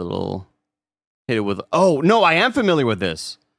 Yeah, Is it already on I've your wish seen list? This I know I've seen this on another show before. It's got a really, really fascinating art style. Ooh, excited Yeah, to we've see. definitely seen this before. Adding it to my wish list. Greggy, can you send in K.A. Peterson? Fantastic. Here comes Greg. Hey, Greg. I haven't been on camera in a while. I wanted to say hi to everybody. It's me. Yeah, I can send in KA. Also, I'm putting you back on the segment next. Justin knows how much you care about it. So he's putting you back on it, and then you're coming off the Atari segment. Okay, great. Now I'm going to go get KA. Love that. Hi, Andy. It's Greg from work. Hey, Greg. Yeah, sorry, I'm updating things. There's so much going on. Yeah, you know? hit the ads. I'm excited about this. The next game that he just added me back onto called Combo Devils. It's Melee inspired. Oh, and like they're like doubling. It's a roguelike. When you just say Melee, I just think fighting. Yeah. Just fighting. What's up, man? Welcome in, KA. How are K.A. you? Peterson. What's Great up, to meet my you, I'm friend? Andy. Tim, nice to meet you. So here you are from Fireshine Games. Yes. We're talking about Gunboat God, developed by Jansen Rad. So tell me about this Gunboat God. Yeah, it's kind of what it sounds Sorry, like. let me get you up on the mic. These guys are Oh, you got to get real close in there. Yeah. You always want to be like within kissing distance. You know what I mean? Nice. All right. Yes. As the name implies, you will eventually become the Gunboat God in this game. To make the story very short and sweet, you fall from the sky into a boat created by a genius crocodile called Yeti. Because we like surprising you with names and with gameplay in this. But it is a fluid shoot 'em up or shmup, if you will, where you're in a boat killing things, trying to kill you from every conceivable direction. That's the very short spiel of what this game is. Awesome. Should we jump right into playing? Yeah, let's do it. Let's do it. The art style is one thing. I definitely, I was just telling Tim, we saw this at another presentation somewhere. Forgot where this was being featured on, but immediately the art style caught me and I remembered, oh yeah, I remember seeing this one somewhere. Yeah, there was what drew us to it in the beginning as well. Just look quite distinct. Yes, very great animations as well. Yeah, very cool. It shows the genius behind the game. This guy called Thomas Jansen of Jansen Rad, a effectively one-person team. Has a few contractors helping him with things, but it's essentially a one-person team. He worked 7 years in AAA on things like Mortal Kombat, and so his animation skills are on full display here. Because that is what he does best. So tell me a little about the world here. It looks like you're kind of on water, but then in the background, it looks like there's rain falling upwards. Yeah, I don't want to give too much away about the world itself, but you do get some information in the beginning here where you find out you've fallen from something above you, an ascended citadel. So there's something going on beyond you and this boat and Yeti. But you fall down into this world, trying to figure out what's going on. The guy who will help you, or the crocodile who will help you, he may have something that he's keeping secret from you that you'll discover as you go through the game. But it is effectively him using you for his purposes, wherever they may be, to fend off against all sorts of wild creatures. I'm not good at this, Tim. No, I'm just kidding. I'm good at it. I'm actually really good at it. Yeah. Just nailed it. Passing your test. You're a little pilot now. I found a reticle. That's the actual item that I found. Yeah. Now we just got to defend ourselves. That should be pretty easy. We'll get you ready as you go. It will get harder and harder as you kind of unlock more weapons and abilities and start seeing a lot more enemies that will hunt you down. You just got to shoot them where they ain't. Okay, Tim? Mm-hmm. Exactly. Nice and easy. Eventually they'll show up there. Love the fun tunes going on. Yeah, you'll see even the little character who's kind of like dancing a little bit when he's shooting. When you get up, and you see he's really having a great time. Yeah. So wait, you're controlling the little guy on the boat, and then the crocodiles. You control the boat with one stick and then the gun with the other. Cool. And then is it a stage-based game, or is it kind of more of like a endless keep going? It's stage-based. Yeah, you at the end of every level you'll earn 1 to 5 stars basically. You may not be able to earn the 5 in the beginning, but as you kind of unlock more abilities, get stronger, start leveling up your weapons and your abilities, you will then be able to go back and try to get that 5-star that you may have missed the first time. Yeah, this looks fantastic. So here's he's your new best friend. But one that I don't really trust. Maybe keep your eyes open, you know? Just seeing the look on your face. Another slippery thief trying to steal my life's work. Well, not today. He fell from the Ascended Citadel. Man, I just the style is just, it's got us out for days, Tim. Yeah, man. Okay, yeah, his name is Yeti. The font and everything, you know, the way the Yeti spell looks over there, Tim. Everything, they're making all the right choices. Ooh, skip drive. Safe mode disengage. Oh, shit. Okay. Yeah, now suddenly. What? You notice okay. he even gets a little helmet, little diving helmet when you go underwater. You're natural. Interesting. So is that going to be mainly just to dodge things, or is there like enemies and stuff down there as well? You'll have enemies coming at you from every conceivable angle. Wow. So you'll be dodging up and down and sideways, and you'll get more tools to help you do that. To help you fly around the arena, double dashing, turning into a ghost to avoid things. Oh my god. So now you're at a point where you need to build up combo to have enough power to either jump over or dive below. Oh, okay. So you want to avoid getting hit here, just build up your combo. And you will notice you'll start firing faster and faster, and then also move faster and faster. Oh, sick. Trying to avoid them. Oh my god. Oh yeah, I'm seeing the jumps going higher and higher. Oh no, it's gone. The jump is now gone. We're gonna combo up again. Yeah, diving underwater is definitely... these enemies, they can't really chase you that much or that fast underwater, so using that to your advantage is key. Oh! There we just go. Free Willy'd that. Gamer. Oh, shit. That kind of breaking my brain a little bit. Yeah. Yeah, the colors are really cool, though, like how it works with the below and above. Yeah, the contrast is fantastic.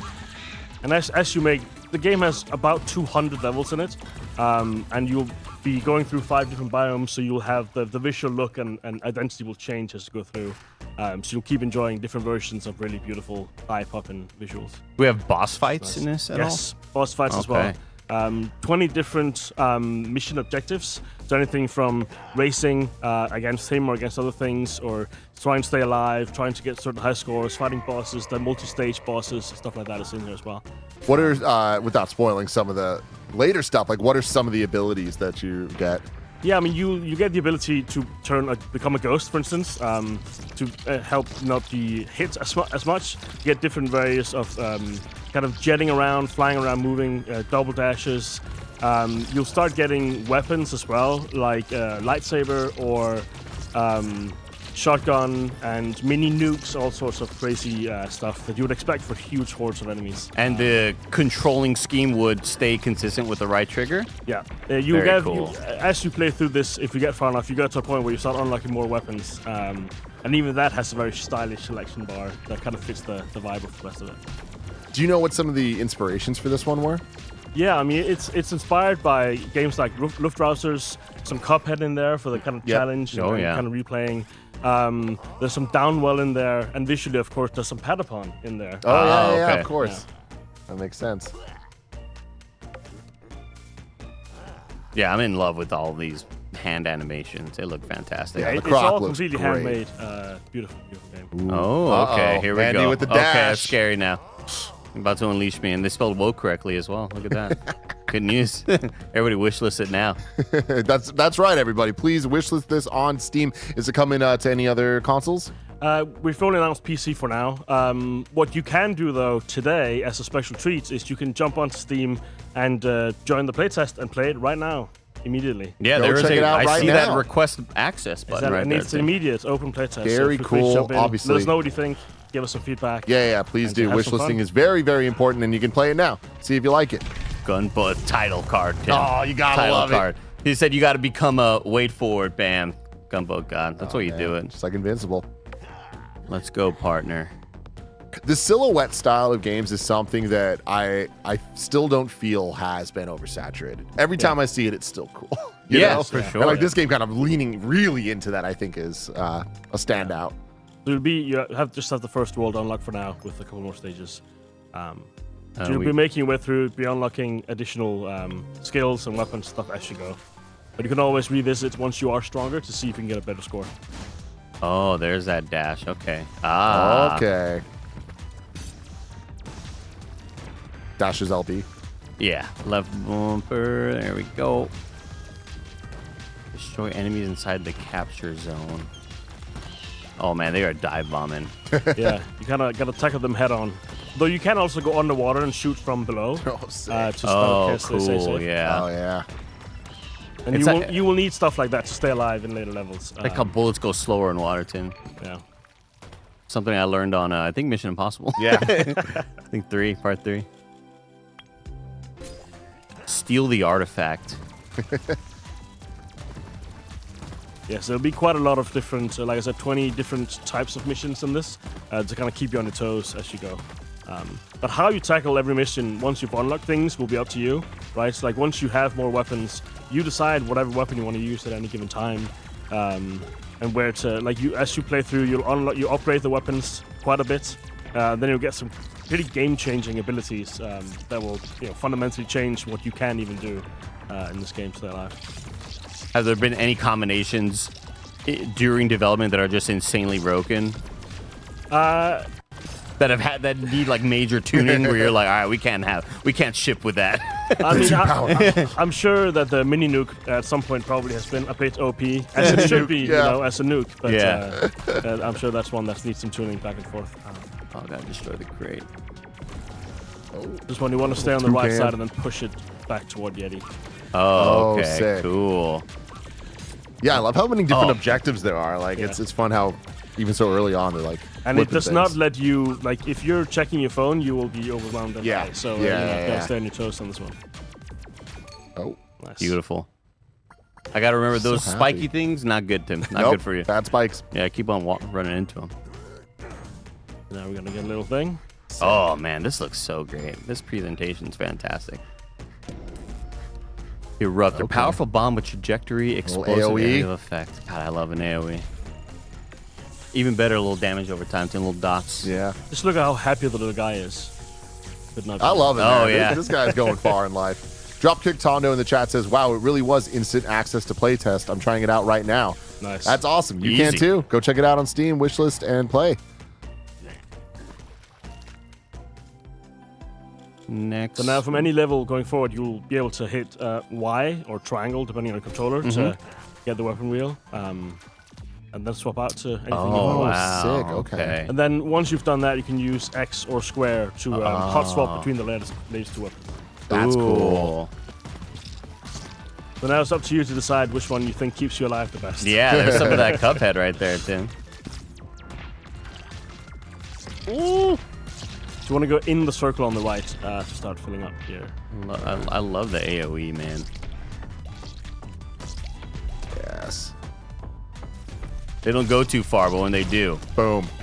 Exactly. I gotta watch out with like how high I'm jumping, because I'm not meaning to do that. It's just like by habit. I'm like, oh, Yeah, I'm I'm going. hopping into them. I need to not do that. Because we have like such a built-up combo that we have crazy movement right now. Yeah, don't want to lose that. This is the thing that is, you got to keep an eye out for everything. Like they can come from anywhere. Oh my god. Oh my Wow. god. I'm hopping too much. I'm getting too crazy with the hops.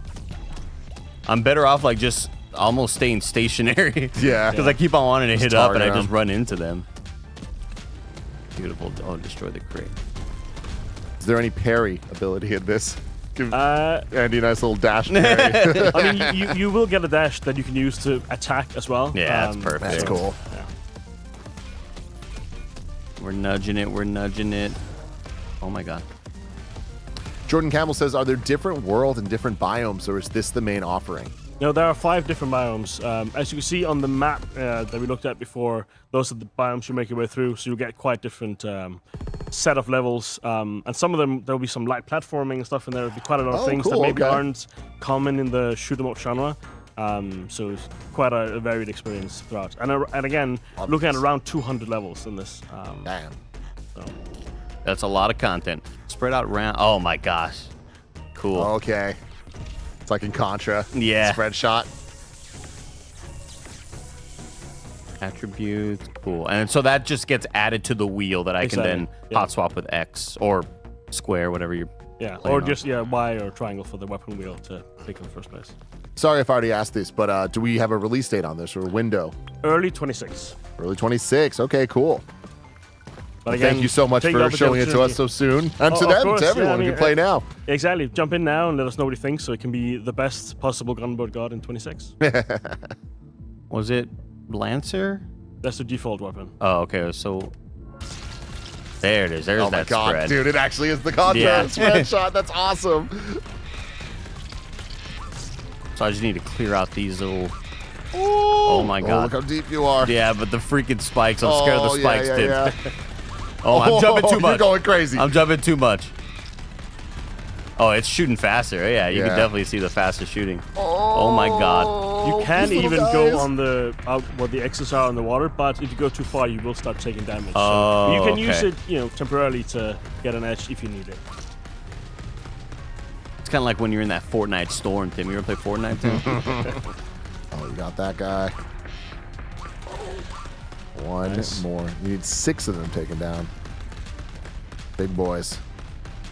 I've taken a lot of Dumping them all hits. out. I gotta stop jumping, dude. Stop You have jumping. you have to shoot the enemies that come out. The Oh, I portal- thought it was the portal just itself little cannot be clouds. killed. Oh, okay, gotcha. You just dumping out little other living creatures? Yeah, birds for the slaughter, I guess. Having babies, Straight yeah. to your guns. Come on, come on, come Yeah, on. we've got about 70 different enemy types in this game as well, so quite a lot of We're shooting faster. very different enemy behavior that we'll have to deal with in different ways. Daddy in the chat says the spike, Scott. Come on. Yeah, we were shooting. We're powered up now. Yeah. Only one. There we go. There we go. It took long enough. Mhm. I lost a lot of health. Yeah. I'm gonna get Oh, you like still got best time there. only 1 star though, Tim. Yeah, Like yeah. that's real bad. You take that home to mom and dad. You put that on the refrigerator. They're not happy about that. Destroy Alright, the outgun. onslaught. Oh shit. They really do overwhelm you pretty quickly. Yep. But again, like as you level up, you will start having real tools to fight back. Yeah. So you will even the odds as you go. What's the inspiration behind the name Gunboat God? Ooh, that is a good question. I'm not quite sure. But I imagine, considering how overpowered you eventually get, you will feel like you are a god, or at least a god of video games. It feels like there's some like it's a folk tale sort of thing, like the gunboat god, you know? Like, Yeah, you know what yeah. I mean? Some old wives' tale you hear about. Oh my gosh, I'm losing so much health. I gotta stop jumping. Henny Hub says, any hint of a console release? Would love to play this on my PlayStation Portal and just chill. Nothing to announce at the moment. We're focused on the best possible PC launch first, and then we'll take it from there. But yeah, I too, I'm a PlayStation 5 guy myself, so I too want it on console. So I Yeah. will be pushing. Don't you worry. Oh my god. I gotta have like 0 health. Oh my god, those are dangerous, dude. Oh my god. Nice. I had the one more hit, I was You dead. did it though. I'm 1 star. Oh, Ooh, 4 stars. nice. No way. I Hell would have yeah, assumed that was dude. 1. I was not proud of that. Andy, you got the stuff. Race back. Ooh, a and race. forth. Yeah. Oh shit. Yeah. Gotta go. You got Wait, 4 how do I- laps you got to do. Like, how do I get underwater? Oh no. You just gotta build up the combo. Gotta build up to go. Gotta build up to go down, Tim. Remember, Yeah. use your dash as well to get quite a bit Oh further. shit, you're right. I forgot about the dash, Tim. Oh god. Oh no, Oh. that's bad. Just destroyed the hole right There's there. so many little beetles. You gotta get to Yeti and then back. Just over touch him and then back. Oh, okay, cool. Oh my god. No. Oh. Okay, we're zooming now. Yeah, gotta get that rhythm going. I'm bad. Oh wow, That's bad. This is bad not stuff. fair. That's a bit of a trap. That's bad Okay, stuff. That's not good. No. Oh no. Tim. Oh Tim, no. it's bad. Oh no. It's bad out here too. Yeah. And then back. All right, do that 3 more times.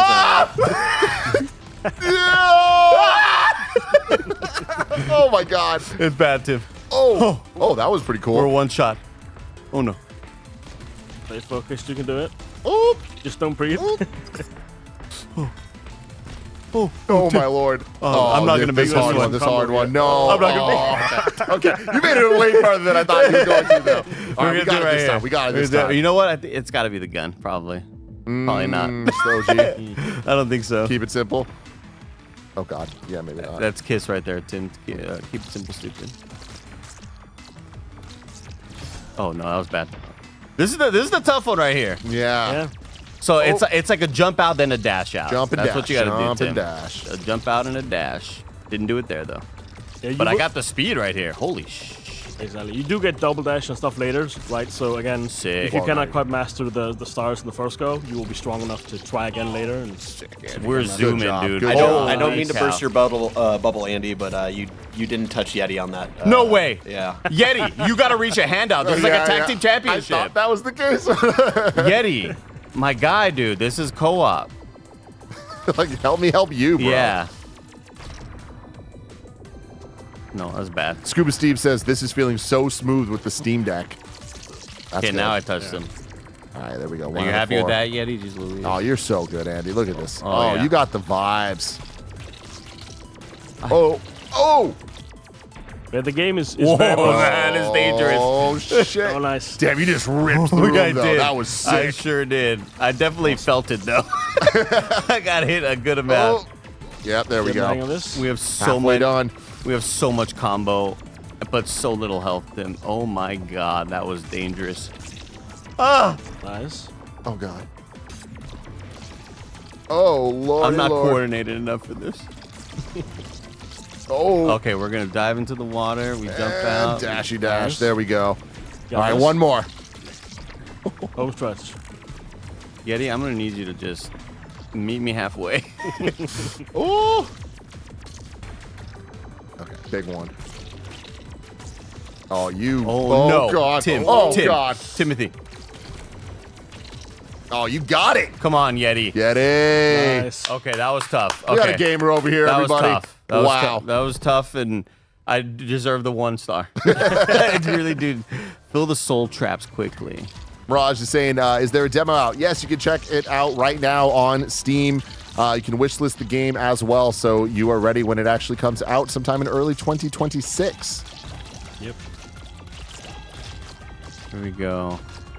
Once you get the hang of it though, and you kind of feel like Yeah, you get the started rhythm. grooving with you it. get the rhythm of like going underwater, knowing that you have a high multiplier, so you're gonna be floating a whole bunch. Let's Yeah, learning to utilize your tool set is definitely essential to survive. Ooh. Nice. Little Totoro looking guys. Little dust bunnies.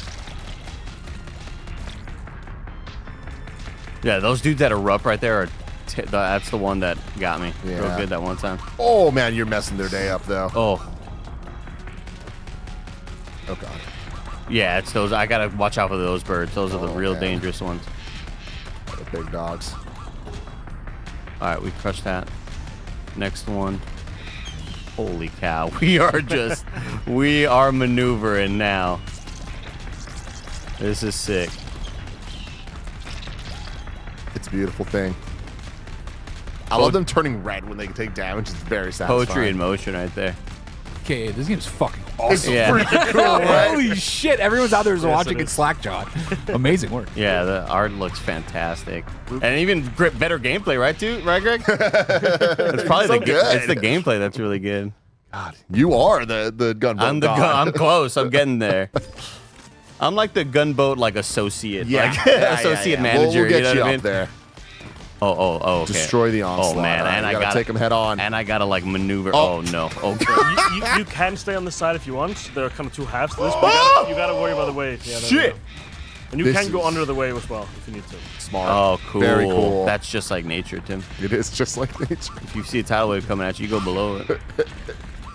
See Doja Cat surfing this weekend? That was No, good. I didn't. No. Crazy. She's really good. Oh, neat. Good for her. Oh, that's Okay, cool. Man, I'm so bad at this. I'm getting hit by everybody. Oh. The ma- wave's coming. It's coming. Yeah, the main thing here is to not dodge at an inopportune time so that you can't dodge again when the wave comes. That's the key here. Yeah, I think you got down here. You ready? Oh no, that doesn't count. Tim, you were talking a lot. That was my bad. You That was my pissed me bad. off, You're right. dude. I'm chirping in your ear. Yeah, it's all good. It's all good. Okay. Yeah, what's the right weapon for this? Where are we gonna go? You going? I mean, I stayed with the standard weapon in the beginning, but I also plan on missing a lot of my shots, so it's easier because it fires faster. But it depends on how confident you are in your ability to Not hit very. everything. Oh no. Oh no. That was your fault, Andy. I Was blame I- you. was entirely. I doing too good? You're just doing too good. They're I like, think- you can't be doing this anymore. I think I was doing too good. Like, I don't care how much time we have left. Like, I need to beat that. You need one more round. I need to beat I'm, that. I'm with you. I'm with you. Let's get back in there. I need to beat that one. Here we go. Launch the son of a gun. I'm feeling like you could do it. I think I can. You got 5 minutes. I think you can. Yeah, you got this. And if you can do it as well, chat, let us know because you can wishlist it right now and you can hop into early access by just hitting request access on the Steam page for Gunboat God. It's that easy. We already had several people in the chat let us know that they were already hopping in. And on Steam Deck too. That's super cool. Have you been just playing this constantly on Steam Deck? Because that doesn't seem fair. You know what I mean? You get access early. As I'm usually a console guy, I'm a big screen gamer, so I want the biggest possible screen I can Gotcha. get. I So, appreciate that. Yeah. So I very much appreciate this setup as well. This is how this game is meant to be played. Yes. Yes. Was this the one? I mean, I can only imagine how good this game looks on an OLED screen. We're looking at a nice LED, but like, God, with the amount of contrast, that thing's gonna sing. Oh, this was the one. Okay.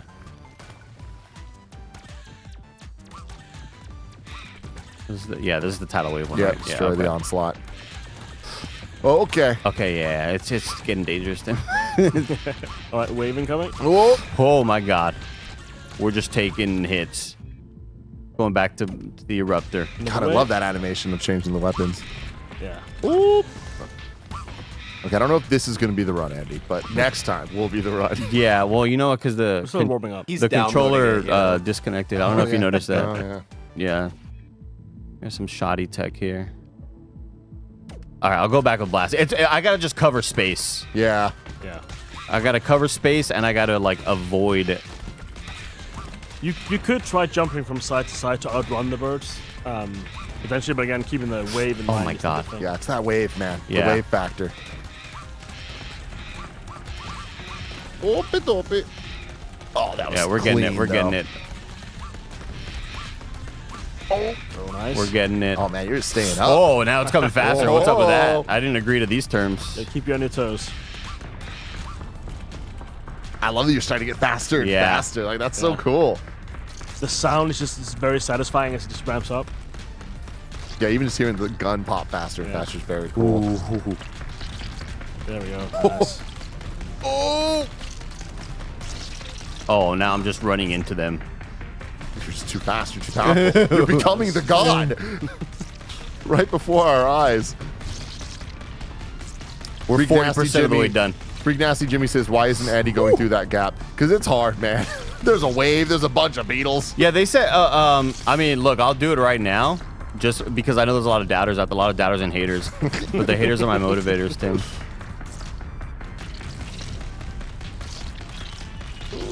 Oh, see, I thought the bar was going down. It's going up.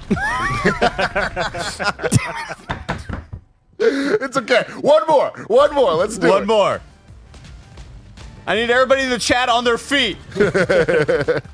This is Gunboat God. You can request access right now on Steam. And it feels awesome to play and it looks even better. Yeah, be sure to share. If you manage to max some of the stars, let us know. We would like to see if it's possible. I mean, you've seen it here, right? Like Seeing the max stars in the making. uh-huh. Let's jump the gap, Tim, shall we? No, let's jump the gap, dude. I'm feeling it. Kind of scared. Yeah. You got this. Oh. Beautiful. Oh, this it is kind of multiple nice waves. to get away from them. Yeah. It buys you a It's small that risk reprieve. reward, though. You know, you're Yeah. gonna hit the wall. And gotta time it right, because you could land straight into a wave on the other side. Oh, didn't mean to do that, Tim. Yeah. That was an You accident. could also go underneath. Yeah, it's There's probably a that lot whole- safer to dodge I'm just down. running There's no in. birds down I'm there. just running into them.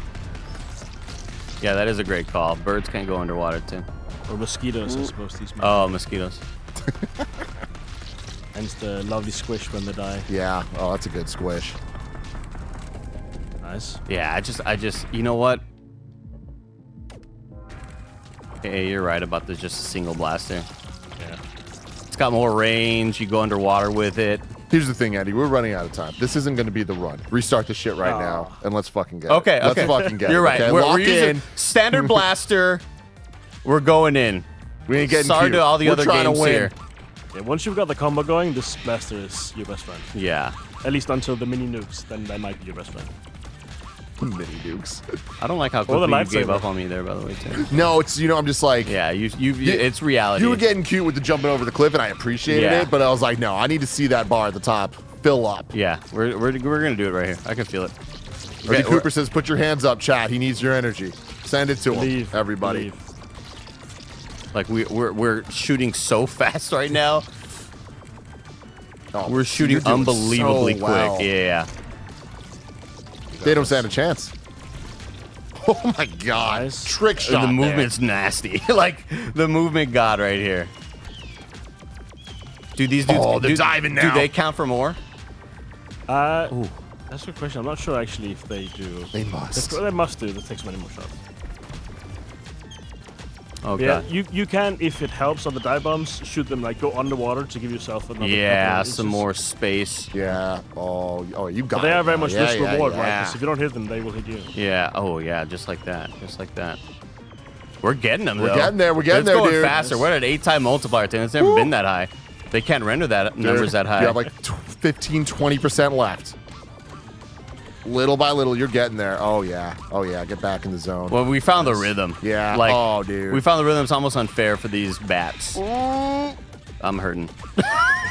I'm hurting, aren't I? Tim? This is it. This is it. Come on, you sons of guns. We are in the end game now, everybody. You're getting close to 90%.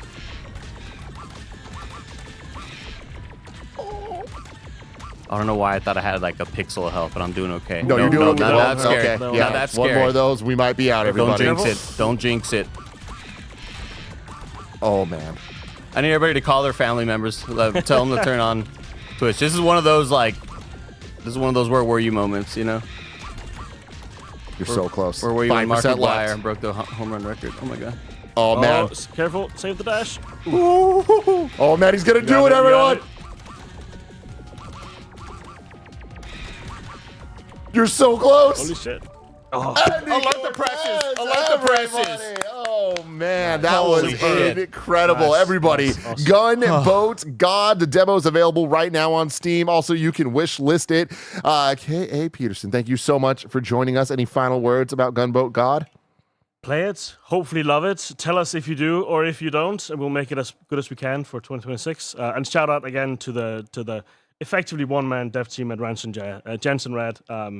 Incredible. Incredible stuff. Thank you for joining us, Andy. Congrats. That was Thank you. Well done. some Well done. expert level gameplay Thank you. there. That was awesome. We'll have you join back later for other segments. So now I'm Absolutely. kicking y'all both off the set No as problem. we bring in our next round of cool indie developers.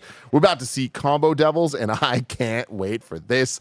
Bless, you're in the host chair for this one? Sure, yeah. But cool.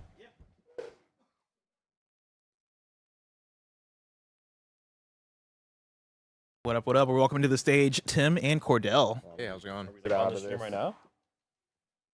Also, this game looks really cool. It's very cool. I was able to listen in, but I was just watching the gameplay. I was like, "Oh, this looks awesome." Thank you, Joey. Now, you guys were asking earlier, just as we were walking in, you're like, "Am I the fighting game guy?" Yeah. And I think within this vicinity, yes, but also like I know Tim also dabbles, right? Tim loves Mortal Kombat. Tim loves Tekken. Tim loves, Smash Brothers especially is his thing.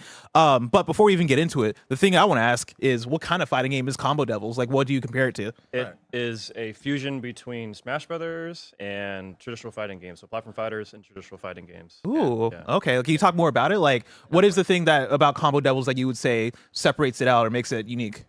Yeah, I guess like the baseline, a lot of melee movement, which is kind of like a classic feel that doesn't get touched on much Yeah. by other platform fighters. And Also, then on do me a favor, scoot up. Sorry. Yeah. And on top of that, like we have a lot of influence from anime fighters. So like you got your 8-way air dash, combo systems, and systems on top of the systems. It's really kind of intuitive, but then it really brings everything together. Oh yeah, awesome. Well, can you tell me a bit about the studio? Of course, Punkzilla is the Great name of the name. studio. Yeah, Fantastic Punkzilla. name. Yeah. Have you guys done prior work before, or is this your debut game? So we're all like AAA devs and just working in the game industry. Like personally, I've been working in the game industry for 15 years, working like Epic Games, and we have some people on the team that worked on like Blizzard, on Overwatch as well. So we're all just like, we quit our full-time jobs doing those things to create this company and start up Combat Devils basically. So this is definitely like our passion project that we're putting everything into to really like sell this game and like get it out there, because like we care deeply about like fighting games, and this is the game that we want to see out there. Oh yeah. Yeah. Now, how should we do this? Because I got my controller hooked up. Should we do a multiplayer situation? Yeah, if we can. We want to do like Barrett, if you can help us out. I don't know if these controllers are already connected or what the scenario is. So we were hoping to which one do you want? It doesn't matter. All right, you take the good one. Cool. Yeah, I will. Yeah, we're hoping to show off actually to kind of debut our co-op roguelite for the first time. Very cool. Yeah, right. Like, Yeah. So talk about that a little Yeah, bit so, about like how okay. that because this it looks like a Smash Brothers Melee-esque game. And Yes. you're adding some roguelike stuff to Yeah, this. yeah, Tell me more. because fighting games aren't for everybody, right? Like it's not really fun to get your butt kicked and like lose as a casual. So it's not really for. It's hard to get into that. So we created a whole PvE co-op roguelite experience that's like a side-scrolling beat 'em up. Mhm. So you're playing together as friends, and you're picking up perks and like stat enhancements, and you're fighting mini bosses and bosses together. And we've built a foundation around this mode for now because still a work in progress game. And yeah, it's a mode for the casuals and for the pros to kind of get in and have fun. You can play with all different skill levels. Yeah. Yeah. Maybe you guys want to get into it, and then we can just like. I love that. Yeah, honestly, I'm picking my guy Shy right here. Oh yeah, I'm going You can Jingo. change your skin with a R1. Yeah, Jingo Nice. has different skins actually. If you press R2 or L2, you can do. Oh, sick. We got the I love the N64 low poly. low poly Yeah, ones. that's Yeah, awesome. there you go. Yeah, I gotta go. Gotta go N64. I love That's it. awesome. Yeah. Can we move the mouse out of the way? Yeah, there you go. Thank you. To the far. Yeah, that works too. Great. I would can see you suggest- guys. Thank you so much, polygons. Barrett. I would mean, we- suggest going to Ice Hill Zone. let's go to like Chibaba Night, one of our new maps. So Chibaba we recently just put in some new maps. Yeah, you both have to select together. Oh, cool. There we go. Cool. All right. I saw Specs in the chat. What up, dude? What up, Specs? So this is the Weekends. pre-alpha. Do we have any type of release plan for this yet, or is it still too early? Yeah, We're it's still trying to figure it out. yeah, it's still too early. We did do an announcement for our announcement of our Kickstarter that we're Cool. gonna be doing later this year. We want to do like a whole Kickstarter with like a demo kind of situation. But during GX2 is when we announced that we want to try and do early access, hopefully later this year. But we're gonna start doing our net play tests soon here, and join our Discord if you want to see those updates on that. Oh, Yeah. let's go. This is awesome. Let's Yeah. go. This is Shy, our skater kid. He's like Terminal a, Colossus. He's a mix-up resource character. He's got his like power glove cartridge Very cool. that he puts in and gives him. Oh, the I fist. love these intros. Yeah, so this is the N64 skin. Yeah, So fun. yeah. We're seeing a All lot. right, so tell me a little bit about the controls here. What do we got going on? Yeah, so you got X is your specials, Y is your jump, B is your heavy. You have a neutral heavy as well. Heavy, okay. And A is your light attack. And you have magic series. You can press AA for your lights. You can do Gatling combos. We got target combos, which are all kinds of things. So Cool. If you're a Smash player. You don't Yeah, know what that yeah. means. So you have no idea what that means. Like, does like the input plus special or whatever have different you can do moves like as well? jab, like forward tilt, jab, forward tilt, forward heavy, stuff like that. Yeah. And then we have our EX specials on your. No. Oh. You got wall clings too. Yeah. NX. Yeah, exactly. So Oh, cool. heavy And those inspiration. charge Oh, yeah, smashes. Tim's locked in. That's awesome, man. There you go. Get to that wall and just So when the wall you can hold in, you can like slide on the wall and jump up it. Oh, what? Oh, Yeah. I tried to jump off of a platform, popped Yeah. out. Yeah, if you played like Marvel type games or like Dragon Ball Fighter Z, Yeah. you hit the B button, neutral, that's your heavy button. Oh, Hit that a few no! times. Just go. Sorry, I'm a screamer. Say that about Tim. Yeah, try walking up to him and then just tapping the B button 4 times. B button. Okay. Yeah. We got up there. Oh, there we go. Yeah. Oh, Yeah, sick. I beautiful. love that. Got spike Oh. there too. Hold in and then jump, Oh, jump. There okay. you go. Oh. Okay, cool. It makes it so people can recover a lot easier. It sucks to like play a platform fighter and they just fall off the stage and die. They don't really know what to do. So in our game, you can just spam jump on the wall and jump up. But like Smart. crazy offstage battles can happen, and like you can see that in a lot of our gameplay exhibitions that we've done before. So hold in. Oh, my bad. He has a game in. It's fine. Yeah, it is a little weird playing a Smash game on this type of controller. Yeah, it takes some getting used to. Like Just it the does. button layout is a little slanted. Yeah. It's the future, though. You get an Oh, extra yeah, button for and all sure. that. Oh yeah, I moved over from GameCube over to Xbox, and it's like way better. But we do support like basically every single controller. You know, Tim and our other engineer, Will, like they're figuring it out with the controllers and getting it all working. But keyboard, leverless, Yep. GameCube controllers. Literally, like I don't know what controller doesn't work is easier to list. So something that I didn't even notice is right now we have health bars at the top. Like, so it's not Smash Brothers percentage based. Like, Sort of. can you explain that? So it is percentage based. Most of it functions the same. Your health bar, though, once it hits 100, it'll turn turn red or purple, and then basically that's when we start restricting your ability to tech, and also you're basically in overheat where it's going to be a bit tougher to live. And then if it fills a second time, it's going to fill up all the way purple, and that's when you're just dead. Yeah. That's like the 200% KO. Yeah. So at 200 PSI, which is kind of the same thing as percent, you just die, like straight up. And then you can Wow. enter a corpse juggle state, similar to like Lethal League. So yeah, you'll kind of float in the air, and then your opponent can DM you, bad matter you, and hit you. And you just, we got like dodgeball sounds to it. It's really fun. Yeah. I love that. So it looks like we have not selectable. All the gray ones. Gotcha, we gotcha, wish. gotcha. Yeah, I wish Yeah. Debo was Let's selectable. see. I guess I'll try. I see the 12 character Please. slots there. Is it planned for 12 characters at launch? We hope that'd be cool. When we launch our Kickstarter, kickstart us, and then the more money we get, the more characters we get, basically. Oh, awesome. So, yeah, we need all that support, all the extra funding we get goes towards the game and the content that we have. So, we're working on our 5th character right now, who was kind of revealed a little bit in Shy's trailer. Shy is our newest character that we just released. So, yeah. Is this getting into the? How do we get into the roguelike mode? Oh yeah, So you let's just gotta go go back. back, yeah. Keep hitting back. So hit back one more time, and then go to All right, roguelite, and then go to relic runners. Cool. And then I'm gonna press A so you can select your character. Oh, you can here. do all 4 of us. Yeah. So Oh, it's cool. 4-player, single player up to 4-player co-op roguelite mode. Sides beat 'em up. There's gonna be perks, there's stats, bosses, and it's just you can just see how it goes. I think we have like 6 lives together, right? I'll play Shy. So it scales based off of Let me do my controls real quick. So we do have controls. You can do tap jump. I turn my Oh, yeah. all Great. these How do things we- off. Wall tap jump. Sorry, how do you access that? There's a little yellow gear. Go to the right. There we go. Oh, cool. And then you can do your custom inputs as well. Like the game is fully digital, but we do have analog support thanks to this guy here. So button config. I'm going to restore my defaults. I like 2 shields for me, so I'll do that. Everything else default is mostly fine. So default controls for Xbox should be good for you guys. Cool. Yeah. And then just hit done, hit ready when you're ready.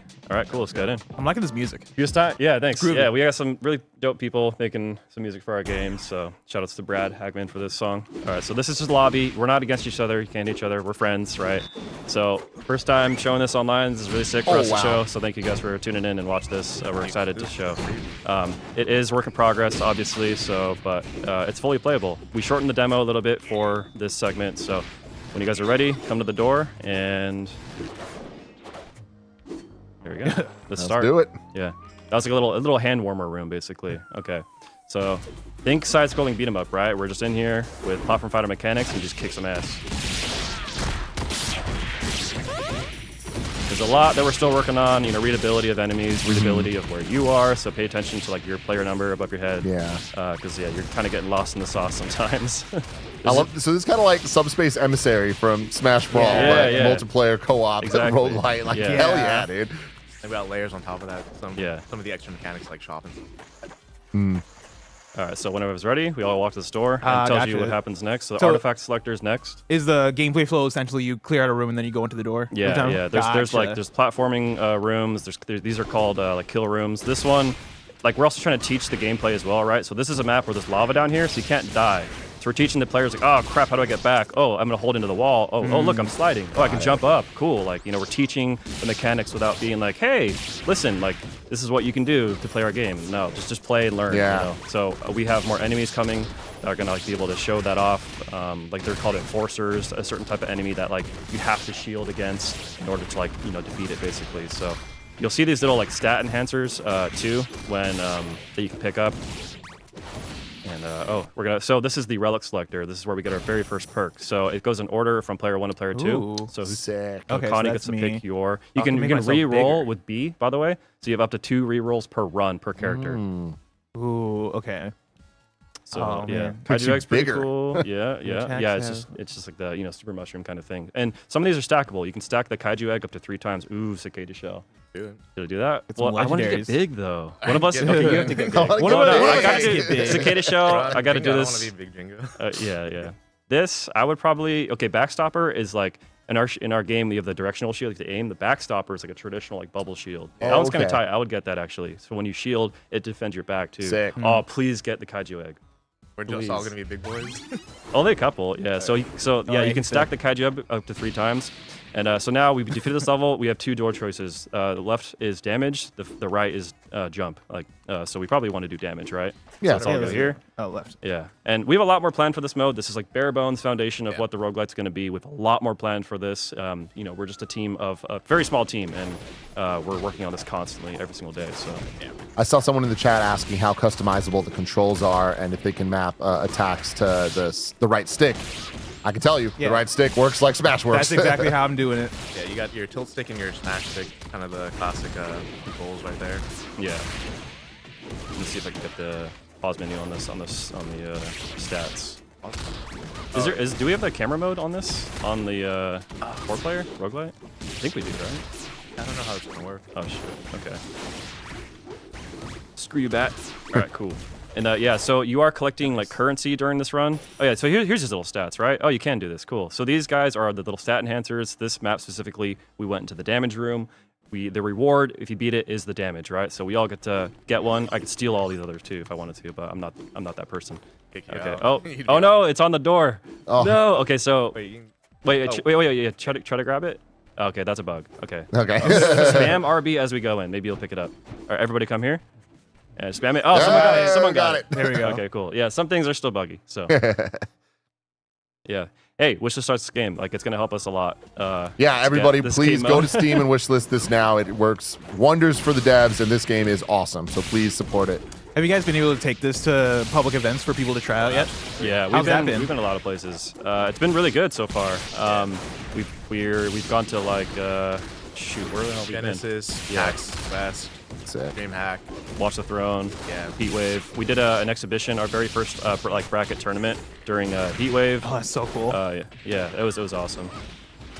So when you're working on an unreleased fighter like this, and you have people playing it in tournament settings, what is the, I guess, like excitement of seeing people play it versus the anxiety of like, oh, this doesn't work yet, or oh, we're not done with this yet, or like, seeing people kind of break it a little bit? Honestly, I don't really get much anxiety from seeing people like testing things out because we extensively tested like on our end. Yeah. Nice. So like So you can get Cordell and then the Kaiju UA Egg. guys like are all like top players. They're just like grinding it out. So by the time we get to it, like it's full confidence that things are gonna go well. That's awesome. Yeah. But then the like Raven's talent. Oh, never mind. Oh, my never bad. mind. That was really good. Ooh. What would that have done? It gives you like extra crit attack. Yeah, it was a legendary and everything. So, oh yeah, check out the shield by the way. So we have a directional shield and that's Achilles. sick. Yeah, one of you is gonna have the bubble shield. So that's one of our perks in the game. Got it. Very traditional. Yes, because you have to aim your block, back to block kind of thing. So What was that? as we get further along in development, like this is just a prototype Come right here, now. Connie. We'll get some more cool perks, some more side-scrolling stages. Yeah. And a bunch of new on top of that. we have like 18 perks right now, right? Something like that, I don't Yeah, remember. we plan a lot more. So this is like the kind of Street Fighter Nice. destroy the car Awesome. stage. Yeah, Love right. that. So little reference to that. Just beat So the hell out fun. of the statue. Yeah, simple. And so here's the mini boss room. What's the inspiration for the characters? We have a lot of inspiration from like old school cartoons, like 1990s cartoons, animes, like Sega Yeah. games as well, Nintendo. A lot of these are like near and dear to our hearts. Shy is very much a lot of reference from like my skateboarding past. Like I'm a big skateboarder. I've been skateboarding since I was like 6 years old. So I designed Shy with our art director Izzy, and we just made a really cool character. He's a skater, Nintendo kid. Like Skater I was. gamer. Yeah, Love that. So yeah, we got Jingo, the Ninja Shiba Inu, Achilles, the rock golem, and then Connie, she's a huntress. So yeah, they're all referenced from like cartoons we grew up with. You Yeah. know, like Dragon Ball Z, Teenage Mutant Ninja Turtles, stuff like that. Yeah. Very cool. Is there going to be story elements, or is it kind of just? Oh the yeah, fun yeah. of the We characters? have a crap ton of story that we like are injecting into the roguelite. Oh, there, okay. I think 2 of us just died. Oh, okay. Yeah, Got be careful. that. You probably want to shield against this big crab because he actually really hurts. And the yellow bar at the bottom there is like a stagger meter. Oh crap! I just got hit. It staggers. So once the yellow bar is down, he's gonna be staggered, and you can. Oh, I just died. Great. You can stagger him, and then you can start to like kind of juggle him around. So we might want to super his ass. You should super. There you go. Yeah. I got him. Yeah, there you Sick. go. Oh. Everyone's did I hit him? I got him at least. That was kind of bad. Whatever. How do you use the super? So motion inputs. Everyone has a different motion input. Yeah, so for Achilles, the golem, he's got a double quarter circle forward input. Oh, interesting. And then Akani is a half circle back then forward. So that's like a guilty gear like super. Oh shit, Is we're it all like- dying. Don't die. Oh, no. Hold your use your shield. R2 is your shield. Make sure you aim it or oh crap. Yeah. Is it quarter circle like X or quarter circle A? Oh, Or? sorry, X special. X, gotcha, special. You can use L1 as well. So because L1 is your EX specials, you can see it at the top there. At the top you have your green bar. That is your super meter. There it is. Probably Yeah. better to just use your X button so you don't Where have, am I? if you misinput it, you'll use an AX Yeah. bar and you won't have enough meter. You need 3 bars to do super. Okay, we all need to go ham right now. Go, go, go, go, go. Take go. him out. Eat his ass. There we Okay, go. good. Okay, so now we Close. all get our nice little reward. I'll take the bad one. Jump. You guys take the other ones. Critical. Cool. We walk in this door here, and then cool. Oh, come to the door. There you go. I was like, this does not work. We kind of like tested this Yeah. before, so here's our our side-scrolling level. I'm gonna put more of these. Yeah. You're gonna take out that wall that's covering the door too, right? I think so. I hope so. Oh yeah, some of the humanoid enemies are on the stage. Yeah, mud Oh yeah, yeah. Here's where we introduce the mudmen, like golem people. They're like based around rock paper scissors. One of them is strictly attacking. One of them is strictly blocking. One of them is strictly grabbing. So they teach you those mechanics and like how to fight against them. Like he was just shielding one of the mudmen. So you're like, okay, how do I beat shield? Yeah. The grab, like yeah. So very rock paper scissors. Poke his enemy. Ooh. Kill him. There you go. One more big hit. There you go. Cool. There we go. All right, who's gonna fall in the lava? Oh, yeah, it was me. There it is. It was me. That's devious design. Yeah, I know. I knew it was coming. Everyone's you gonna call it out. Move to the That's right. Move to the awesome. right. Move to the right. No. Oh wait, do all Wait, of what? them? Go. Oh, Yeah. I see. my bad. Side scrolling. Keep going.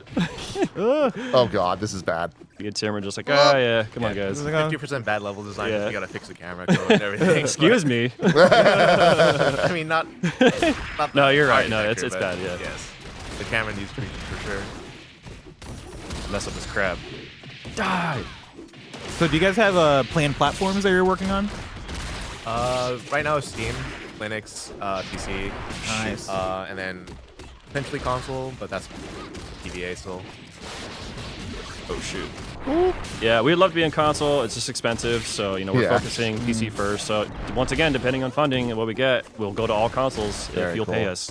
Would crossover content be something that you guys are interested in? I know I see like a lot of indie fighters, look at other games. We're just playing Ukulele, yeah. Yeah, and I think Ukulele appeared in some other fighting game. Check Probably correct me that if I'm wrong. Ubisoft one that everyone did. Brawlhalla? Yeah. It does work on Steam Deck, by the way, currently. Oh, nice. Very cool. Yeah, already. Yeah. Yeah, for now, I think we're just trying to stand on our own feet with the IP. Not too many plans for any crossover or guest content yet. Yeah, if it fits right and like it fits on our lore, then like sure, but it's got to be the right character, right? Yeah. Like, Gotcha. everyone wants Shovel Knight in their game. We're probably not going to put Shovel Knight in our game. Right? We'd love to Shovel Knight was work actually with the one I was Yacht trying to Club. think It's just the right Oh thing. my God. Right conversations. Cinnarora ass up B. But yeah, we definitely want to stand up on our own 2 feet, not ride on any coattails of our game. We're trying to create a brand new IP that people can kind of fall in love with. So, Cool. I like yeah. that. And we have I have bias, but we have interesting characters, right? Yeah. And we put a lot of heart into these characters, a lot of thought. Oh shoot. The last guy. Yeah, dude. Jesus. That guy's day's ruined. Oh, there's one more later. Let me see if I can super him. We only have Wait, one I got left. super. I got super. Did I get it? Did I Let's get it? I'm go. inside Achilles. I missed. Oh. No. Someone knocked him out. Jeez. All right, let's go overkill. Now, obviously, as we play this, there's so many unique things about Combo Devils compared to many other platform fighters that I've played in the past, right? Yeah. Is there anything from the genre that, for you guys, you saw and went, oh, this is what we want to elevate? Like, this is a feature that we want to uplift a bit more? Yeah, absolutely. Just like the fighting game neutral is what you don't really see much of in like other platform fighters. Ooh, it can get even bigger. So we want to have a lot of like the traditional aspects of a fighting game in this game too. So like, yeah, you can play it as a platform fighter, but you can also play it as a traditional fighting game as well. Like we even did a whole crew battle during Genesis X, and we had platform fighters crew battle versus traditional fighting game players, and like they did really well. So we wanted to see a lot more of that. But the big thing about our game is this co-op roguelite. There are elements that we're not talking about yet because it's kind of a secret of like the extra sauce we have to this mode. Let's go to the fountain room. This is where we all have high % PSI. So this is where we go to like kind of heal up a little bit. Like Kirby's little rest stop. Yeah, little rest stop, exactly. So you go up to the fountain and you just hold R1 and we all start eating out of the pool there. So like I have a lot of PSI, so Achilles you don't need anymore, but we're all just kind of eating out of there. I'm gonna let Jingo catch up to me, then I'll start pulling now. Cool. So now we're all like a little bit lower. The fountain is empty, and then we continue. Cool. Yeah, I think there's like 2 more rooms. Yeah. So the co-op roguelite is our thing. Like that's supposed to have our game kind of stick out a bit more. Ooh, there's a pizza. Jingo, you take that. Yeah. We really see pros and casuals enjoying this mode. Lots of replayability. We're gonna have. This is gonna be like an end game. There's gonna be a certain amount of bosses. There's gonna be like an epic end boss. There's a story behind it. There's gonna be a beginning and an end. We're not trying to like make infinite content with it. Cool. It will be replayable. But yeah, like it's just supposed to be a fun mode that you can play outside of the whole PvP aspect because the game is highly competitive. We've been at tournaments. We've held our own bracket. And yeah, we hope to see this game at EVO. We might be at EVO, maybe. Not entirely confirmed, but we'll see. That's cool. Yeah, we'll have like a booth there. Ooh, I can get even bigger. Nice. So full kaiju mode. Let's go. Awesome. Well, I think we have time for one more room, so we can bust out this. I assume the last room you said. Yeah, I mean we're almost there, so keep going. Yeah. Perfect. We just got to get to the final boss. Yeah. So this is the shop. So everyone just kind of go in here real quick.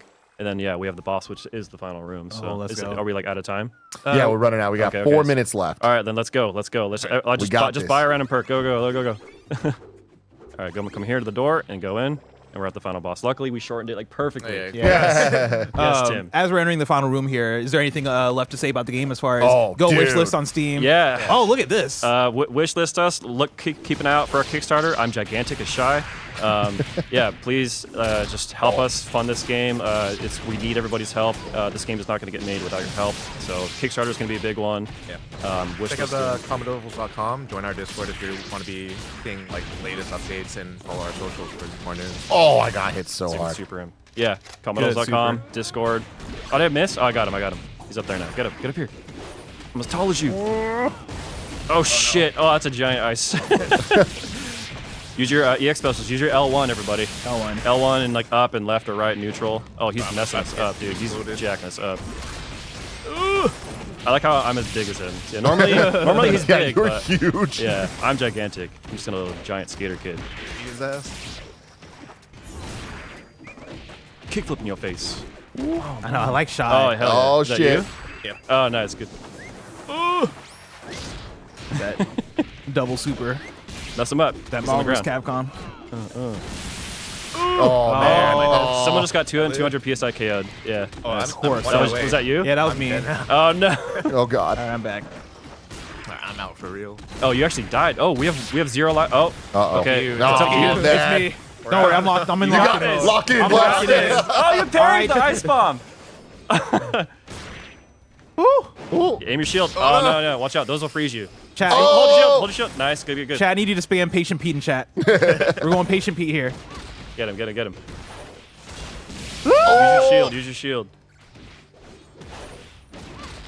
Yeah, this boss is supposed to be pretty hard. Especially with 4-player HP. Yeah.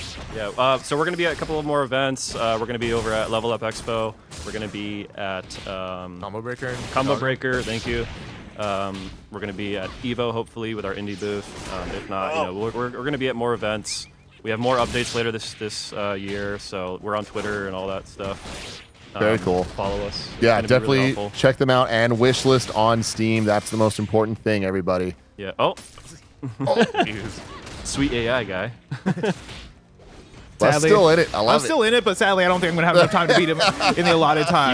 You got 184 PSO. Yeah, you're fine. Yeah. So we are going to call it there, but Combo Devils, everyone's wish listed on Steam. Thank you guys so much for this. This is awesome. That was a great time. That was a fantastic time. Yeah. Really, really cool stuff. We're going to keep all of the fun going with this stream. So stay tuned for Andy joining us on the stage, showing off a game called The Last Caretaker alongside Snowbike Mike. Before we do that, though, we got to tell them about patreon.com/kindoffunny and youtube.com/kindoffunnygames, where you can go and get the Kind of Funny membership, which allows you to get shows ad-free. And speaking of ads, let us tell you about our sponsors.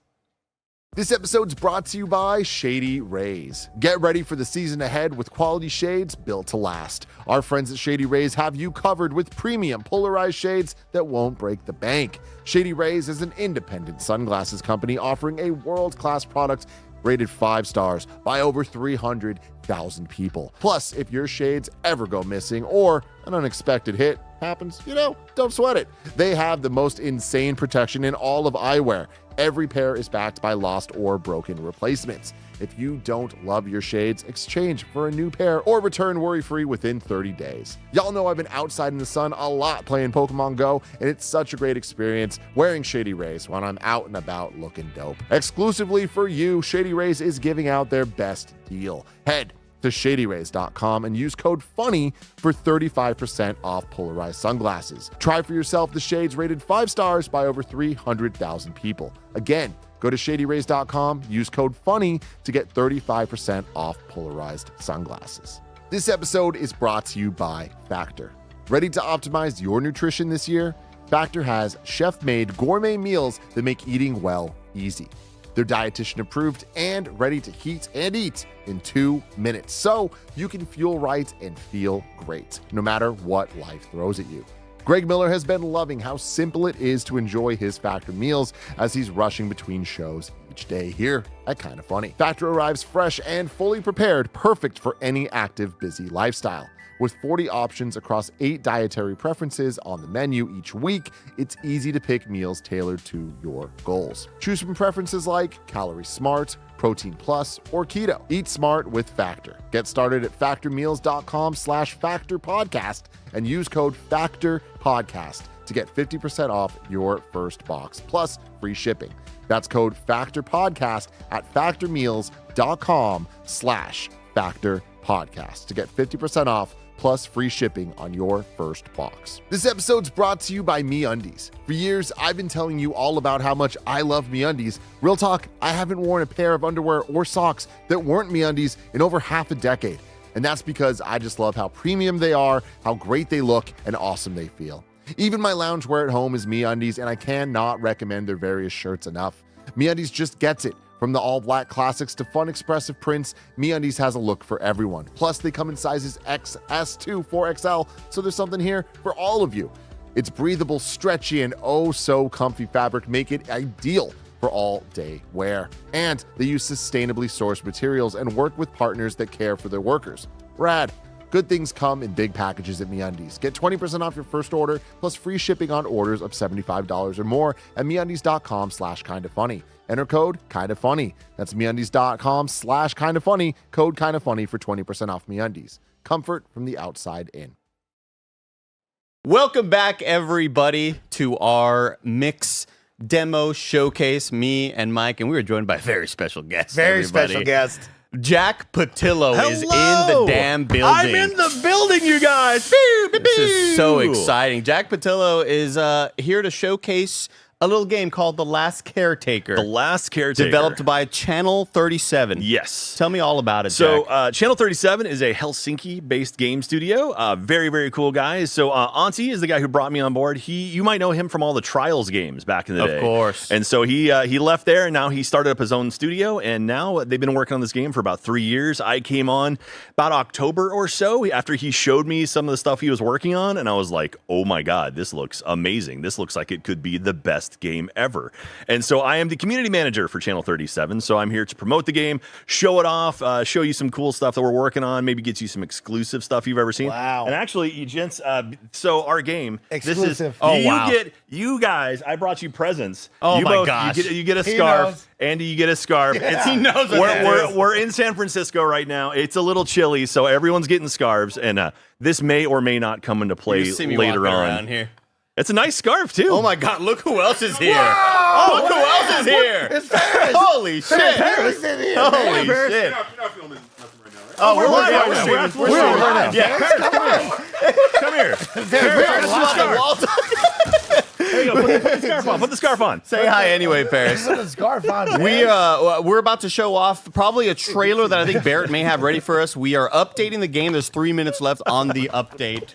Yeah, give you me guys a have a lot of stuff going on right and now. we're gonna get a trailer up for The Last Caretaker as well, so we could check it out. And All right. Barrett's playing it right now. All right, let's watch the trailer. We probably won't see it because we're hooked into like the That's PC. okay. Oh, okay. We're ready to game. Jack will tell us about it. Yeah, he'll tell us all about it. But visually, what I saw of this game looks fantastic. Yeah, it's a very, very cool looking game. Are we just talking over the trailer? What are we doing here? Yeah, it's playing in the background right now. I can see it on the TV out there. Yeah, the trailer. The trailer is beautiful. If you haven't watched the trailer, go ahead and watch it because the music in it is fantastic, and we paid a lot of money for that music. So please, by all means, go on. Oh, no, it's yours, dude. Keep it. Yeah, Paris. Oh, Paris, come on. Absolutely, man. The Last Cookie Caretaker, cold wish here. listed on Steam. So anyway, the game itself is it's really, really cool. It's a fun story. The whole idea is, so you know about space, right, Andy? Yeah, all about it. So in the not too distant future, ice caps have melted. This is it's an alternate universe kind of situation. Ice caps have melted. The water has taken over the entire planet. That would never happen here. Humans had to leave the planet because you can't live on a water planet, Or right? live on So it. they go to space. What can't you do in space, Andy? Breathe. You can't breed. That's correct. You can't make babies in space. So what they did was they built platforms on Earth above the water to put human DNA, human seeds, and they had robots. They had caretaker robots take care of these seeds to develop humans to then put them in a spaceship and launch them up to space so they could be with their friends and their family and everything like that.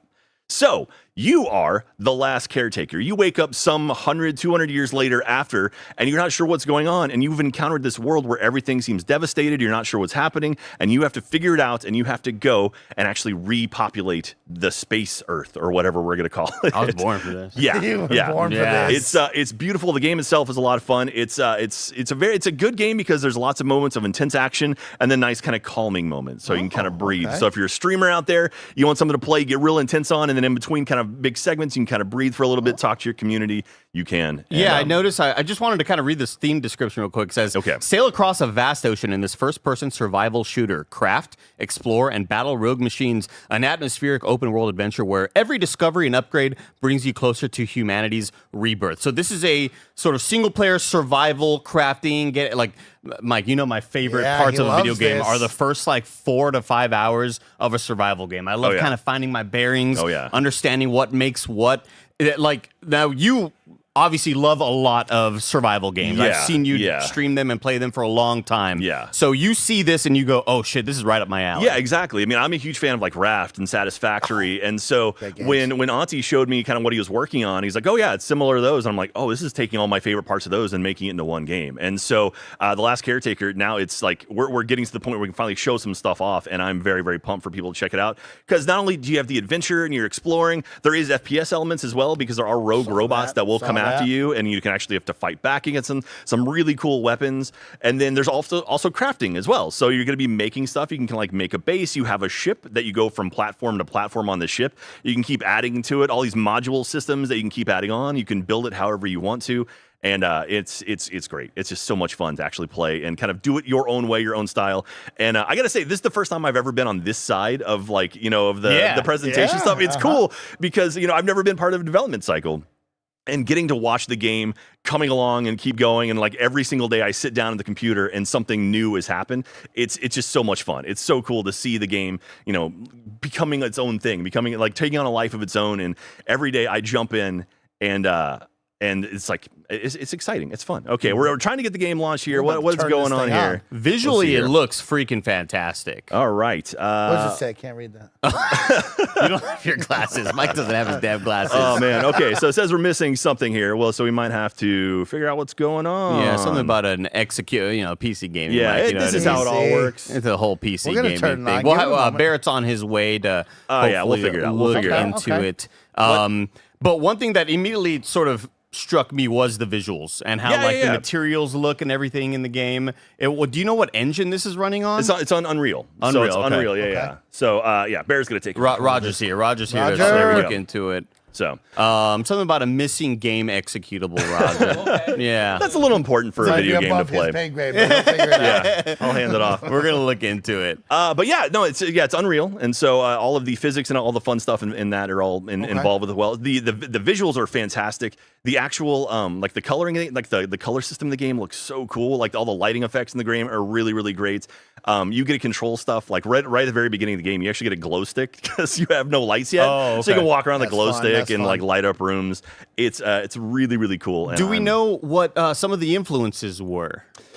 So I mean, these guys like Aunties always loved really, really deep backstories. And one of my first things I did when I came on to The Last Caretaker was he sent me essentially the World Bible, and I spent 2 days reading this thing. Like what you're seeing now of The Last Caretaker is only going to be like maybe the first act of it. I mean, as far as like the actual story goes, he's got stuff developed out for years in advance, and some of it is so fascinating. And like what's going on out in space, what's happening on the planet. There's some really, really cool mysteries out there, and I'm excited for our community to get that. And also, Auntie's known, and like the Red Links team was known for putting Easter eggs and stuff. And so now Channel 37, his new company, there's so many Easter eggs, so much backstory to the game. There's so many hidden things in there. We have a Discord channel, discord.gg/channel37. You can join it right now. We'd love to have you over there. There's a whole channel dedicated to just the riddles that they know are going to be in this game. And so Auntie's been stuffing it full of all kinds of crazy stuff. And Tons of secrets for just the single player who wants to like look for tiny little things that maybe you could easily walk by. Oh and yeah, not absolutely. notice. Yeah, I mean, if you see an event that might not be completely attached, like maybe you can pry that thing open and walk inside. Maybe there's hidden stuff in there. And the whole point of the game is to find, what happened to this planet and look at the memories of what's going on in this world. And so you'll encounter like one of the first things I found was a little dinosaur toy. And it's like, oh, this is a cool little collectible. It's like, no, that's part of the game. You need those because when you're developing humans, you have to infuse them with different memories and stuff to make their DNA better, to make them more complete humans. Oh, because shit. what's a human without emotions or memory, Andy?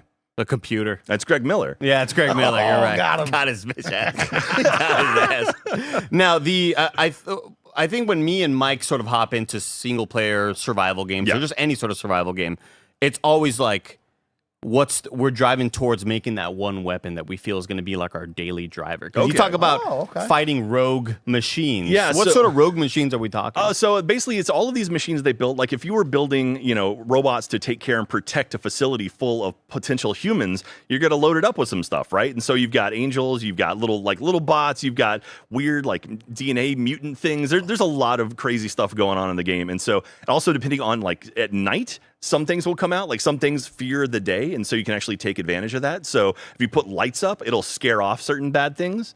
And so it's a whole slew of different enemies out there. And not only that, the weapon systems are really cool too. So you're a robot, right? That's the whole thing, is you're a robot that you're running around trying to figure out what's going on this planet. You've got a belly button, Mike, that you can plug stuff into because you have two sources of kind of like energy. You have electricity, which keeps you alive, and you have health. Stay charged, yeah. And so you have to keep your electricity up, but you can also use that as a resource. So for example, if you encounter a platform where you need to like power it up, you can actually plug into yourself and power the facility off your internal battery. That's cool. Which is cool, but also if you do that too much, it's going to be very, very bad for you. So, but with that, you can also charge up. It's fun. And also you have electric weapons that use electric charges to fire with. So in a pinch, you can literally plug your gun into yourself and use it as a weapon, which is pretty cool. And when you're getting back to your home base, what are you like?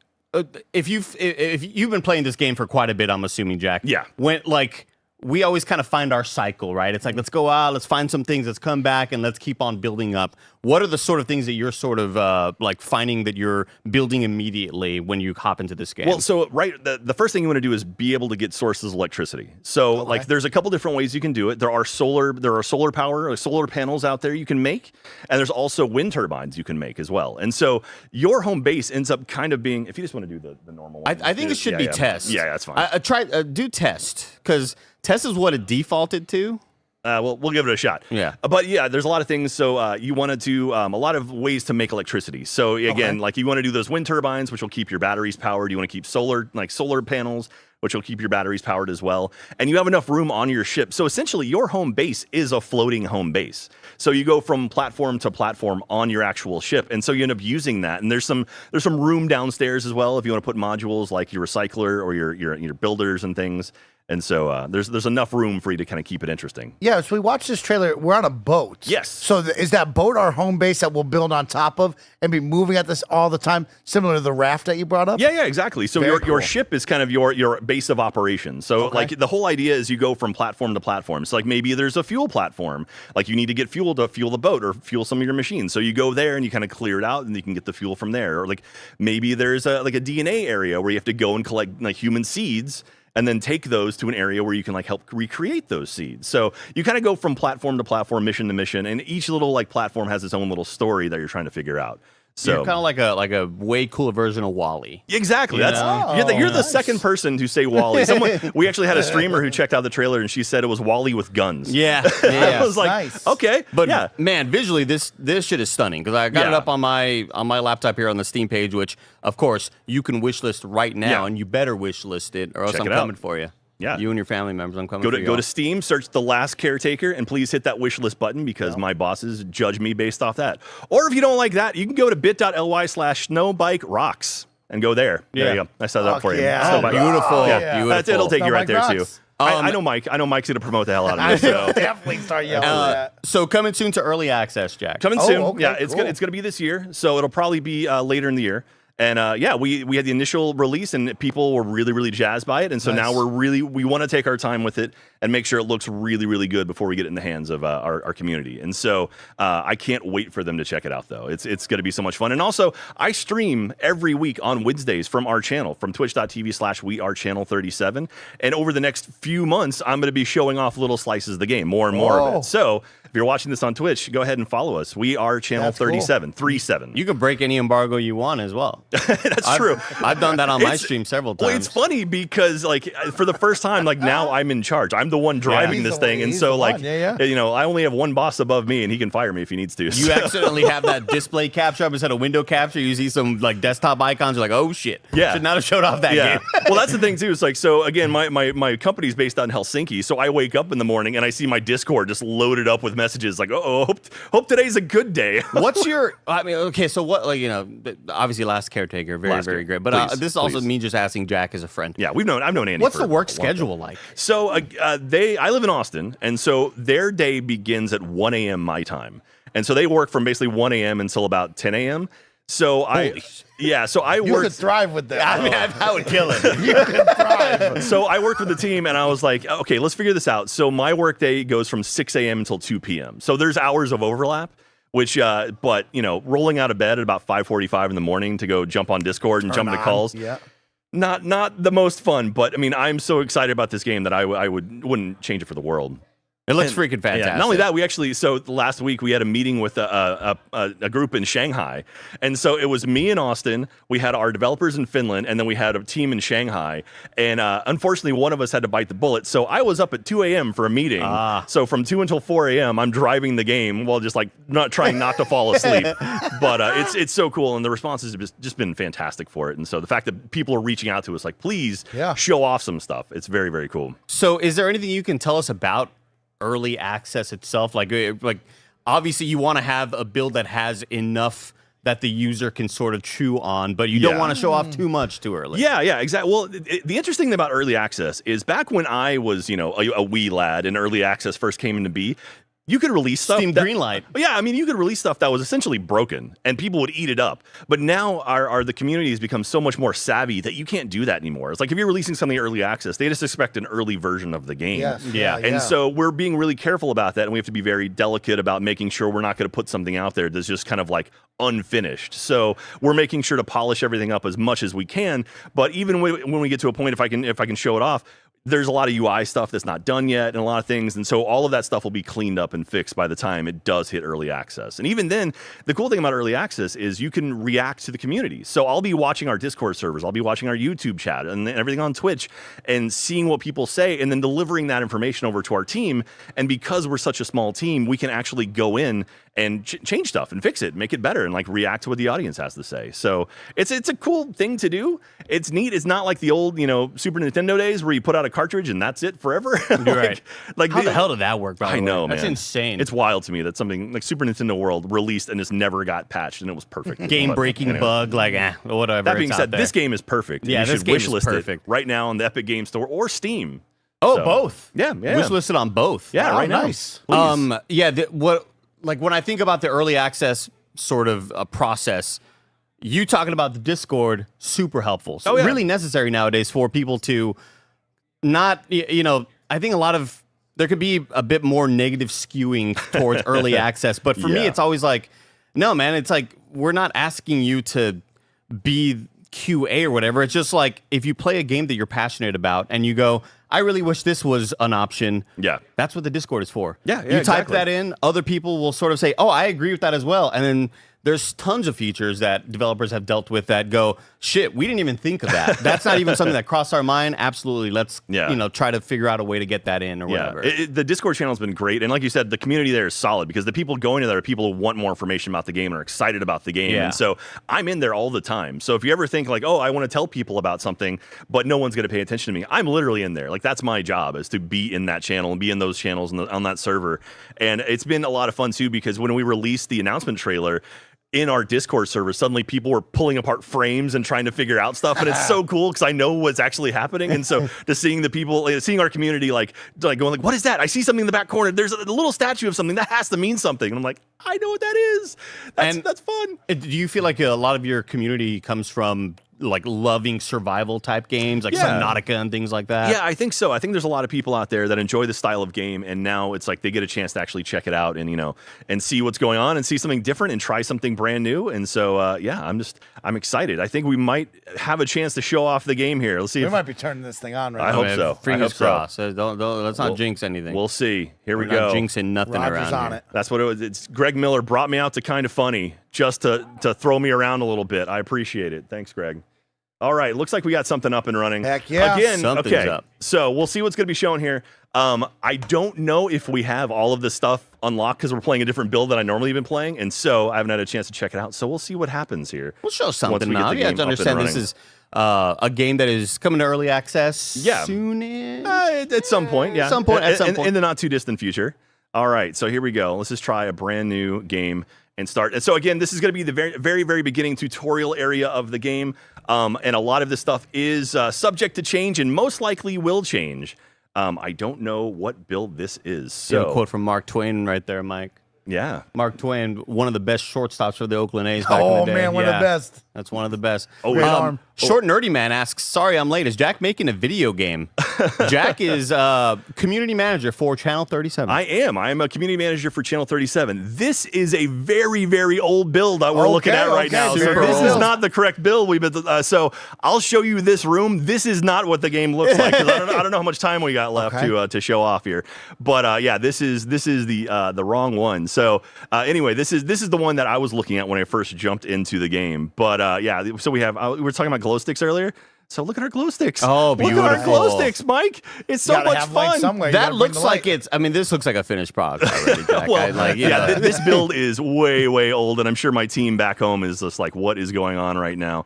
We are sorry, team. For some reason, the executable couldn't. We don't know. So one cool thing about this game that's continued since the very beginning are the cabling in the game is super, super awesome and a lot of fun. And you can drag this around. You can play it. It's very physics based, so it wraps around stuff. I love and that. it's just a lot of fun to play 2 with. sort of vibes. Yeah, and with so, those but cables. anyway, I'll show you. I'm not going to go too far because I don't know what all's in this version. But you can see here the nice red area. When you get power actually going to it, it lights up and it gets all pretty. Oh, man, this is gorgeous.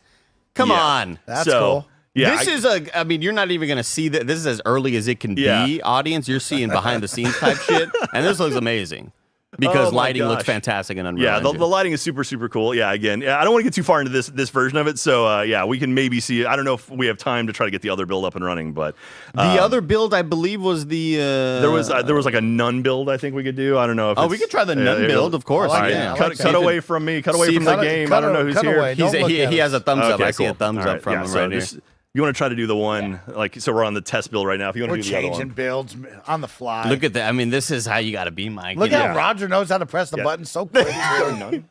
or let's see here. Maybe, That would have taken me 3 button clicks. He did 1. Was it? Yeah. All right. If you want to try develop again to see if maybe it'll do something different. So development, that second one there. There we go. Cool. Hey, it's live production, you guys. This is it. This is how it works. But again, you saw a brief snippet, audience, of a version of the game you'll never see, and it looked that damn good. And Yeah. that coil on that cord works flawless. And again, this is like that was about 3 months ago too. So like the development from then has been a lot of fun. The it's actually really cool because the cables, there's a lot of stuff you can do with that where you can like if you have 2 different batteries, you can actually link them together and then either push it one way or the other or equalize them. And so you start getting puzzle games with that Like where you have to start dangerous. moving stuff Yeah. around, and even using your own internal battery as well to move stuff from place to place. So there's a lot of fun puzzles and a lot of mysteries in this game. And I'm excited to figure out see if you can ever figure out what the scarves are for as well. Oh, okay. Yeah. Yeah, okay. I was kind of wondering because the robot has one, Mike. Yeah, the What? robot's got one. What? I'm rocking like the robot. Is right. In this image, the robot has Hey, one. Andy, look at the logo for the last caretaker. Look at the A on the last. Oh, shit. Oh, it's Oh, coming shit, back. Mike. It's coming back. Oh man, what does it mean, Mike? Yeah. What? Get in the Discord right now. In the Discord, Let let's ask people some know. questions. Let people know. They Yeah. just discovered the Easter egg right now. But please wishlist the game. I promise you, like it's a lot of fun. And if you check out the live streams we do on Wednesday, you can see me playing the game live. How cool! That's If a fun idea. And it's cool too because if you want to see something and I have the okay to show it off, I will show stuff off. That's cool. What one really another cool video that I'm seeing right here. This is IGN posted the first 9 minutes. Yeah, of yeah. gameplay. So that's Oh, actually okay. that's pretty much what I was going to be showing you today. So we have 3 different versions of that video. One is just gameplay footage only. One is one with a voiceover with me talking you through it, and then one is a webcam version. So if you Cool. want to see me on webcam in my house playing the game, Beautiful. I sent that over to assets right there. Okay, cool. Because up on the Steam page it says exclusive 9 minutes of gameplay from the last caretaker. So we can at least try to see what the heck. a little bit of footage. Yeah, see what that going on. visuals I like look that. like I like as it that. I downloads. like that. it's pretty great. You know, I talk It's smack playing about right I now. talk smack about Greg, and then all of a sudden my game doesn't work on stream. Oh, I see how it is. It feels somewhat deliberate. We're going to switch That's- over to the there we source go. right There now we so we go. can Yeah, sort so of hey, look, there's the glow stick I was telling There's you our about. glow So, stick right there. for example, Oh. like you Thank need you, to light up Barrett. a room, and you have no power, so you have to manually open stuff. So you've got things like that. You go inside, you find your cables because the cable's not long enough. So you have to get additional cables to actually go and show it off, and then like, oh, there's another one of the caretaker no. robots, but that Oh, one's no. deactivated. Why? We might Why have to is it wake him back up. deactivated, Andy? Oh man, quiet quitting, just taking a break. So yeah, and then wow. there we go, turning it on, and I think I show off the battery as well. So you can see there you're a robot. You can see your scarf and I got the everything. Scarf and, a knee then pad. you've got an Nice. electric belly button, so you can actually plug into it as well. So Gotta that's charge up. Dude, this tech looks so sick. It's pretty fun. There you go. Whoa! Oh my gosh. And so you can see you're filling yourself up with the electricity from that, and you can see at the very bottom of the screen, just off the VAR frame, you've actually got you got electricity and you've got health. So you got to keep those up to make sure that your caretaker stays alive and you don't die. And so like there's more caretaker robots that have passed away, and we don't know what's going on with them. Your whole game is to figure out what's going on in this planet and why things are bad. Okay. Yeah, This looks so great. Like just the dynamic physics sort of system that Oh, I yeah. love whenever a first person yeah. game sort of messes around with that. And then just seeing the reactive lights on the robot, like, oh my gosh, yeah. this is just a visual delight. Mike, when you play games, do you pick up stuff and just throw it Yeah, everywhere? I pick up everything. Yeah. I would have put that robot back in the bed though, in like Oh, a yeah. nice comfy spot. But I appreciate you just throwing it. We'll try to aside. pose It's it a in the scarf, you guys. A Oh scarf. shit. Scarf on the bear. Teddy bear. Scarf comes back. There we go. Yeah, I chuck stuff all over the place. And the physics in this game are so much fun. You can bounce things off stuff. And here's a recovery station. Similar deal where you need to hit your health up, plug right into it, put it right in your belly. There you go. And that's how you charge up your health. Are there ever any moment? Well, I guess this is probably getting a little spoilery, That's but like okay. any moments where somebody radios into you or like communication with anybody? We have a computer in the game called the Pico machine, PECO, and that's where you get all your missions and stuff. And you might be getting some messages there that you don't know exactly the origin of them. Something sinister. And you got to figure out what's going on with it. It's here's me just chucking stuff around the room so I can get through this door here. Now, are the bad robots going to invade your home base, or are you only going to see them out at different locations you go to? A little bit of everything. I mean, Okay, there are certain things that maybe are trying to just find you and track you down. I just want to point out you can see the reflection in the computer there. Oh. It's so cool. This game is beautiful, and like every single day I play it, it gets more and more beautiful. We're going And topside right now. Oh my gosh! There you go. You're going up instead of going down. Most games you go down in an elevator. You go up in this one. Why wouldn't you wish listed right now, audience? Exactly. All AAA titles you go up in an elevator, so it's very important. That This we looks show way that too off. good. Like this is the type of game we always do this thing whenever I'm streaming Jack. We call it soaking the bit rate. It's when you let the gameplay sit and you let the visuals just like really, really eat up the scenery. Yeah. And this is filled with all of that. The materials being used, I'm just like a sucker for all the art direction I don't know here. if you caught that. That was Hangar 37 for Channel 37. There you go. Little Easter egg right little there. Easter eggs That's there. one right there. We got one. Just saying. There's a lot of stuff. Again, I'm not. This is pre-recorded, so I'm not controlling this. But a lot of other hidden stuff. You can see vents in the wall. There's all sorts of things hidden around this that I've even found stuff by accident that I'm like, this is great. It's This so is much fun. Freaking fantastic, Jack. And again, this is. I'm so excited that we can finally show off the game to the How public. cool. It is so cool. So like that little machine to the right there is the Pico machine. They're your save station and stuff. We don't have electricity, Mike. What are we gonna do? We got to get... Oh, look at that. Vent.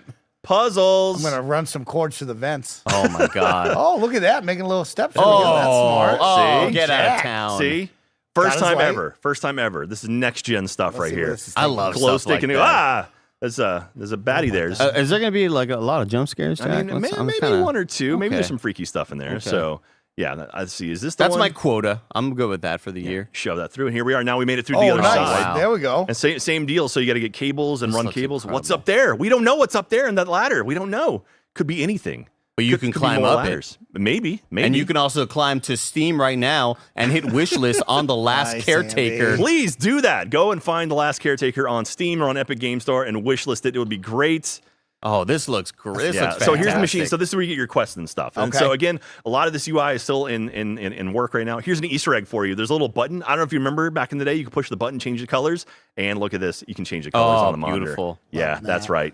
For all of you who had 8086s back out there back in the day, and those little monochrome monitors, Now we're you bringing know. it back. I think maybe I used the one in pre-K, but I don't know what I was doing. Well, everybody, make sure to wishlist The Last Caretaker right now on Steam and Thank the you. Epic Store. And the Epic Game Store. Hit that wishlist button. Jack, sorry we couldn't get the gameplay working, but legitimately, that looks freaking phenomenal. It is, and I can't stress enough. If you want to check out the game live, go on Wednesdays to twitch.tv/wearechannel37. The number's 37. Follow it now because I go live at noon Central every Wednesday. And so you can check out the game and actually see me playing it live. And we've got so much more stuff in store over the next few months as the game comes out. Uh-oh. Hey, Jack, how are you? Greg, I have a gift for you. What? Look, I got a gift for Greg, you guys. Put it on, Greg. Wear the scarf. Join Greg. us. Wow. Join us, Wear the Greg. scarf. Join the scarf community. Yeah. Oh, there's a scarf community? Scarf community, everybody. We're Put it starting on. it up. Doing it. You're part of the team now. You're part of the love being a Last scarf Caretaker guy. team. Thank you so much, Jack, for showing this up, or for showing us The Last Caretaker. Oh, I love showing you up, Andy. It's all good. And up next is Greg, Joey, and Carla Reyes with. Wait, hold on a second. I Take do look Us I North. do look Yeah, good we with need, this. we need yeah. this. Wow, For, that's I nice. need this for promo material. Everyone make a really nice pose. Beautiful. That was perfect, guys. God, Thank you. Somebody so screenshot good. that. I'll lift Somebody that frame and I'll screenshot put that. that all over great. our social We love you, media. Jack. Thank Thanks you, so Thank Jack. you so much, guys. Thank you.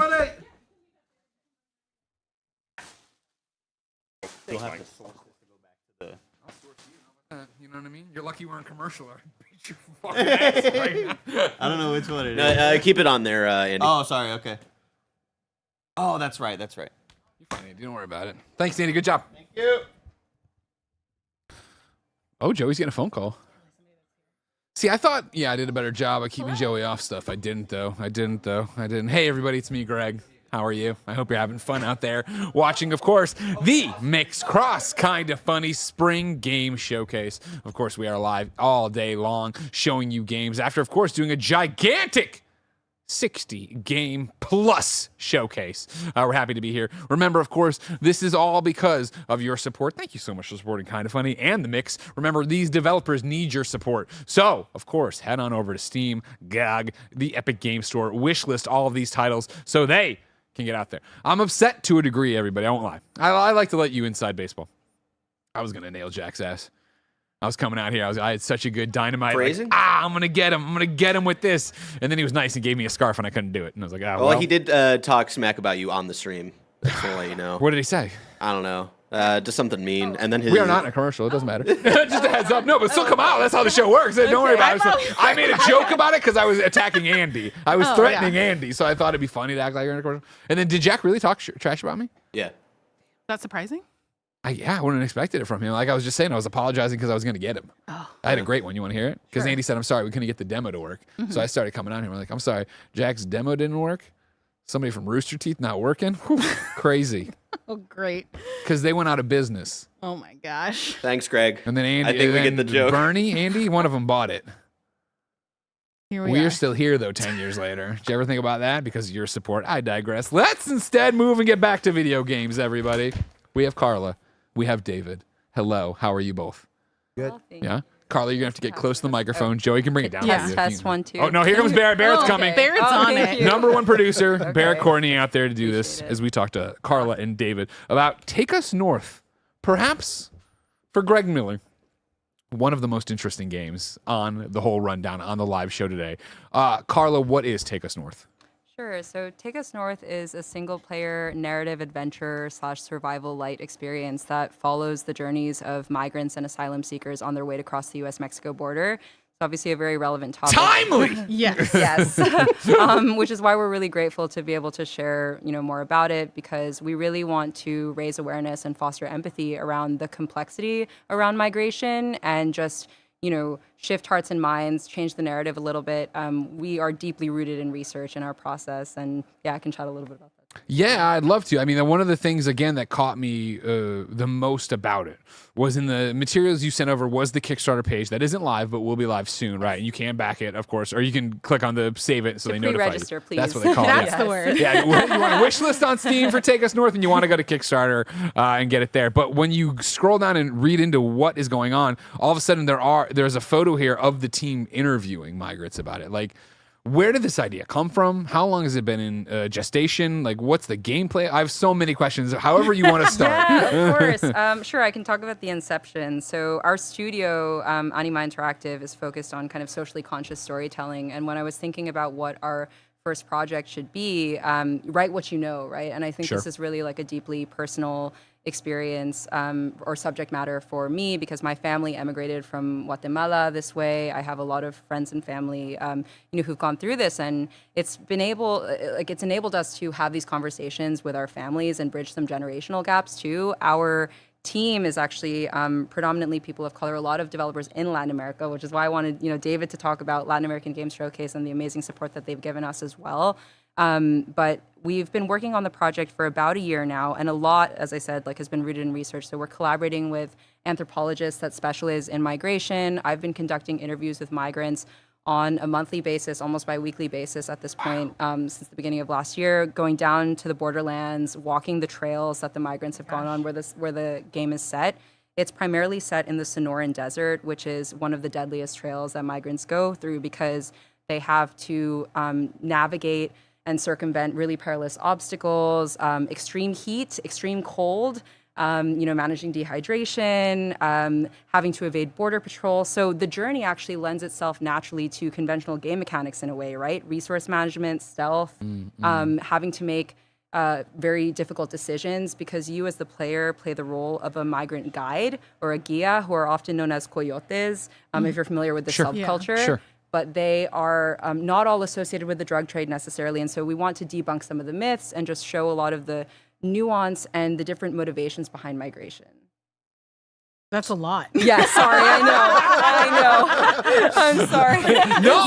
No. We love it. We love it. It's just like, How do you want to stop and then go into it? I guess, Yeah. David, let's get you off the bench. Talk to me about the Latin American Game Showcase, how that has helped out here. I mean, I think Take Us North is like a perfect example of what we try to do at LAX, and it's basically just give visibility to like devs like Carla and a lot around Latin America. And I think that we're going through like this. I don't want to say renaissance because we haven't born yet, but it's like we're going through a moment, like a big moment in Latin America development scene. And it's really cool to see how our cultural experiences and the everything around our culture and their sensibilities is now being like transformed or adapted to like something as interactive as gaming. Sure.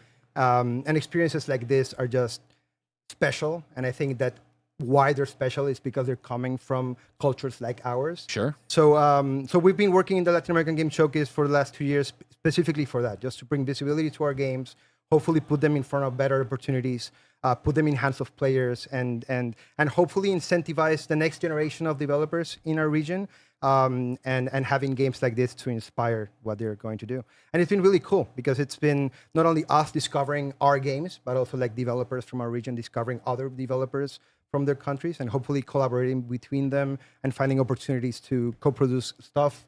And yeah, I think that at the end of the day, seeing yourself on screen, but then being able to play something that's very close to home speaks volumes. So I'm really proud of what we've been able to do, but it's all about the games. So it's really cool to be here with Carla. No, but you've empowered us, so we're very grateful. Oh, no. Talk to me about that empowerment, Carla. How has the Latin American Game Showcase done that for you? Yeah, I mean, David and his team have been super supportive in helping amplify news. And as David was just saying, like being able to support Latin American game developers because there's so much talent and there isn't much access to traditional industry infrastructure. So what we're doing at the studio level is we're collaborating with indie studios that are based in Latin America with a lot of devs that are, based in Latin America, and trying to give them mentorship and training opportunities. My goal is that hopefully, my team members can learn and then start their own studios at some point, right? Yeah. Like that's really the goal because it should be locally grown, and David's doing a lot of that work.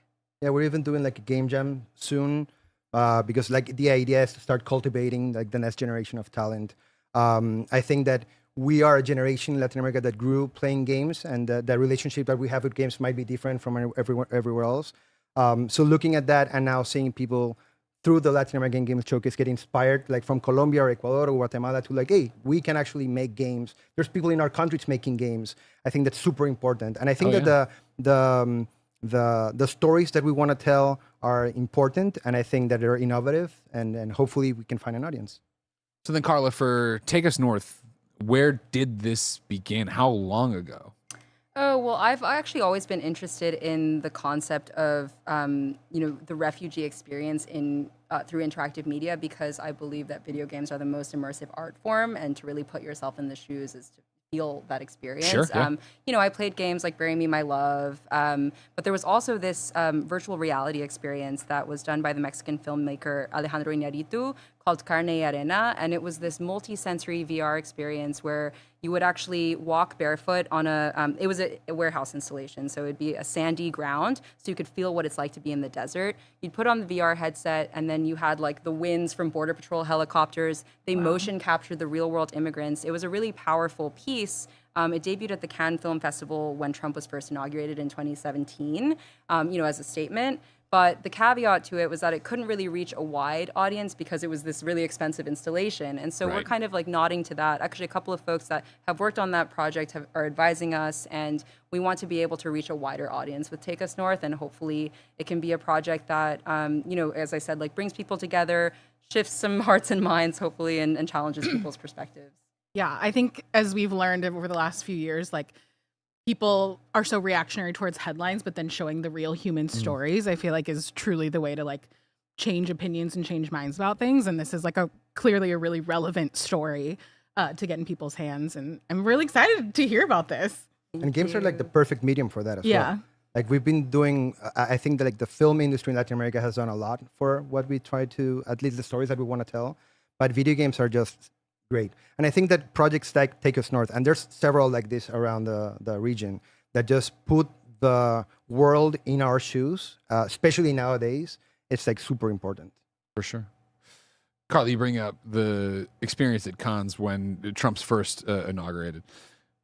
When you were started noodling this and getting closer and closer, did you realize how close it was getting to where we are right now? I knew that the subject matter wasn't going to go away because this has been a complex issue for decades, obviously, Sure. and it's universal for centuries, really. But no, I didn't really know about the timing, and truly, I was just talking outside with some folks, like, we weren't necessarily going to showcase this early, but given the relevancy of the subject matter, we want to play a role in contributing to the conversation, talking about it. Yesterday, we showcased that Day of the Devs, and it was just really incredible to be able to talk to people and see their intrigue and curiosity about it, especially given how relevant it is, especially folks from around the world who aren't as familiar with this specific, migration across the U.S.-Mexico border specifically.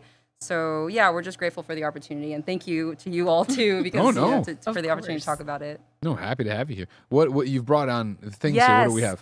So these are part of our Kickstarter rewards. I'm shamelessly plugging the Kickstarter. So, No, as you so should. please do pre-register, help us meet our goal. But we are, as you noted, we are collaborating closely with migrant shelters. In the borderlands, so in Mexico, and they are really supportive of the project because they see what we're trying to do to humanize and share their stories. And they actually do handcrafted embroidery, and so they've done this handcrafted embroidery of our key art, Take Us North, which will be part of the Kickstarter rewards. We also have bracelets that they make as well, and this arts and crafts, it's really beautiful. I go to that shelter, and this kind of crafting, it really gives them a sense of purpose and dignity after all of the shit that they've been through. Sorry, Sure. is that okay? Am I allowed to curse? So we're just really grateful to be able to share their art with our community and show that this is a really interconnected movement. It's more than a game, right? We're really trying to, start something, a cultural kind of movement. A nuts and bolts question over here from the YouTube chat comes from GrubKiller221, who I can only hope is a reference to Jeff Grubb. Is it going to be from a single character's perspective, or will it be from multiple perspectives? So you as the player, as I mentioned, you play the role of a guide, of a guia, but you encounter different characters along the way, and so you're going to hear different stories. And we actually also are including these playable flashbacks or memories where you can then play the role of a different character. Oh, that's so cool. Yeah, and that we show other aspects of the migrant trail. So even though the game is primarily set in the Sonoran Desert, there are other parts like the Darien Gap, I don't know if you're familiar, or there's this freight train called the Beast, La Bestia, which is a freight train that migrants will ride on top of this train. So it's a really harrowing, dangerous experience, and we're trying to recreate these in the game. And there's also a lot of environmental storytelling. Yes, a lot of artifacts. So I mentioned the anthropologists that we've been collaborating with. They collect artifacts in the desert that migrants have left. I was actually just in the borderlands a couple of weeks ago, and I found, there's still tons of migrants that are making this journey even after everything that's happened. Lots of backpacks that are left behind, all of the different things to see that it's very real, it's very present, and we need to support and raise awareness about what's happening because migrants are dying on this trail. Most of the migrants a lot of them are asylum seekers fleeing persecution and violence. It's not just for economic opportunity. So these are the types of things that we're trying to talk about. And those are the things I think that get lost in the headlines Yes. of 100%. Exactly. it makes it seem like a singular experience when there's really just like a myriad of factors that contribute to why people, even them knowing how crazy that this journey will be for them, or still find it worth it. And those are the things that I think people just are not aware of. And we're so grateful that you guys are telling this kind of story. Thank you. We're trying. I know we keep seeing clips here and we're talking about the issues and stuff. What is the gameplay going to be like?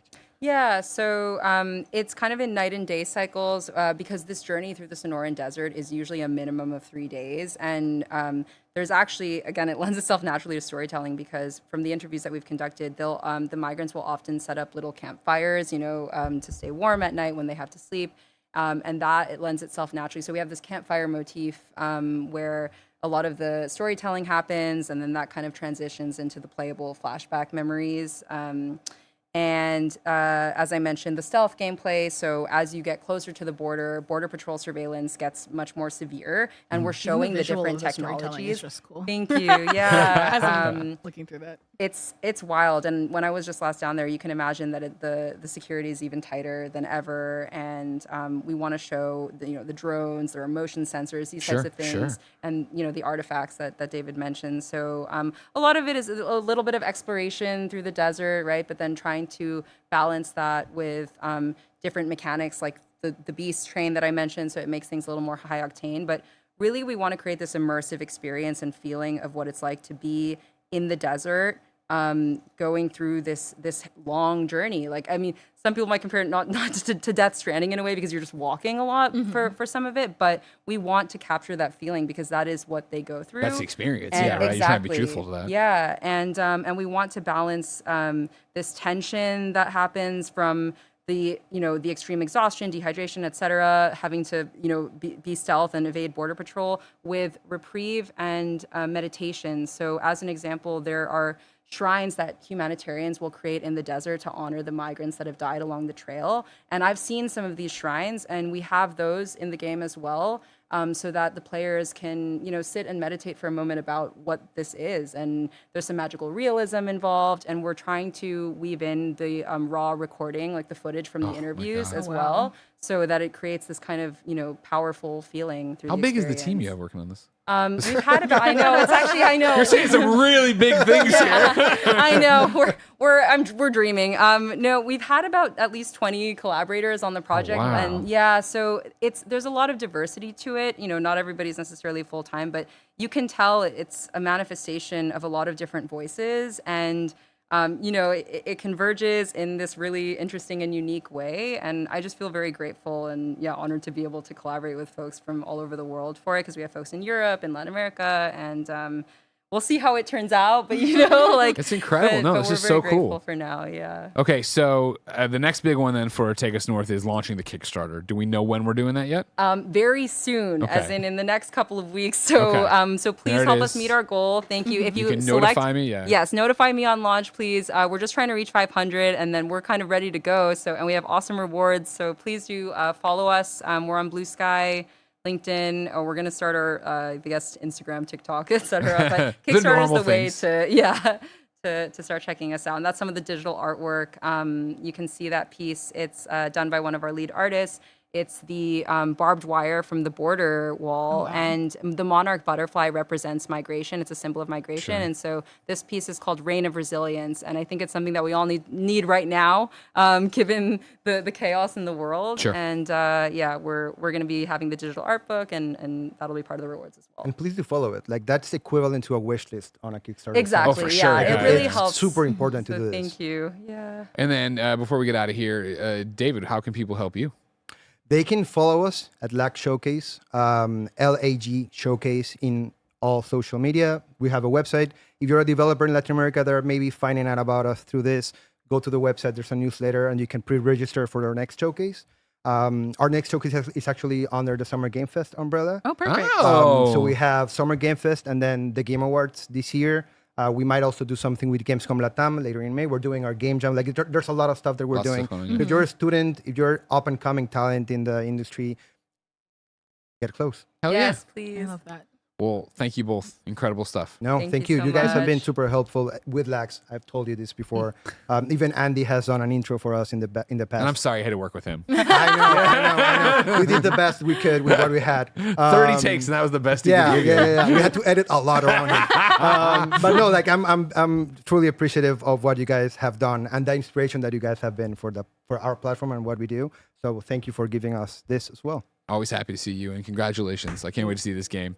Everybody, like we said, go to Kickstarter, Take Us North, get on the wish listing version of Kickstarter to do that as we get ready to roll into more games. You are both dismissed. Thank you. Cheers. Remember, everybody, this is the Kinda Funny / Mix Spring Game Showcase live. We have been live all day long, streaming video games and talking to developers. It's been fantastic. It's been so fun.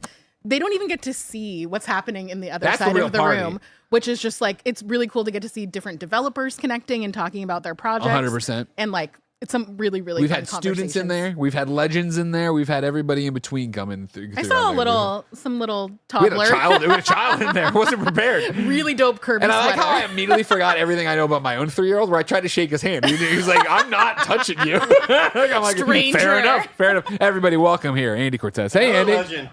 Another legend. You know it right here. Ah, my pen, but I caught it. Don't worry about it. We got more games. I'm going to clear the stage for Andy and Justin.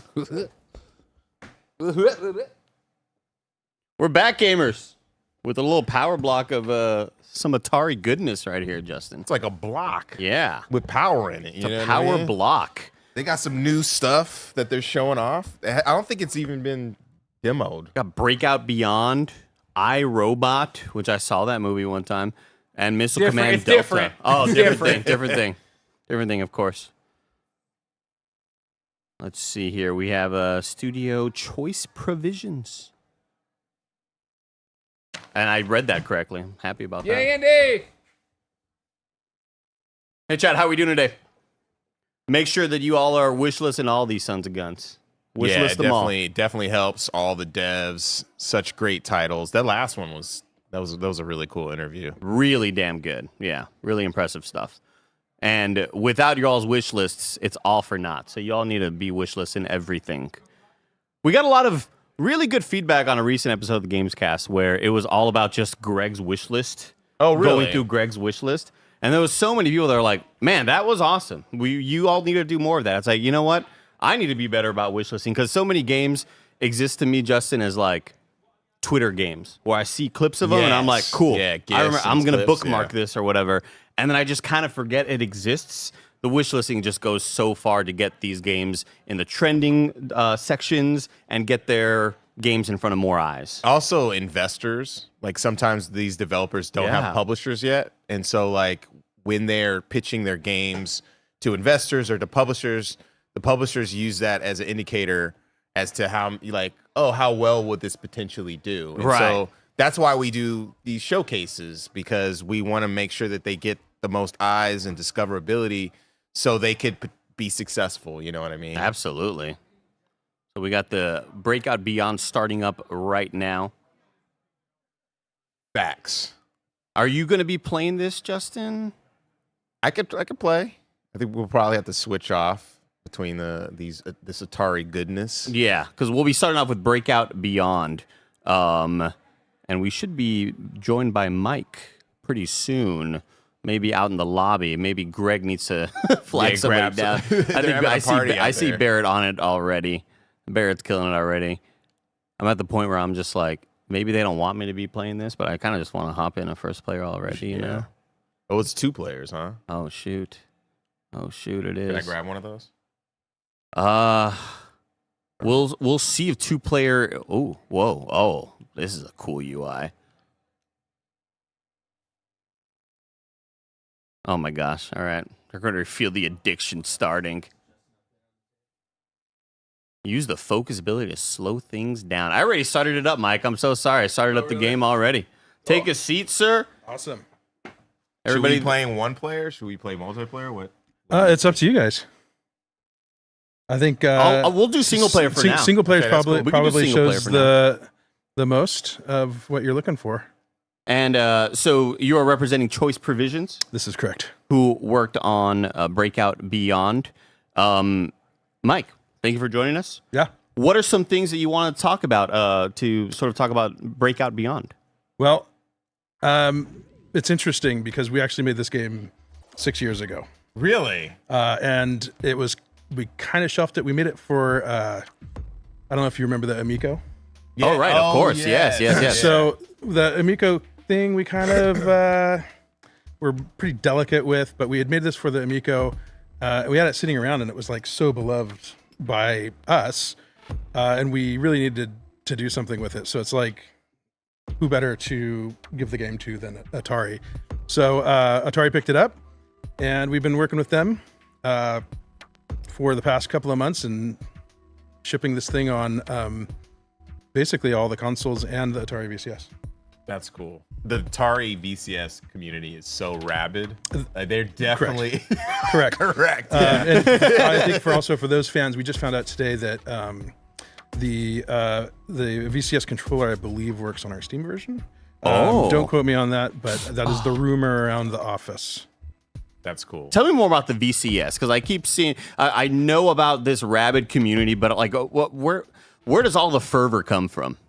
That popped off. Look at that, beautiful. That's cool. I think the fervor is just that the VCS is cool. Yeah, and I think people. I think people hack it a lot. I don't know if I'm, but like it's like a kind of a. You can do it if you do it in quote marks. It doesn't count. It, yeah, nobody. But I think it's a pretty interesting device. But yeah. Hell yeah, very very cool. Justin, I'm able to start up 2 players. Try the 2-player. Yeah, I don't know what's in store for us, but already the feel, the look, the UI, everything is screaming quality. Great presentation. I think the first thing that everyone notices is it's horizontal.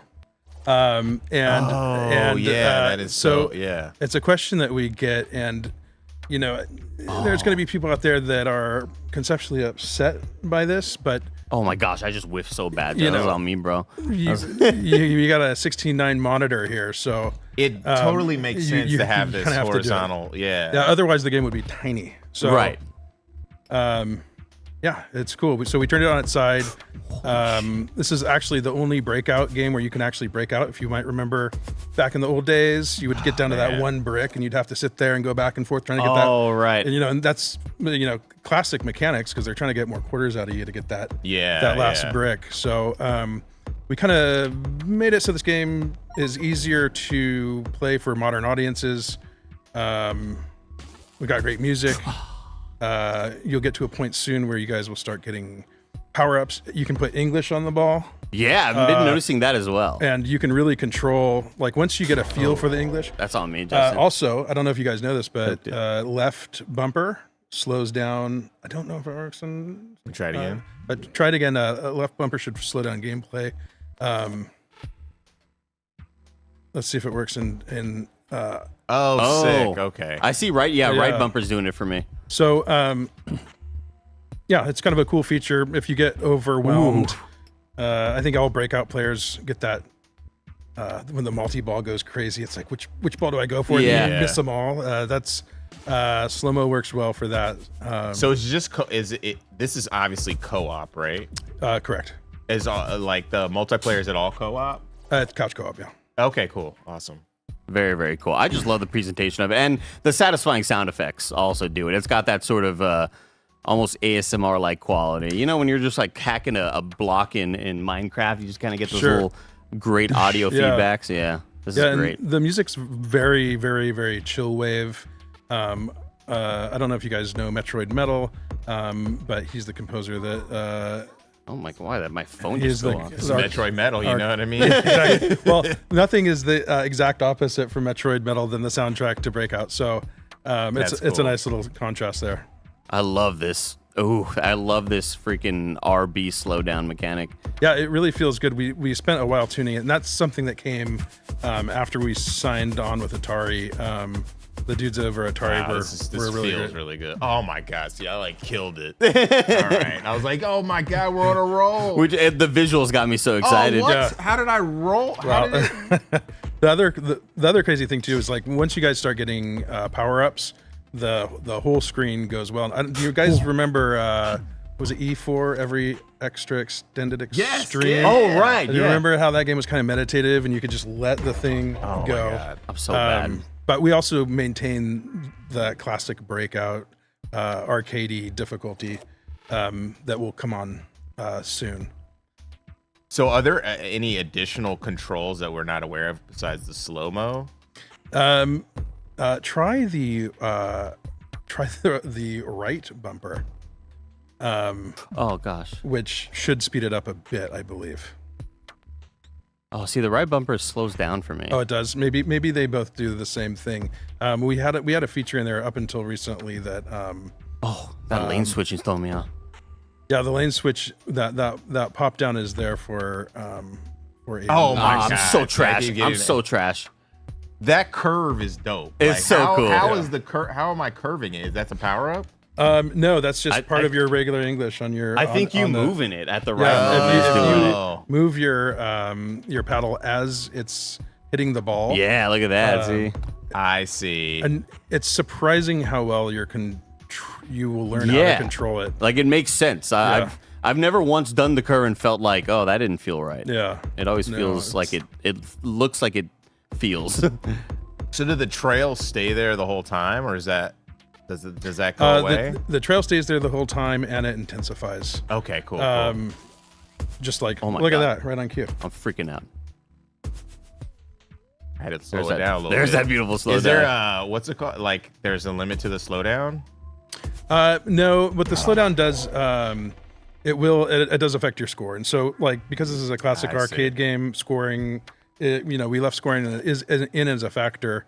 You can also, if you are having a hard time with the sensitivity, there is a sensitivity option there for your controller, which we recommend you moving down, up or down a little bit to help. For the real pros, I want to tune everything in. Yeah, and you'll notice here those are some new power-ups that snuck into the game. It basically throws your game for a loop once you start hitting those things. All I had to do is stay still. You know what I mean? That's hilarious. And this can be wish listed right now? Correct. It comes out in 8 days from today. Correct. Nice. Definitely pick this up. Yeah. 8 days Breakout Beyond. Oh my Christ. So how long? So you had it like in the tuck for 6 years, and then what was the process on getting it revamped for current consoles and what did you have to do? The interesting thing, we it was sitting there. It was like we knew we had it. It was a big Unity update, and we had to reconfigure some stuff as Unity is. But it wasn't really all that hard. We had it actually more completed than we thought. Oh my God. So it wasn't that big of a deal. We added some features. Atari had some really great ideas of ways we can improve the gameplay and make it better. Also, it was very. I mean, we made the Bit Trip games, right? And so there was there was like the extreme difficulty that we had in there that Atari helped us, get a nice curve to sort of like the difficulty curve. Putting some English on it. put a little English on our difficulty curve. But yeah, so you'll notice here you got like a nice little power up down there that's going to cool. protect you guys. And later on in the game, you'll get blocks that have question marks on it. And those blocks, you'll be able to choose your own power ups to put on there. So it gives you, as a player, a little bit more agency to control your own game and get through these levels. And also, there's another thing. This game is a game of Easter eggs. If you're a classic game fan, every level it has an Easter egg in its name, and the blocks are configured in ways that are Easter eggs. And there's Easter eggs in the menu. There's Easter eggs conceptually in the credits as well. It's something for all sorts of fans. There's something for all sorts of fans. That wall is saving us, by the way. Yeah, Big time. I have missed. We're like I'm about playing 2 for 30 right now. Oh my God, I'm freaking out. You got to get that power up. Oh, you're so close. Oh, there it is. is. There you go. Boom. Sick. That's perfect. Yeah, I that's love awesome. like the visual feedback of Breakout and the screen shake. Everything feels like visceral, Well, that'll do it for this segment of Breakout Beyond. Anything Awesome. else you want to say about it, Mike? Nope. It's just a cool game, and we really like playing it. And I think something for everyone of all ages, and a good couch co-op game. It's really fun. This is going to be addictive for folks. Wish listed right now, and it'll be out in 8 days. Awesome. Very, very cool. Thank Great you, talking to you Mike. guys. Thank you. Appreciate you. Yep. And up next, we have the second game in this little Atari block right here. A game called iRobot. We're going to be joined by Jason Polanski from Atari. Developed by Atari. Welcome in. We're also bringing Jeff as well, yes. So where's he going? He can whatever seat you want. Whatever. Because he's gonna be on the wall. He's being remote. Oh, he's remote. Oh, okay, gotcha. So yeah, he'll probably just be on the wall. We'll probably put him right next to Justin right there. He's more important anyway. Okay, gotcha. You're just as important. Everybody's important. Yeah, don't downplay it. Just being honest. Let's see. Let me bring up the gameplay here. There he is. Perfect. Look at how quick, look at how remote all of this works. It's Yeah, fantastic. now I gotta look back. Yo, what up? Bring you up right there. What That's perfect. Oh, actually, let me grab the remote real quick. Grab the remote so we can. Looks like you're gonna like give my head a kiss. There we go. He's shaking the llama around too. Yeah, You saw that's that, hilarious. Attacking Good stuff. mutant camels. Hell yeah. There we go. All right, cool. Yeah, we can see the feed right here now, Kevin. Looks like we're good. Yeah. What's up, Kev? Oh, he's the best. He's got the mic too. The perfect microphone setup. Yeah. Thanks, Kevin. The second game right here is going to be iRobot, and it is developed by just studio name Atari. This is iRobot. No, this is developed by Llamasoft. So I am way off on that. Go to hell, Andy, apparently. Sorry. Oh, I see it right here. I see it right. It's later on. Llamasoft, who I got to see a couple of the cool stuff last year at GDC at some of the presentations. And yeah, this is going to be iRobot. Jeff, tell us about iRobot. Well, it's based on an old arcade game. One of the first arcade games ever to use 3D polygonal graphics. It wasn't super popular back in the day, and it's quite a rare arcade game as a result of that. But it's very interesting. It's kind of a puzzle, dexterity game with a bit of shooting. Of course, being as it's a Llamasoft game, it's very psychedelic. And we hope people enjoy it. I mean, it's a game I thought was interesting and worth bringing back to a modern audience, really. So this is something we are bringing back from the past, and because of course you mentioned the psychedelic visuals. How much of that is like we have to nail that first before anything? Well, everything that Llamasoft does is based around what we call a light synthesizer engine. So everything is going to be dripping and trippiness no matter what we do. Dripping and trippiness. That's well, gangster. I gotta use that. It has to be, really. I mean, otherwise it's not truly Llamasoft, you see. So, but obviously, I'm fond of Atari's old arcade games, and it's just seemed a nice opportunity to bring the Llamasoft touch to something which perhaps is more obscure than it deserved to be. I think it deserved to be have a bit more exposure back in the day. But absent that, we can bring it back now, and hopefully people will enjoy it. I'm going to hand the controls off to Justin right here so we can check out iRobot from Llamasoft. And already we are seeing this one. Okay, cool. We are seeing the trippy visuals. Okay, you got to tell me what I'm doing here, though. You got to follow the instructions that are big on the. Okay, I'm an idiot. It was just there's just so much. Yeah. It's dripping with trippiness. Yeah. You know what I'm saying? Okay. Now, the goal is to touch all the tiles. Okay. And that will complete the level. And you can jump between platforms, but if the eye is open, when you're jumping, you'll get blasted. I see. Like that. Like Okay, that. That's cool. Yeah. All right. Oh yeah, sorry about that. Yeah, All right, real close up so, on the microphone. Yeah. So can I dodge this guy? I just can't jump. You can't dodge it. You just gotta wait. You could jump when the eye is closed. Right now, you can jump, and you could shoot with the A button. You can turn on Xbox controller. And if you combo a bunch of tiles in a row, you'll actually unlock and you'll be invincible for a certain period of time.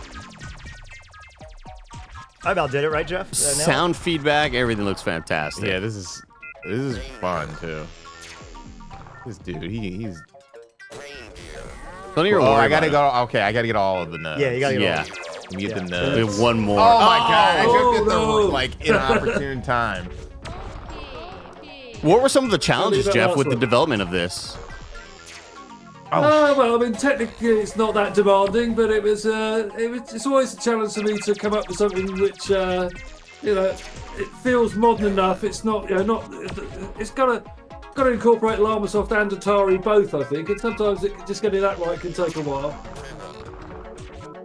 I love the voice, the VO. Yeah. Kind of like. You've only got one left now. No, he's I got to get the know, ones at the bottom left too. Oh, is there a bottom? Oh, Okay. he's got the bottom left as well. Okay. Yep. Okay, I know what to do now. So Oh, now I'm yeah. not gonna be. No, now he's ready. Justin's ready for You this could now. jump. You could jump to platforms that are parallel with you. Jump now. At the same That's level. fine. Okay, you have one left. And you see that son of a gun, he's staring right at you. I could jump here. Yep. Oh my god, I'm gonna get hit. Oh my god. Well, and so, All right. Jeff, how do you decide on what the visual language is going to be? Like, do you ever feel like you run into the issue of I could do more, or is it always like, no, it's always going to feel unfinished because that's usually how this sort of works? Well, I mean, we've got our own visual synthesizer which we use, and we've got our own engine which is very much tailored to our style of abstract graphics. And I just tend to work within that, really. And the nice thing is, because we're using our own engine, if I want some new feature, we can just build it in ourselves. So I tend to start out with a rough idea of what I'm going to do, and just build it up as I go along, really. You could just blast. No, not anymore. That's freaking awesome. Yeah. Well, fun fact. So I got to visit Jeff on the farm, and it was when he was fine tuning the visualizer. That's right. Just around the outside. go right. That's it. There you go. Got it. So that was when it was just coming in. Now we go to the shooting phase. So hold down the fire button and shoot as many of the things as you go along as you can. Oh man, this is trippy This as hell. is cool. Oh, I like these little floating platforms. Oh, this is pretty dope. Is it just shooting right here, or do I need to? Yeah, this section is a transition to go to the next level. Okay, cool. But you have to try and shoot as many things as you go down as you can. Just hold down the button, and Okay. it shoots continuously. And is that what sort of the rhythm of the game is, Jeff? It's going to be, it's platforming with the shooting section kind of always dividing and connecting those two sections? Yeah. But basically, this is the transition phase. It takes you between the platform stages. And it's an opportunity to get an extra life. If you don't die in this level, then you get an extra life at the end of it. You get an extra life. You nailed it, Justin. You nailed it, Way Justin. to go. You nailed it. This is really, really cool. You guys are really bringing back a lot of these games to new users. So every level has, you notice at the bottom, those 4 stars? Yeah. Basically, those are like certain achievements you get per level. So there's a time, there's like a part time you could hit. There's a do not die, so that's pretty self-explanatory. And then hitting all the tiles, which is required. So, but there's also a secret objective on every level. And it's literally a secret. We don't tell you what it is. Oh, okay. So, and they all have their own different hook. Jeff, can we tell them what the secret is for this one? Just kind of give a taste. Oh crap, that thing The is. secret of this one basically is if you stay on the bottom row, wow. the row that's closest to you, and you shoot the chickens. Got Then for smashed each twice. chicken you shoot, you'll get special power, which will remove the tiles by just shooting them. So if you stay on the closest row, yeah, like stay in the back and shoot the chickens. And Those are chickens? Well, yeah, of course. obviously. That's awesome. Yeah. Keep missing the You chicken. can hear them cluck when you shoot them. So yeah. Oh, they. Yeah. See, so when, Oh my so god. once you And then- yeah, go ahead, Jeff. Once you hear the whistling, then all the bullets you shoot will actually remove the tiles. Got it. So you could flatten those in front of you to clear that. Yeah, all right. What we do is first build the 2 bridges. Okay, so I build There the you 2 go. bridges. Go here. Yeah, so you can jump to the left. Go, as jump well. over there as well. Go on quickly before it's Okay, fine. Now hang back. Okay, now just hang back and shoot chickens.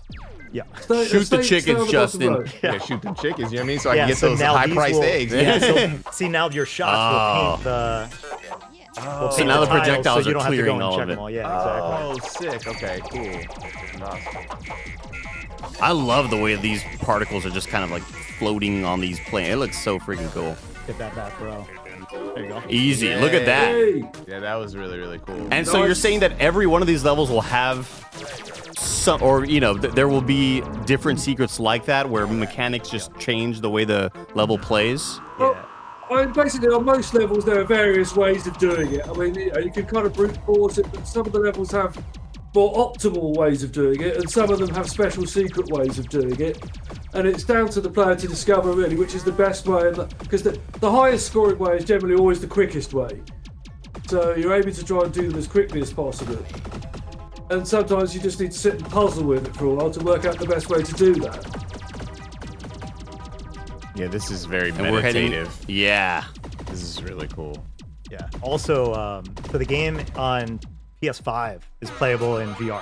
Oh, Really? my Yes, gosh. okay. Yeah, it's lovely in VR. It's really, amazing. Really nice. It's amazing in VR. We got the DualSense controller feedback with all the fun little vibrations, because that adds a lot of sensory to it.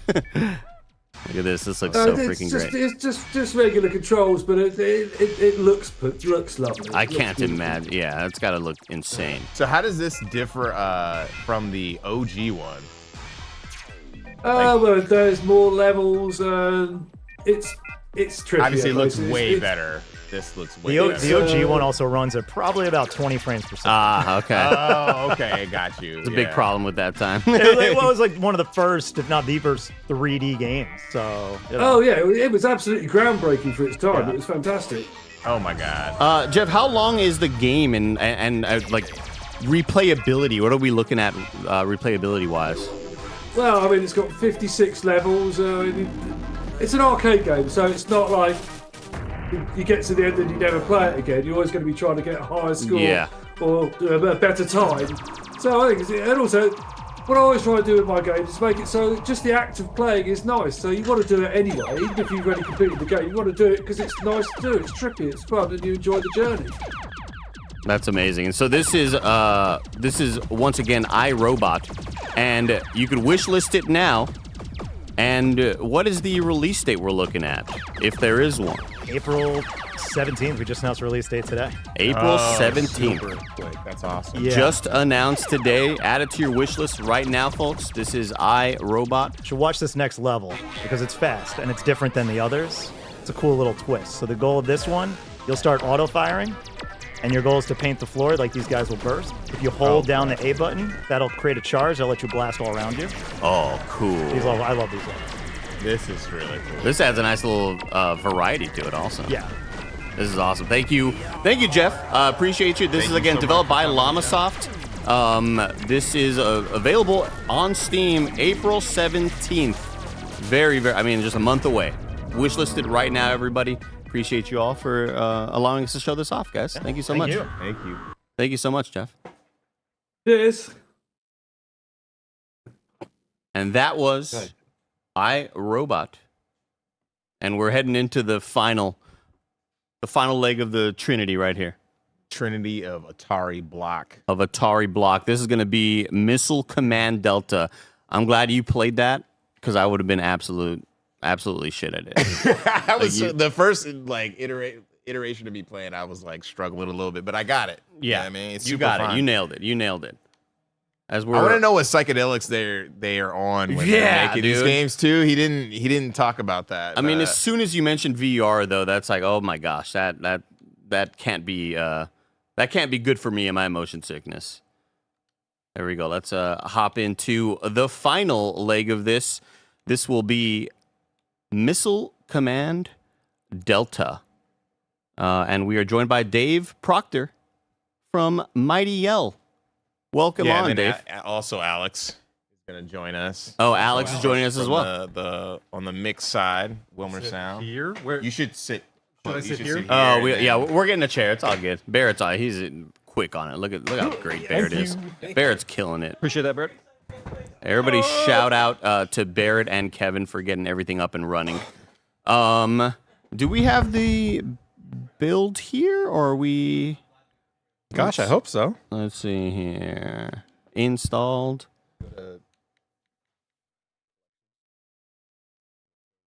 Ah. Okay.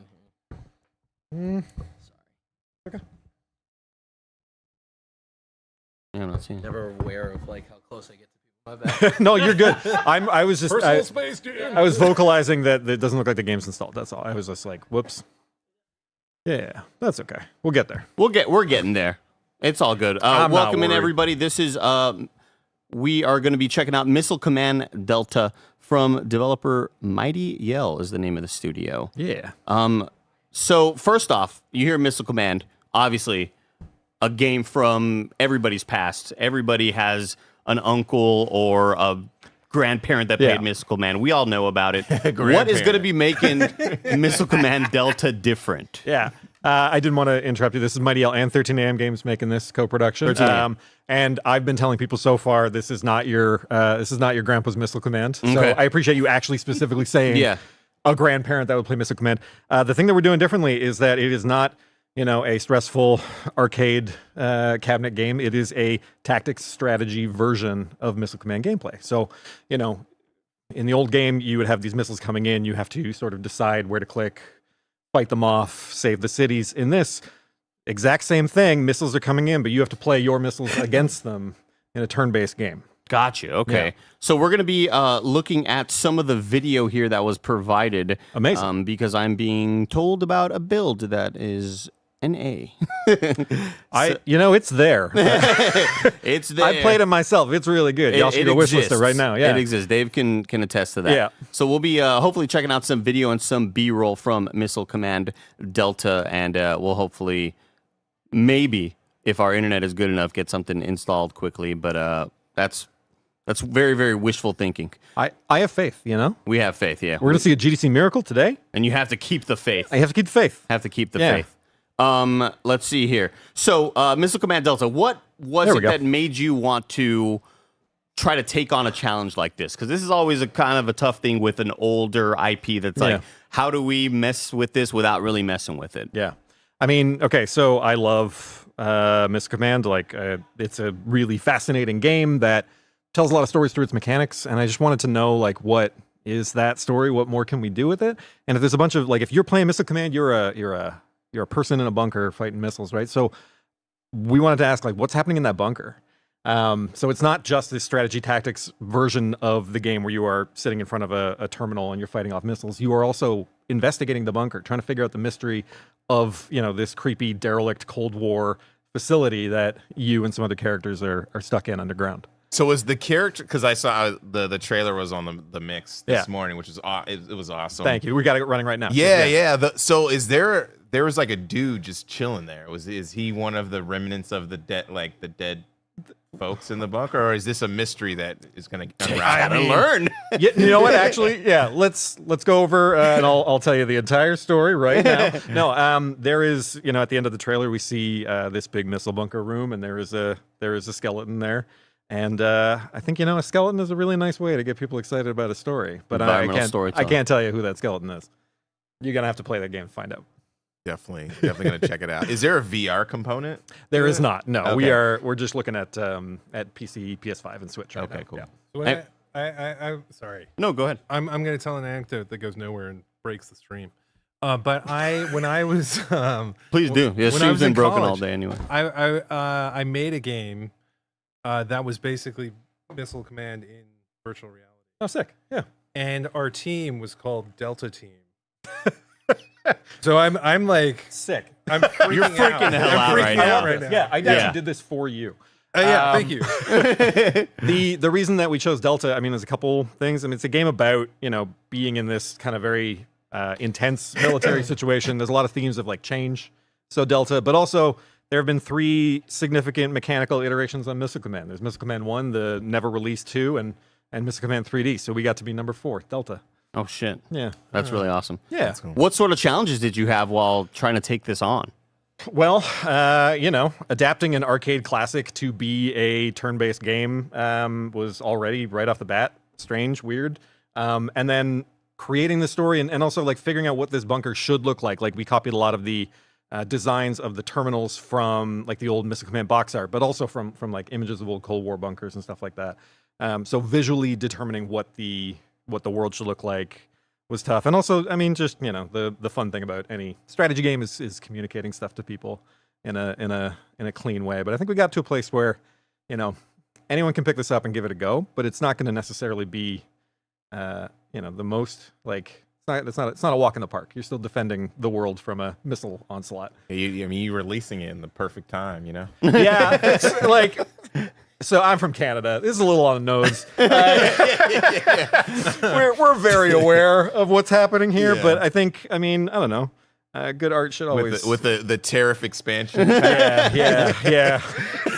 I was going to ask next about inspirations, and I'm still going to. I guess when you are making this, are you with this sort of component of the game of being in the bunker? Yeah. What sort of inspirations are you drawing from other games out there? Has there been anything recently that you're like, oh man, I would love to maybe sort of see a mechanic similar to this in my game? Yeah, okay, so or in our game. The sort of first-person puzzle stuff. There's been a lot of great games that do this, anything under the, I hate the term derisively, walking simulator genre of like moving through a space and investigating stuff, but it is so much more puzzly and mystery focused than that.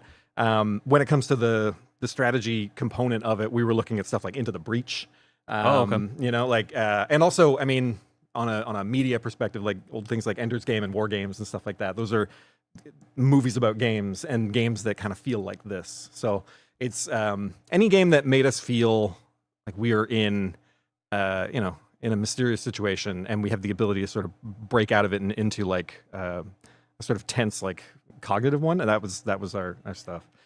We also like looked at movies like 10 Cloverfield Lane and Red Dawn and stuff like that to think about like what would it be like if there was a bunch of kind of young people faced with this sort of existential threat. Sure. Yeah. Hell yeah. Well, when is the game going to be releasing? This year, and we're going to talk about the specific date very, very soon. But like y'all like wishlist this game and follow Atari and follow Mighty L and 13am while you're there. But we're going to be talking about it a lot very soon. So releasing sometime soon-ish, and you said wishlist right now on Steam. Definitely wishlist it right now on Steam. But if you're looking at this stream right now, just do it before you forget. It's going to take you no time. But yeah, releasing very soon. We'll have a lot of news about the release date, and we're going to talk more about sort of the story and the mysteries of like what's happening in this bunker in the next couple months. Yeah, I'm seeing the turn-based strategy game is wrapped in a twisting narrative thriller. Great for mystery fans, completionists, and players that love to explore and solve puzzles. I love the marrying of these genres. I think it's like kind of really awesome. Something that we like doing at Mighty L is like taking any genre and being like, how can we make it just a little weirder? And this is, I think we nailed it here with 13am and with Atari. How long has it been in development? 2 years, I think. Just coming up on 2 years, probably. Very cool. Yeah. What engine are you using? We are using Unity. Very cool. Yeah. Awesome. What you got, Justin? Next. I was going to ask about the art style. Yeah. You have like this really interesting, clean aesthetic. Yeah. Can you kind of explain where you got that inspiration, or why you chose that? There's a couple, there's a very easy answer of like, I like cell shaded stuff. We like cell shaded, clean looking stuff. And you could go the very, very realistic route, but I think there's something about doing super realistic with a game that is about the intense kind of themes of war and personal struggle and stuff like that, that we kind of wanted to dial it back and approach it with a bit more, a bit more fun, a bit more joviality. Like it doesn't have to be, doesn't have to look like Stalker. Like Stalker's great, but like I think if it did, then it might just be a bit of a bummer. Too real, right? Yeah. So we wanted something colorful, and we wanted to draw a lot from like old, like this logo, the Missile Command logo, add to the retro, super vibe, retro, but push through this kind of like cartoony aesthetic that I think Mike, our director on it, just absolutely nailed. How what's the game length like?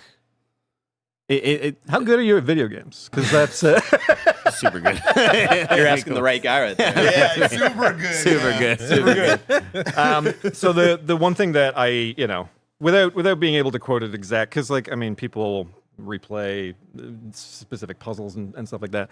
We have multiple characters that you can sort of get to know and potentially get to know on multiple endings. And if you are like me, someone who wants to know what's really going on, maybe you want to try to get a little bit better at the terminals, and maybe perfecting them is a path to maybe the coolest thing in the game. The true ending. Hypothetically, like without saying too much, I think it would be a really fun thing if you tried to get really good at this game and found the stuff that we have hidden for you in there. Very cool. Yeah. Well, everybody, this was Missile Command Delta. Wishlist it now. There's no definitive date yet, but it's coming very soon. It's coming very, very soon. Thank you so much to Dave from Mighty Yell and 13am Games. 13am Games. Thank you so much. Appreciate you all sharing this with us. And up next, we've got me and Bless to talk some games. We'll see you in a bit. Well, I'm just going to stay here, so I'm not going anywhere. Justin, you did great. You gamed so good, dude. Your gaming is so great. You, top tier gamer. Your gaming so great. Thanks, y'all. I appreciate you. Thank you so much. Thank you so much. Yeah. Up next, we got me and Bless showing off a little game called Unyielder. I think that's jumping in with. I think I'm jumping in with this. Yeah, I'll be you're on hanging this out one with us too. too. Yeah. Oh, cool, sick, Yeah, awesome. grab this chair. What up? What up? We got joining us John Davis. What's and up? You're gonna have to help me pronounce this. Shueisha? Is that the studio? Perfect. Shueisha Games here. So Shueisha Games is the publisher. Gotcha. The studio developing the game is called True World Studios. True World Studios. And let's get you real close to the microphone. Oh yeah, we'll talk right as into close it. as you as close as you can be. Pull this down some. Now, Unyielder is what I would call this is a Twitter game. This is a game that I've seen in GIFs. I've seen this a lot of places and go, okay, I'll try to remember that. I have a real bad memory. But as soon as I saw a trailer, I was like, oh, it's this game. Yeah. And I've seen it before, and it's something that I'm like super into visually. It's a boss rush first person shooter game. Oh, that's all with, I need to hear. With like roguelike elements, right? So if you've seen like trailers and stuff for or clips from it, then good. Then we're doing our job here. Like, because I think it's very conducive to like very, very quick bursts of like to understand what the game is. So you basically play this like kind of avatar that has just come to life in this desolate dystopian world, right? And you are like going through fighting these various factions. But at its core, this is boss rush, right? So you want to like jump in, get some weapons because there's these roguelike elements, right? So you're gonna jump in, you get a weapon, and then you start getting perks to like mod that weapon out. And so every run you have is a little bit different based on the perks you have. Just overwrite that. Just go ahead and There you It's go. cool. I like seeing the cinematic element. I remember we played it at Bit Summit, and like there's new cinematic elements. It's really filling the game out. It looks cool. That was so our first time showing the game with True World was at Bit Summit last year. Since then, we've taken it to a few different shows. Fortunate enough to be part of the mix this year, and yeah, they've really like leveled up. They're a new studio, but they've got a lot of like development experience as a whole. I mean, Southeast Asia now is like popping, right? Like so many developers coming up, and so this collective they've kind of put together. Really leverages all the experience they've had so far. And with every build that we get, every time I play the game, it's just better and better and better and just more polished, more fun. So yeah. Awesome. Well, let's hop into this. I want to see what this looks like. Oh, this looks cool already. Voice of Bless. What the? That's not. It should not be moving. Well, it's goddamn moving. We can put gosh darn if you want. I'm not trying to offend anybody. It's a stampede. We got trouble. All right, we just got a gun out. Jumping to conclusions. How unsightly. Key art. Let's get into the game. The character design is dope. Yeah, I love the character design so far. Thank you. And like, there's a lot of little. Right now, we have only really introduced one character, but there will be more to come in later. Like as you play the game, you'll unlock more things here. Just need everybody to know that like when I die, it's because I'm not playing in 240 hertz with my keyboard mouse. All right, so just understand that, everybody. Okay? I want to shout out that tutorial screen right there because it's quick and to the point. Right, Mm-hmm. I played a first-person shooter before. Give me the if it plays like other ones I've played, just give me the controls real quick and Oh like my get me God. in the action. Oh my God, I'm terrible. Okay, this is like to show you how to slide through here and jump here. Yeah, there you go, So you man. can Oh, I gotta click on melee the this left stuff to stick. get some That's to right. get some armor, yada yada yada. And then you're gonna go up to the left there, and then dash past these guys. There you go. Ooh. Yeah, you're gonna have to pass the controller in a few. I might need to. I need to get my hands on this. You're gonna crouch and dash here. Oh, crouches. I think it's either. Whoa! Oh my God, I got destroyed. I From think it's one of the. This is what we get for not reading. Yeah, no, you probably should have read the tutorial. Now that I think about it, I'm like, oh, we should have probably Yeah, there's paused for a second. actually like don't like I think you press down R3 or L3 in order to do it. Because L3 or slide actually. I think you L3 you, is melee. No, not yet. What does B look like? Ooh. So there's a basically a red wave chasing you. Oh, okay. Maybe press start and go to the Hit a little menu. Not this menu. This is your the options. Oh, select. Yeah, there we settings. go. There you go. It's also it's doing the switch control thing where like this is confirm and this is Oh. back. So that's also throwing me off. That gets like- people. That's like the Japanese. I was gonna say when you're playing a Japanese, PS1 game that was meant for Japan. Let's see. Yeah, so Crouch Y. slide Y. Okay. All right. Oh, you know what? I don't blame you. No, I'm not trying to unbind stuff. No. So yeah, I mean UI elements and stuff are all, of course, work in progress. This is like the final. That's the final phase of polish. Remember, you got to press the opposite. I'm freaking the You hell gotta press out. A. There we go. There, There you there go. it is. Back. There it is. I don't want to save and exit. Yeah. I'm just gonna hit. Yeah, I'm Okay. Just turn All right, off the sick. game. Yeah, we're just gonna quit. So I end up on desktop. Okay, so Y and slide. Yeah, There we go. There we go. He figured it out, everybody. There you go. One more time. There we go. All right. Oh, he's cooking. We're now. gaming. We're He's gaming. cooking. Yeah. How long has this been in development for? A couple of years now. We're aiming to release in a couple of months. We haven't announced the release date yet. You can aim down the sights with the so you have an alter fire. Yeah. Ooh. Oh, we got that Ooh, look at active that. reload. Yeah, active reload. Sick. All right, so this is our first That was little so boss. easy. I didn't struggle at all. No issue. It's like multi-levels struggling. No issue. We know how to move now. But Bless feels me though. Bless is like, oh, like crouch on a Y. That's what's kind of Yeah, different. crouch and slide on Y. I'm like, I can understand a little bit of a struggle there. It's Yeah. different. Yeah.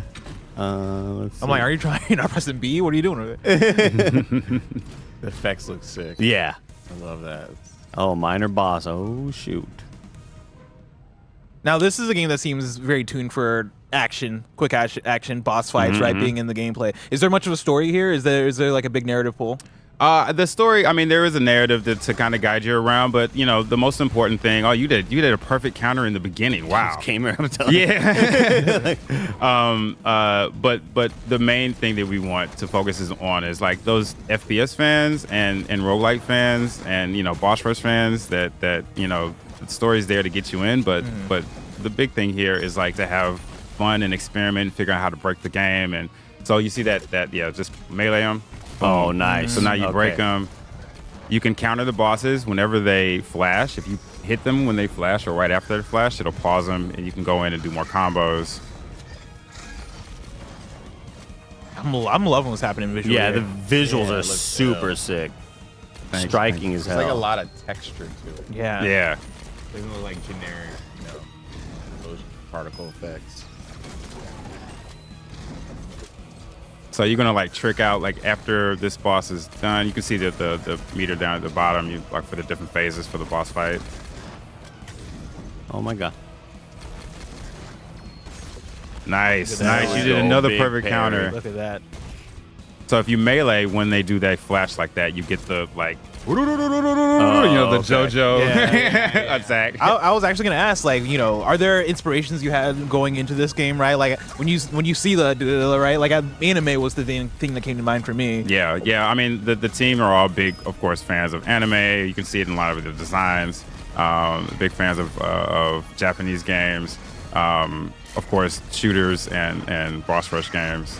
So they're pulling from. I think that's one of the strengths of being in Southeast Asia is that like they get to pull from a lot of different things without a lot of the biases that we sometimes have. You know, and you know, Japanese developers are like, you know, Nipponichi, like we're the best, you know, but we want to like kind of get some Western audience, so we'll put a little bit of stuff in there, you know, Yeah. or you know, Western devs are like, oh, we want to get that Japanese market, so we're gonna have a little anime style, but Southeast Asian devs are like, they have just consumed it all, man, and they throw it in, and it gives you a very unique, I think, boss chest. Yeah, it's interesting because like there's not a lot of first-person shooters from Southeast Asia. Yeah, so like yeah. having that influence is very. The font and everything is so fire. Like I Oh, love yeah. the I love the new presentation of UI it. designs Yeah. they put in. You can see so these are the different perks, and you can see the little marks at the bottom as you upgrade them. They come to different levels. So you every time you beat a boss, a perk will drop, or multiple perks will drop depending on the difficulty. This is a list I want to add to Gamescast, Andy. And then Best- grab that weapon. Best roguelite perk screens. Okay. All right, I like Because that. like even in just this stream, there have been enough of like the all right, here are your 3 choices. What do you want? And like every single time I see one, I get happy. Yeah, I love that. It fills me with joy. If you open up that little inventory menu again, right. You can see your 2 weapons there. Oh, sick. Okay. Right. And if you hover over the weapon, you see your perks. You have active perks. Each weapon, when you drop it, there's a base for each weapon, but there are also like random artifacts. We call them commies that can actually come attached to the weapon. They give it different abilities, different reload times, etc. Yeah. Now the streets are saying that there's a demo on Steam. Is that true? Yes, there is. We have put our first public demo out for Steam Next Fest. Did really well. Got a lot of positive feedback, which the devs have already like put in. Nice. So, and is it still available for people who want to check it out currently? Yep. We left it up because the reaction was so great. Oh, there it is. There's the. Of course, the game is called Unyielder. If you want to check that out on Steam, of course, if this interests you, make sure to wishlist. That's the ask that we make of for all the games that have been shown today, right? Wishlisting so helps important. developers so much. So important for us. It shows Steam that that you're interested in the game. Man, you are like putting them things on, bro. I'm fucking nasty with it. Like I usually play with a mouse and keyboard for this game because it's so fast. Yeah. You know? But they really fine-tuned the controls for the controller. It feels great on controller. I keep on forgetting how to switch to the sniper that I just had. Was it? Oh, it's right bumper. Right bumper. There it is. What of course, platform is it? This is on Steam right now, but we would love to take it to more platforms. But that is really about a lot about the fans. I'm gonna need that controller, Andy. I'm gonna need that. I'm sorry. Hop in there. I'm sorry. Hop in there. Very cool. It feels great. I think visually it's really striking. It feels awesome to have that feedback once you're getting the parry and all that stuff down. It's just like it's a really cool. I think they've done a feel. good job with some shooters. I was talking to a dev about this the other day. Like when you attack something in a shooter or like a roguelite or like a 2D game, like you need to have that weight. You know what I'm the saying? feedback. That it feels like, and this game like has the great like screen shake. It really lets you know like you just like really smacked them. That sort of hit stop. Yeah. Super important. This is the player mastery. So after you go through runs, like most like roguelikes, you'll earn some experiences you can use to upgrade your character as a whole. You can bring back weapons that you like later on. This is your base here. So if you just go up this hallway here, up this rubble, go over to and punch that and get some weapons if you want. I mean some ammo. Doesn't really matter. Anywhere the buttons. Yeah, that's what I'm saying. You can remap the buttons. And then go through the little portal there. Damn, this looks cool. Are there plans to have some kind of co-op, like multiplayer, or is it just going to only be a one-player? It's a single-player experience for now. Who knows in the future if the game does really well, then maybe Unyielder 2 will be a co-op experience. So go to the demo mode, I think. You hit the A button. Way to go, Bless. Oh no, I hit the B button right there. Oh, nice. Well, unless I didn't. Well, it's just like I think the reason is because in Asia, the B button area is usually circle on PlayStation, and circle means okay. Yeah. While X is no. So, Metal Gear Solid taught me all that. Yeah. Oh damn, things are different. And when they changed I think it was with the PS5, they were like you can change for each game which one is confirmed, because every time I'd go from my Japanese PS5 to my like US PS4, I was like confused. Man, I gotta pick the center one. It's one of those things. Learning that earlier, like, man, I feel so cultured right now. I'm learning about the world. Did you know in Japan?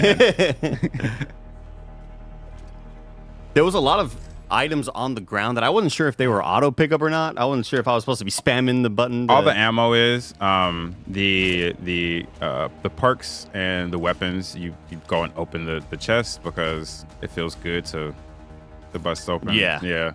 That stuff is just a NPC you can talk to.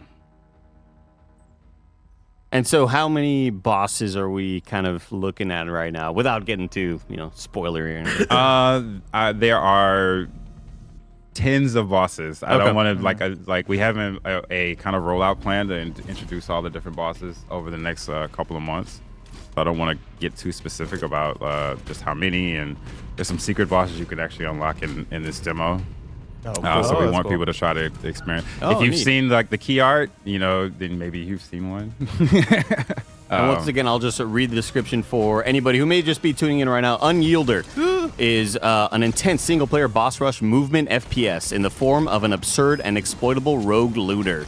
Assemble your arsenal of destruction, smash your way through Antarctica, and face your own final boss. This is wishlistable, of course, wishlisted, so it gets up on those trending charts, but also demo available. Yes. That's huge. Yeah, go play it. I mean, give us some feedback. Let us know what you think. What do you like? What do you think can be improved? We love we have a Discord. You go to the True World Studios Discord. You can interact with us on all socials. I think on most socials we're play Unyielder. The Discord is the True World Studios Discord. So hop in and That's the development team. Yeah, that's the development team. So I'm with the publisher. I don't want to take credit for all the hard work they've done. We're here to support them. I love the sort of slower frame rate of the explosion kind of anime. It reminds me of like stuff that Riot does. I love how it's kind of meant to look a bit choppier by. But you by- press on down, purpose. press L3 when that comes Oh, up. I You see. That was get the melee. the break.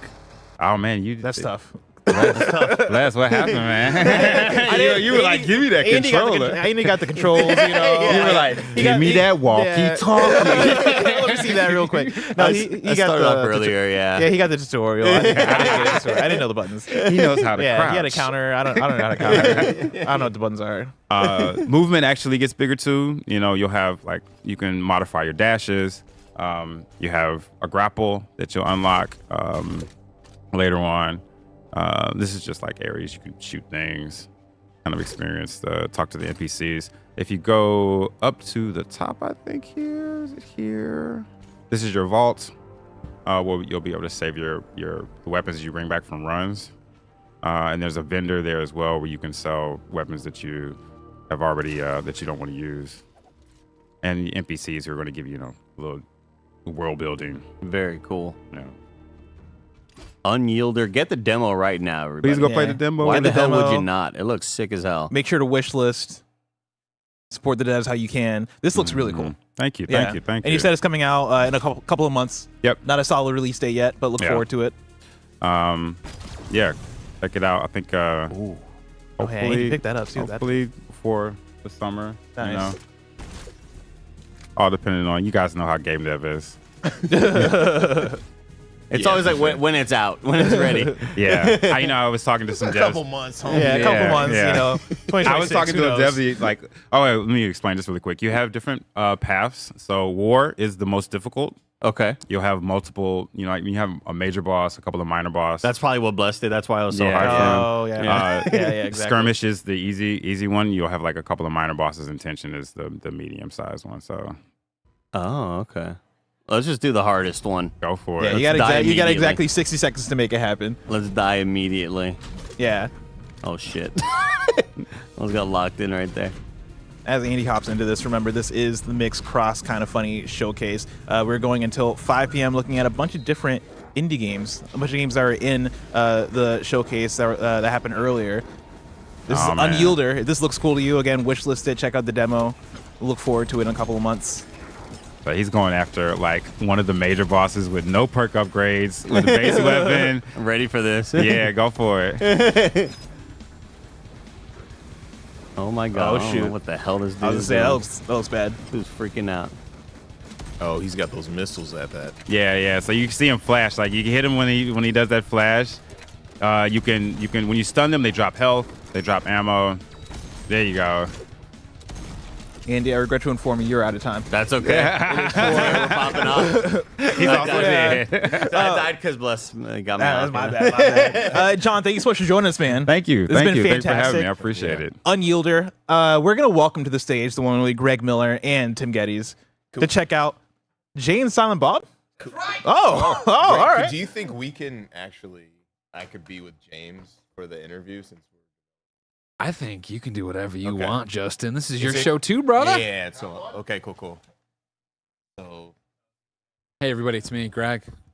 We're making the sausage in front of you right now. I just want to say hi. Miss you guys. Hope you had a good stream. Here, close it out. You close it out. Well, yeah, do the. No, I'm saying close. Let me do Jay and Silent Bob. All right. I'm Greg Miller. Let me do it. Come on. Remember when you watched the wrong Mallrats? You didn't watch the right one? But I'm saying you do the Tim, do the 430. Do the 430 demo. The wrong mole rat? There's a wrong. Well, when you allegedly just torrent things like Tim does, all right? He might have downloaded the. He might have. He actually does buy a lot of physical media. But yeah, when we were doing Kevin Smith in review, we all came in and I was like, Mallrats, one of my probably. I mean, whatever. My childhood favorite. You know what I mean? Mallrats. Yeah, that is, yeah, and we that's sat down and he's like, what a weird movie to start with shooting the governor. I'm like, you have downloaded the extended director's cut, and that is not what you need to judge this on. That is not. Right. Do not judge this on this. Where they watched it and they're like, it's 45 minutes to get to the fucking mall. You have to get to the mall in the first 10 minutes. Whatever. Great movie. Mallrats, everybody. But that's an actual movie. It wasn't just a completely different movie. No. Yeah, it was like basically the Snyder cut of it, where they did like the I thought it was a Morgan Freeman film. You know what I mean? Where Mr. President with Greg, what's his name? Butler. Gerard Butler. Yeah. Everybody, you're still, believe it or not, watching the one, the only, the Mix Cross Kind of Funny Spring Game Showcase. We are here to talk about the one, the only, Jay and Silent Bob Chronic Blunt Punch. Justin, thank you as always, first off, for doing this with us. We love working with the Mix. This has been amazing, and everyone's been so awesome with the chat, and Kind of Funny's so sick with it. You saw Andy, he was like, yo, I'm going to play a first-person shooter. Andy sucks. He knew exactly how to play, like the boss was dead. Like, what? Let's just stop.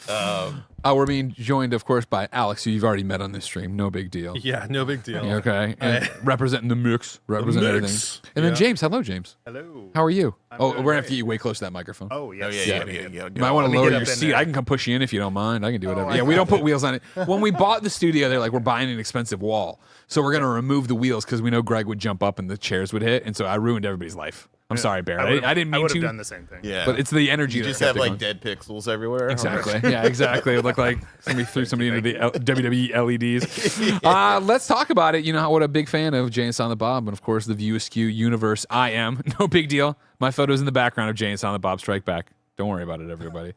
Wait, for real? Yeah, you'd have to know it though. It's one of those things. It was when I was such a big fan. I was on the View Askew boards. Kev did a whole thing of like, oh, get your mug in our pics, submit your thing. So I submitted my senior picture, and he put it in the bag. Like, that is pretty. I did not know. No that. big deal, everybody. That's cool. But James, what's happening in Chronic Blunt Punch? Oh man, so we're following Jay and Silent Bob, and on a regular day or so they think, and you start to see all of these Zoomers on their phones heading somewhere suspicious. Nobody's around town, and everybody's aggressive. I think it's this. Can we do two-player? Oh, sure, hell yeah! One of these, one of them will boot up. Hit that Xbox button. Hit that gym. Yeah, and you follow them to a mall that seems to have. Oh, it's not on. Game devs, you know what I mean? I expect someone to hand it to me turned on. You think Ken Levine's turning on his own controllers? I think you gotta. There you go. Now you should be good. Wait, do I have to come all the way out? Maybe come in? It's still flashing. Hit them all till one of the other ones lights up. Right. One of them will light up good. Here comes Big Daddy Barrett. Barrett's here. Oh, it's no. Just be careful. We haven't tried. I think we haven't tried 4 like controllers at once. Let's try two. Is that smoke? Like explodes. It's just that Justin and I hang out all the time, and I've never played this game. Well, you've never played it? I've never played this game. Oh, okay. So immediately the art style jumps off the page of me. This is my opportunity. I mean, it'll be at the Mix we physical can do it later. tonight. Yeah. No, Barrett's got it. Barrett's got it. Don't look at him go. He's got it. No, it's gonna take a minute. No, I'm just saying, Barrett. If it worked, like you could jump in at any time. That's a cool part of the game. Cool. So if you get it working, like you could jump in it. So just a little bit of background. So James and I have been working on the game from the beginning. James is the lead character designer and animator. Like so, yeah. So I don't want to speak for you, but no, please do. You're like, I'm happy not to talk about this. Context. Like I wanted to stick around just because we both have been We've working been in on this it for game the long run. Yeah. He's also celebrating St. Patrick's Day better than anybody, like significantly better. No one's wearing green, and you've got that. Yeah, and Amazing. You can't see it off screen, but I've got on green chucks too. Yeah. Did you do it for St. Patrick's Day? Amongst other things, Wow. and the green theme of the game as well. Fair enough. Yeah. Yeah, I have one green bead. It counts. Count it, everybody. What are you gonna do about it? You win. I win. I got a mohawk on me. Like, what? Okay, so hold on. I think we got Barrett's amazing. We got it now. Okay. You hit A. Is that working? That's me. Just press start first. Start. Oh. There we go. I want to be Bob. You're Bob. Okay. All right. Bottom Oh yeah, we recorded those. Yeah, he recorded the VO. It's a really crazy story how we went to go meet Jay and Kevin, and we did it in his pantry. Amazing. Because he was moving at the time. Awesome. Yeah. A typical Kevin Smith and Jay Muse story. We went. The first place that was recommended was some like co-living space. Yeah, it was a weird. That happened to have like one room where people could take phone calls, I guess. And they were like, yeah, we booked the studio, and this was the studio, and across there was two meth heads like smoking meth out of a truck, and I was like, yo, indie game development. I hit up. This is perfect for Kevin. Yeah, so I hit up. I hit up like Jason's like assistant. I was like, do not come. Abort the mission. You are not recording sound here. We're not recording. We got to book another spot. We might have bricked it. No, just wait a second. Okay. Oh, Sorry. yeah. I'll put down my controller. I'm not doing anything. I'm not touching anything. Alex, don't you touch anything. Yeah, you got it. It's fine. Jingle it. So, James, what is the game, though? What are we going to do? So you're going to. Don't be afraid of that microphone, yeah. Yeah, you're going to. It's intimidating. No, you're going to get in there and. We may need to reset. Yeah, after like. You want to do it? Yeah. I don't know. That's probably Oh, a hey, good Barrett. idea. And let's give Barrett a round of applause. Yeah, right? Barrett's been He's running back and forth. The thing about Barrett, all right, he's got that angry dad face. You know what I mean? Dad, we didn't mean to break it, all right? We're sorry. Stop breaking my damn games. My damn video games. He's not. He's You not. had a second controller and four more. He's not mad. He's just disappointed. Yeah. So when you're trying, like, because there's certain areas that we're QAing, like, just make sure to select. Don't try to select the same character, that kind of stuff. So it's Alex's fault. I think it is. All right, cool. Just making sure. I'm gonna blame. I don't want it Alex to be my for fault. that. You know what I mean? And I can stand down. You can just play, Alex. No. I don't want to keep breaking the thing. You know. Oh, this is what we've had. Yeah. See, Alex, Here just you don't go. play. Just don't play. Stay away from me. Let me And go. now push Let start. me play. All Yeah, right? just let him go. Like, You're never playing this game. This is your curse now. That's the thing. I thought this would be the time. Nope. One day. So where did the idea for this one come? Because you guys have done stuff with Jay and Bob before.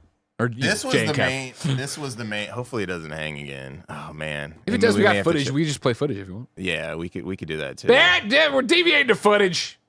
This Yeah, game's that's not real. It's one of those vaporware games. Doesn't exist.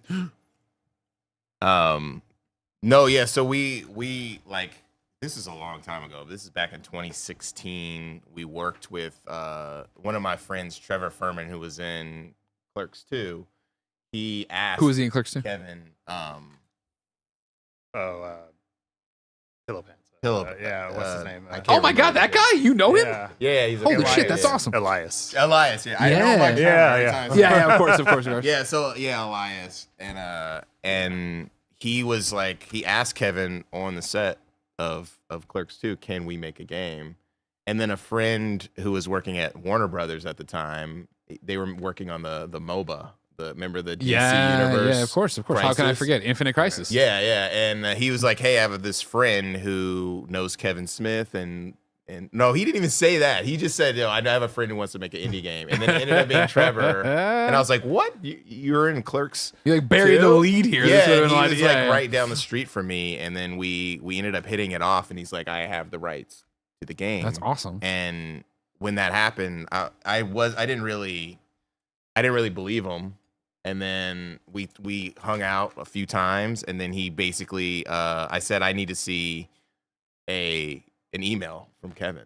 And Sure, that has the Kevin rights. sent me an email with Trevor, and he's like, "We're good to go." And so that's incredible, incredible. Started. And so was this always because I remember Mall Brawl, right? Like that was so like this was basic. This is the main game. We've been working on this forever, and then Mall Brawl came about because we were basically self-financing it, self-publishing, and we were doing all of this stuff on our own. We worked with Fig to help do the crowdfunding investment. Got it. And in the middle of like the development, there were some things that happened with the platform. We didn't have the full funding, so we partnered with Limited Run Games, and they worked with us to fund a NES game. Okay. And the NES game was built to fund the rest of this game. Oh, fascinating. Because this Okay. game is pretty huge. You know, like we spent a lot of time. You should the jump art's into, incredible. The art's yeah, the you art's should jump into the some of the character design stuff. Yeah. I was kind of approached in the beginning to just kind of try out an art style when we were still funding, and it seemed to go over pretty well. So the team was really supportive. They kind of gave me like complete creative freedom with the character descriptions, Yeah. and so they were like, "Go big, and we can always reel you back." And so. You're like, I'm gonna go as big as possible. I did. In some cases, literally on the characters, but you know, and they were just like, be crazy with it. You know, we have like a hipster character that fights using his facial hair. I saw that in the stuff like- trailer. So Hard yeah, to it's miss. like, you know, stuff like that, and yeah, so we just went big with it. Yeah, if you look at the environment artists, Michelle and Alex. Michelle was initially playing up all of the weird lore stuff. So if you look at every inch of the game, there's like weird like jokes that pertain to the universe. So this is like obviously the quick stop. Of course. Have you gone? Did you have to go? Did you have to go take your photos? Yeah, we went over there. We've Reference. done stuff in Red Bank, which is cool. Yeah. Like we went to the theater. I was on a panel there. Hell yeah. And everyone's just so sweet. Like the whole View Askew team. Oh my and- god, amazing. Yeah. When I went to make my pilgrimage to the Quick Stop, like the owner came out. Like I was in front of the old video store, and he was like doing something. He came out. I was like, spooked me and my wife. And then he was like, he hit it off. He's like, here's the tour. Like brought me through. Was showing me everything. Like, this is insane. And while I was there, a fan showed up to also do it, and then they recognized me because they knew me from Rooster Teeth stuff like that. That's cool. That's really cool. So we recreated the space, obviously, and then you'll see like the infamous bathroom. Yeah, of course. Yeah. Which never really gets shown, so we like took some liberties. Yeah. We got to. This is our contribution to the Venus universe. Yeah. So this is like, imagine, you know, how Kevin, you know, he plays around with like different tropes in film and comic books. This Yeah. is our version for games. Love We that. Utilize a lot of like, you know, our love paying homage to beat 'em ups, brawlers, you know, Streets of Rage, Final Fight, that kind of thing. So to work with Kevin on this, like, how often are you checking in? Like, is this like, are you doing like weekly, monthly? Is he very hands off and he wants to just see what it is? He's awesome. Like, Yeah. So it's not even that often, but when we see him, he's been loving it. So we don't want to bug him too much too. We're like, you know, we've worked on other licenses too. Like we released the Rugrats Yeah, game. of course, yeah.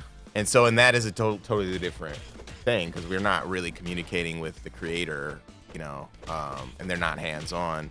But the fact that he knows Trevor and like we became really cool with everyone. They worked with us on the launch of Mall Brawl. They've entrusted us with the brand. Incredible. Which is great.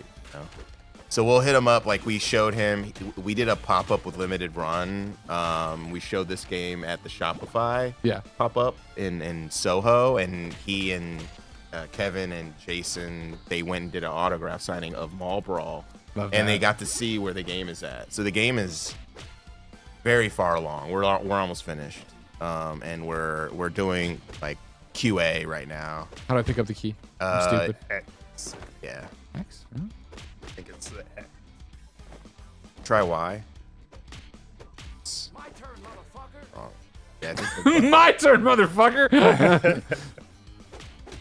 It's one of the face buttons. I think it may be switch. I hate you do it. You pick it up.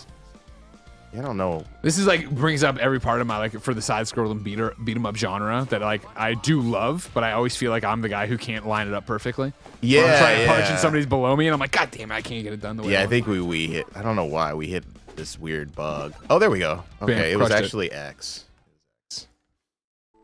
Dante.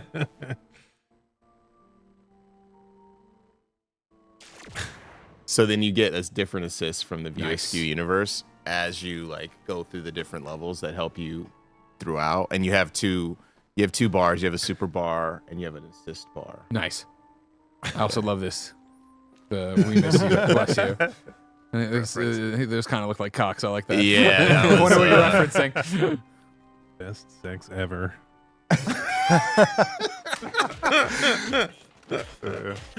Mass Effect. Yeah, I would say this is definitely all Michelle who came up with all this, like, those puns and references. Yeah, she loves puns. Shout out to Michelle.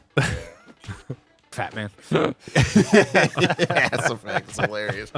We were trying to like be super safe. We're like, we're not gonna have any too crazy dude jokes and stuff like there. And then Michelle like outshined us all. She was like, "I'll show you." Yeah, hell you won't. Jay and Silent Bob, we gotta get there. Sam Hung, that's a nice one.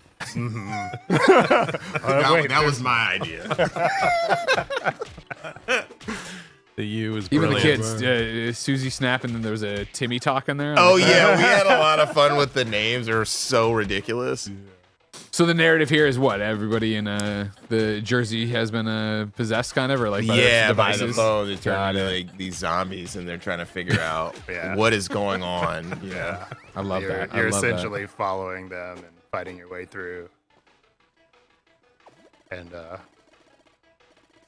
is it the nugs that you pick up that contribute to the super meter? You get the nugs. Yeah.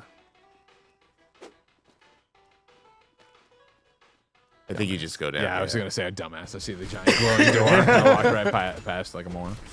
RST box, nice. So that obviously RST turned into a game store and our version of the universe, and then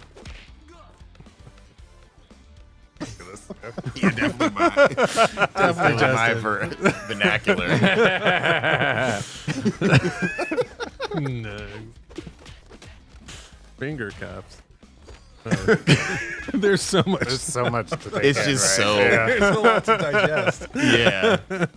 I think like there's like so Alex, who's a big hip hop fan, in the RST box, there's like all those are album covers like that you could barely see. But he made sure to make it. Yeah, there's like a Kanye West, there's the Chronic, and like just he made small thumbnails.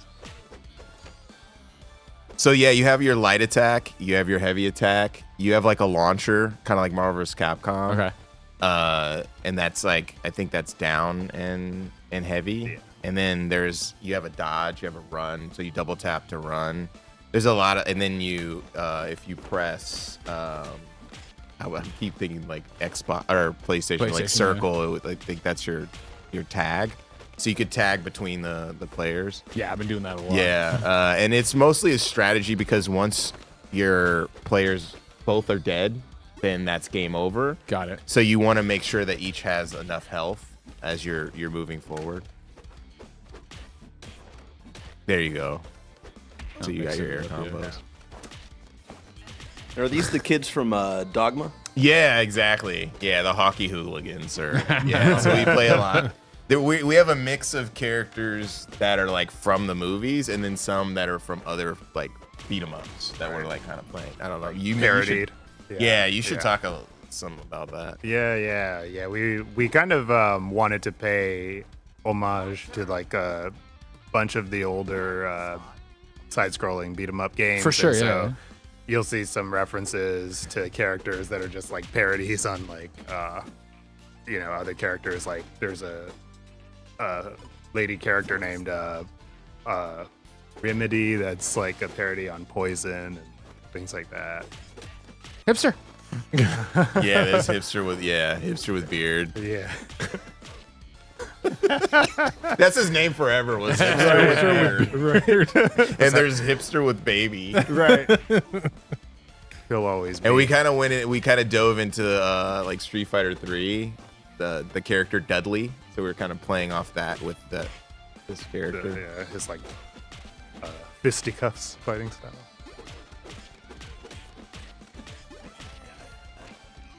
So there's combos that you unlock along the way, and it's like it's kind of like Tekken based. So you press like square or X Y Y X Y Y. You know what I mean? Yeah, and there's like totally. a move list and stuff like that, and you upgrade as you go along. Interesting. Yeah. So kind of like a Shredder's Revenge. You know how you level up a little bit, and then you unlock certain moves just automatically. No skill tree stuff. We wanted to keep it really simple and like arcade. I love that. Like have the arcade feel. So then after so long, how close are we to being out? We're into like the final stages of Hell QA yes. right Hell now. yes. So it's really balancing and polishing and like making sure like there's the sprites are so huge. Yeah. They're all HD. So we're fixing up any kind of performance issues with loading such huge sprites. Sure. As you can tell, everything's like pretty much hand animated. So it's like, we have to like take into account that aspect. Here we go. The body bag slam. Jesus, with a giant boner. Fucking A, guys. You're the source material, right? I love it. We really focused on subtlety in this game. Just like Jay and Silent Bob would. Yeah. Speaking of, what was the inspiration of Grandpa Dangler? Yeah, you just leveled up. You saw him. You saw him? Right. You know what it was? He's screwed. Like he's basically screwed. Scrooge McDangler. Scrooge McDangler. Yeah. So ridiculous. Yeah, it's funny. Like when we're getting very serious about the game, and we're talking about Dumpling Express, because like there's an animation for it where it just goes Dump Express, where everything else like lights off, and we're like serious about it. Like, yo, we gotta hit this milestone, son. Dump Express is, and we're like, why are we mad about it? It's like, where are we at with Dump Express? Yeah. Grandpa Dangler's animations aren't centered. And it's like, yo, we cannot be serious about this, dude. Them things be hanging. I love that. Drop a load. Yeah. Shell. We have an app. Why? I don't know either. All day, day. Yeah, Trevor actually wrote the dialogue for this, so Nice. we went over that, and we got all the approvals for that. This is hipster with baby. I figured. And then, yeah, we know. Yeah, so we see the characters are the baby. So Kinwan Couscous, Willow and Butternut. I don't even remember that name. Willow and Butternut. Every character has a name and a backstory. Yeah, every character has like such a ridiculous.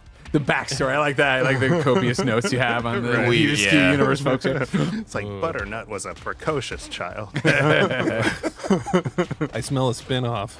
Yeah. It's an RPG.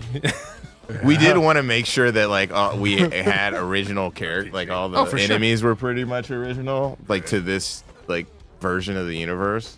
Besides, this is hilarious. So you could see in the alley, there's the Ninja Turtles and the pizza. Yeah. Splinter's smoking a cigarette. You don't say that on camera, Justin. You don't call the Ninja Turtles and say they're smoking. Right. Allegedly. Allegedly. Master Splinter, no. Yeah. Not trying to get sued. You know what I mean? I think There were some turtles in the back There were eating just pizza. random turtles eating. That happens. It's fine. Allegedly, Kanye West was in that. Yeah. Oh yeah, that's right. He's definitely suing us. With a mask on, Oh boy.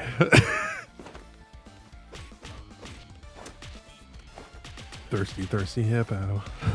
Yeah. So yeah, obviously we don't want to get sued by Milton Hasbro. Bradley. Rhymes with Hasbro. Fuck, we said the quiet part out loud. Yeah, I know, right? A lot for you to clean up. Yeah, I think Greg, we- after the Right after This isn't pre-recorded. Oh, here we go, Grandpa. Oh no, this dangles. Dangles.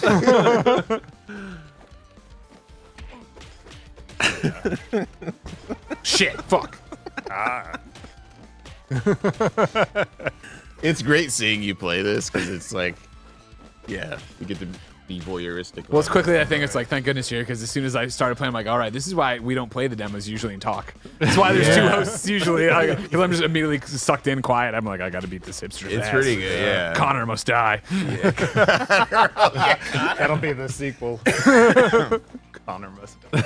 Connor must die. Over in the chat, Alex says, y'all sold me. This is on my wish list. Remember, of course, that's what the Spring Game Showcase is all about. If you like what you see here for all of these games, any of these games, go wish list them on Steam so you can help them out, get funding, make sure they get the advertising, make sure they get on IGN. Oh, the Secret Stash. Brody's. Oh, nice.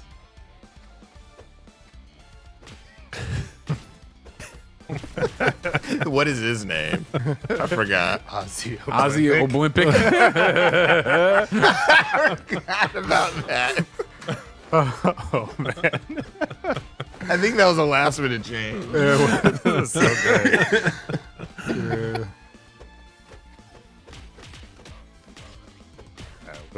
With the art style, we kind of went for like somewhat of a mix between like cartoony, like Saturday morning cartoons and Sure. comic books. It's it's great, and then the detail on the backgrounds is insane. Yeah, and they really managed to like make it cohesive. Like the art in the background and the environment really lends itself to the character. Super ready. Yeah, for sure. Yeah, that's like a screenshot of this would just look like a painting. Yeah. Doesn't look like. Oh no. Oh, okay. You got to revive. Yeah. Oh, this is gonna be tough because you got to 'cause he's revive in the him. street. It's gonna take strategy. You gotta hold it. Fuck! You got the.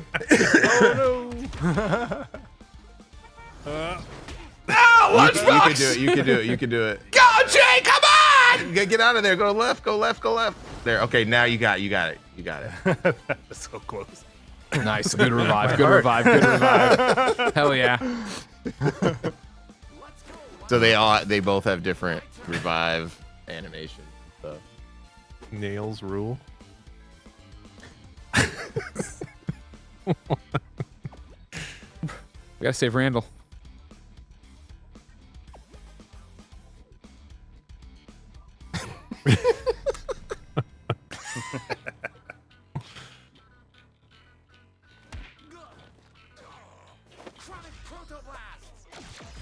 Oh yeah. Fuck yeah.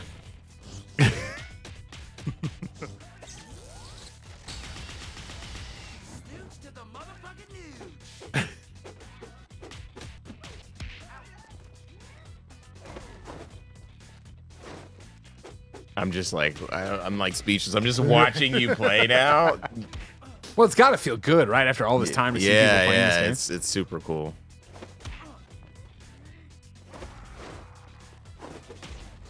So you have like some iframes when you dash. Okay. Yeah. Yeah. When we were recording Jay, it was off the chains. We were cracking up. We had the push button so we could talk to him, but like in the pantry. no. So That was an this- actual studio. So we recorded Kevin in the pantry. And we Got it, recorded got it. Jason in an actual studio. All right. There we go. Got it. Back in.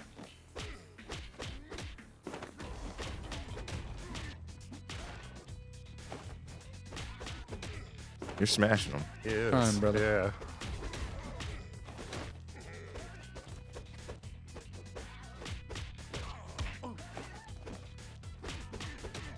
For Randall, you know.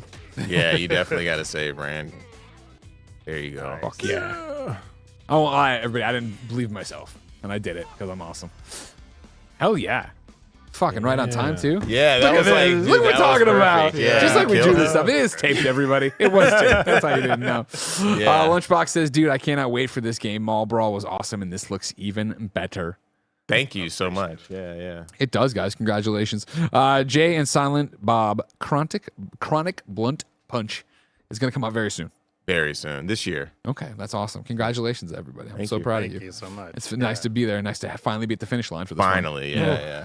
Feels And good. Speaking of being at that finish line, Greg Way, we're about to wrap up this stream. That's right, we've been live all day long since 8:45 in the morning with, of course, the Mix Cross Kinda Funny Spring Game Showcase. We started with 60 games in an hour and a half long presentation that everybody loved, and then went into all of these amazing demos that we've been doing all day long. We have one more up our sleeve, but before then, I'll remind you, Kinda Funny couldn't do this kind of stuff without your support. Pick up a membership either on youtube.com/kindafunnygames, patreon.com/kindafunny, Apple or Spotify to support us, get all of our shows ad-free, and get your daily dose of me, Greg Miller, in a podcast I do each and every day for 15 to 20 minutes all by myself called Greg Way. However, you're not using your benefits right now, so here's a word from our sponsor. This episode's brought to you by Shady Rays. Get ready for the season ahead with quality shades built to last. Our friends at Shady Rays have you covered with premium polarized shades that won't break the bank. Shady Rays is an independent sunglasses company offering a world-class product rated 5 stars by over 300,000 people. Plus, if your shades ever go missing or an unexpected hit happens, don't sweat it. They have the most insane protection in all of eyewear. Every pair is backed by lost or broken replacements. If you don't love your shades, exchange for a new pair or return worry-free within 30 days. Y'all know I've been outside in the sun a lot playing Pokemon Go, and it's such a great experience wearing Shady Rays when I'm out and about looking dope. Exclusively for you, Shady Rays is giving out their best deal. Head to shadyrays.com and use code FUNNY for 35% off polarized sunglasses. Try for yourself the shades rated 5 stars by over 300,000 people. Again, go to shadyrays.com, use code FUNNY to get 35% off polarized sunglasses. This episode is brought to you by Factor. Ready to optimize your nutrition this year? Factor has chef-made gourmet meals that make eating well easy.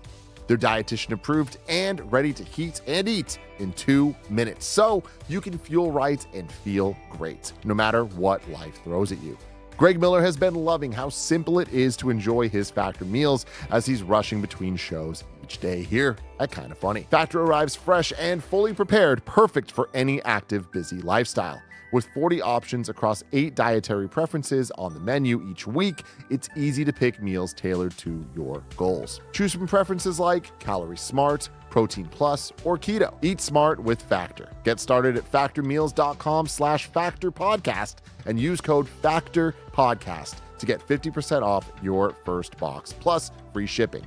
That's code FACTORPODCAST at factormeals.com/factorpodcast to get 50% off plus free shipping on your first box. This episode's brought to you by MeUndies. For years, I've been telling you all about how much I love MeUndies. Real talk, I haven't worn a pair of underwear or socks that weren't MeUndies in over half a decade. And that's because I just love how premium they are, how great they look, and awesome they feel. Even my loungewear at home is MeUndies, and I cannot recommend their various shirts enough. MeUndies just gets it. From the all-black classics to fun expressive prints, MeUndies has a look for everyone. Plus, they come in sizes XS to 4XL, so there's something here for all of you. Its breathable, stretchy, and oh-so-comfy fabric make it ideal for all-day wear. And they use sustainably sourced materials and work with partners that care for their workers. Rad. Good things come in big packages at MeUndies. Get 20% off your first order, plus free shipping on orders of $75 or more at MeUndies.com/kindafunny. Enter code KINDAFUNNY. That's MeUndies.com/kindafunny. Code KINDAFUNNY for 20% off MeUndies. Comfort from the outside in. Bump the mouse, Alex. Hey, everybody. We're back for the final segment of the Mix Cross Kinda Funny Spring Game Showcase. You should know everybody here because we've been going all day long, with the exception, of course, Jaren. Hello, Jaren. How are you? Hey, Greg. I'm great. Fresh off a plane. Well, you look fantastic. I want to call that out. All right. I don't like a lot of things. I don't. You know what I mean? Because your hair looks great. Yeah, I don't see any gray in it like mine. You got this. You're rocking a leather jacket. I can't rock this look. You know what I mean? Thank you. I don't. One of these handsome game devs. I don't trust them. We're about to look at Total Chaos. Talk to me about what we're getting into. Total Chaos. It's Apogee's first. So I'm an executive producer at Apogee Entertainment. This is our first step into the survival horror genre. Very cool. In all the years that Apogee's been in existence, it's dating all the way back to Duke Nukem. So it's been a while. Yeah. And I'm one of the original 3D Realms employees. So I've worked on DNF and Prey in those games. And this is our first step into survival horror. And this game is made by one person. His name is Sam Preble. You may be familiar with him if you played Turbo Overkill, which is one of our other titles. Okay. The game is dope. And this is just a completely different shift in tone and atmosphere for him. And it's scary. It's Justin, you play? Yeah. I have to play test. I have to play test this thing and get in here. Actually, some of the handwriting you see in the game is actually mine. Should I begin or skip? I mean, begin. We've got 30 minutes. We've got 30 minutes. Let's do it. Yeah. It looks beautiful. Like the trailer looks super sick. So, Alex in the chat has been with us all day. Oh, this game. so something I would like to say is that this is a remake. It's not just a remaster. It's a remake, reimagination of a Doom 2 Total Conversion mod that Sam did. He started playing with Doom mods in the early 2000s. He was a preteen. And really? The first prototype iteration, the first iteration of Total Chaos as a Doom 2 mod, he was 14 years old. It was 2004. Jeez, okay. This did not actually come out until 2018. Okay. So this consumed a lot of his life. And he then went on to make Turbo Overkill. And he's brought all those things back, all his lessons learned, time at Weta FX, working under Peter Jackson. Oh, nice. He's brought all that back to this game to make it the way he originally envisioned it. Oh, that's incredible. What a great story. There's so much detail in this. And believe it or not, this is Unity. This is not Unreal. Wow.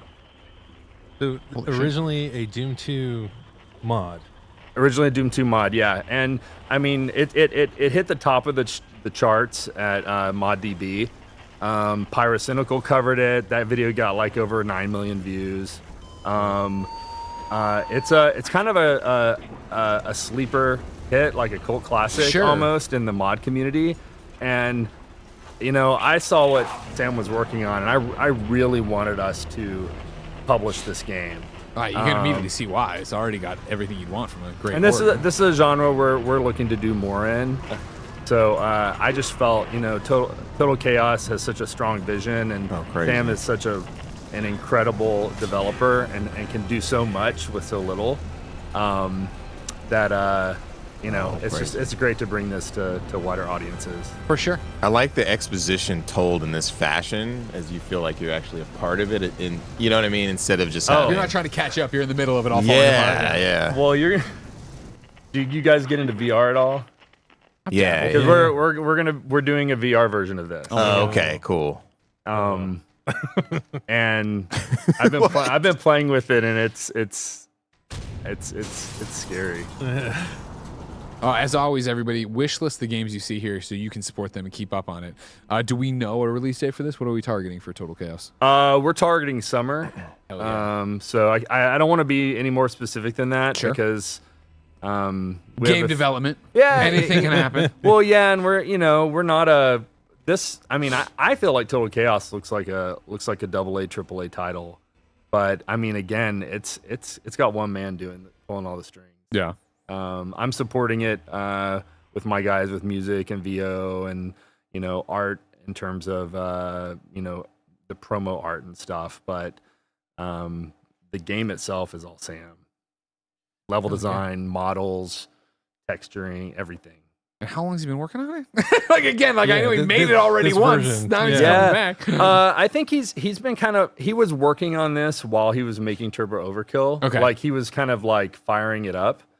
And I was seeing screenshots here and there. And so he's been working on it for a couple years now, just kind of like, but it's really picked up the pace now to the point that we see the light at the end of the tunnel. So for you as a publisher, why get into survival horror now, and why was you talked about why this game speaks to you, but why, like, as a broader vision, why add this to the portfolio? Well, Apogee started out doing all kinds of games. Like, I mean, 3D Realms, people know 3D Realms because of like Shadow Warrior and Duke Nukem and Max Payne and Prey and those types of games. But Apogee originally was publishing a variety of titles across many genres. I mean, you had Wolfenstein 3D and Wacky Wheels and Commander Keen and all that stuff. And so, our part of our mission now is to seek out new life, new civilization. To boldly go. Had to get some Star Trek in there, but I love you for doing it. But yeah, that's my handwriting. Nice. Look, Mom. I made it. No, but yeah, we just we're looking at strong visions that are just core experiences that we can bring to players that aren't like too big for their britches. Sure. That you blow up a team to a point to where like it's like, what do they do next? We're making sustainable games as well. Easier said than done. It feels like these days. It so is. I appreciate you tackling that. Yeah. And we're a small team over at Apogee, so everyone's opinion matters, and there's someone that's passionate in the corner of every title that we're publishing. Damn right. They're all our children, so that's the way it should be. Coastal. How big is Apogee these days? We're about 10 people. Okay. Including Scott Miller, the original founder, CEO, and there are about 3 or 4 of us from the original, olden days. Yeah. So, and you were saying you were having VO and music is like a major part of that's something that so a lot of the music from that's appearing in here that you're hearing now is actually from the original mod. Wow. And so Crazy. we're bringing that in, but we're also we created a theme for the game, and we're bringing some additional music.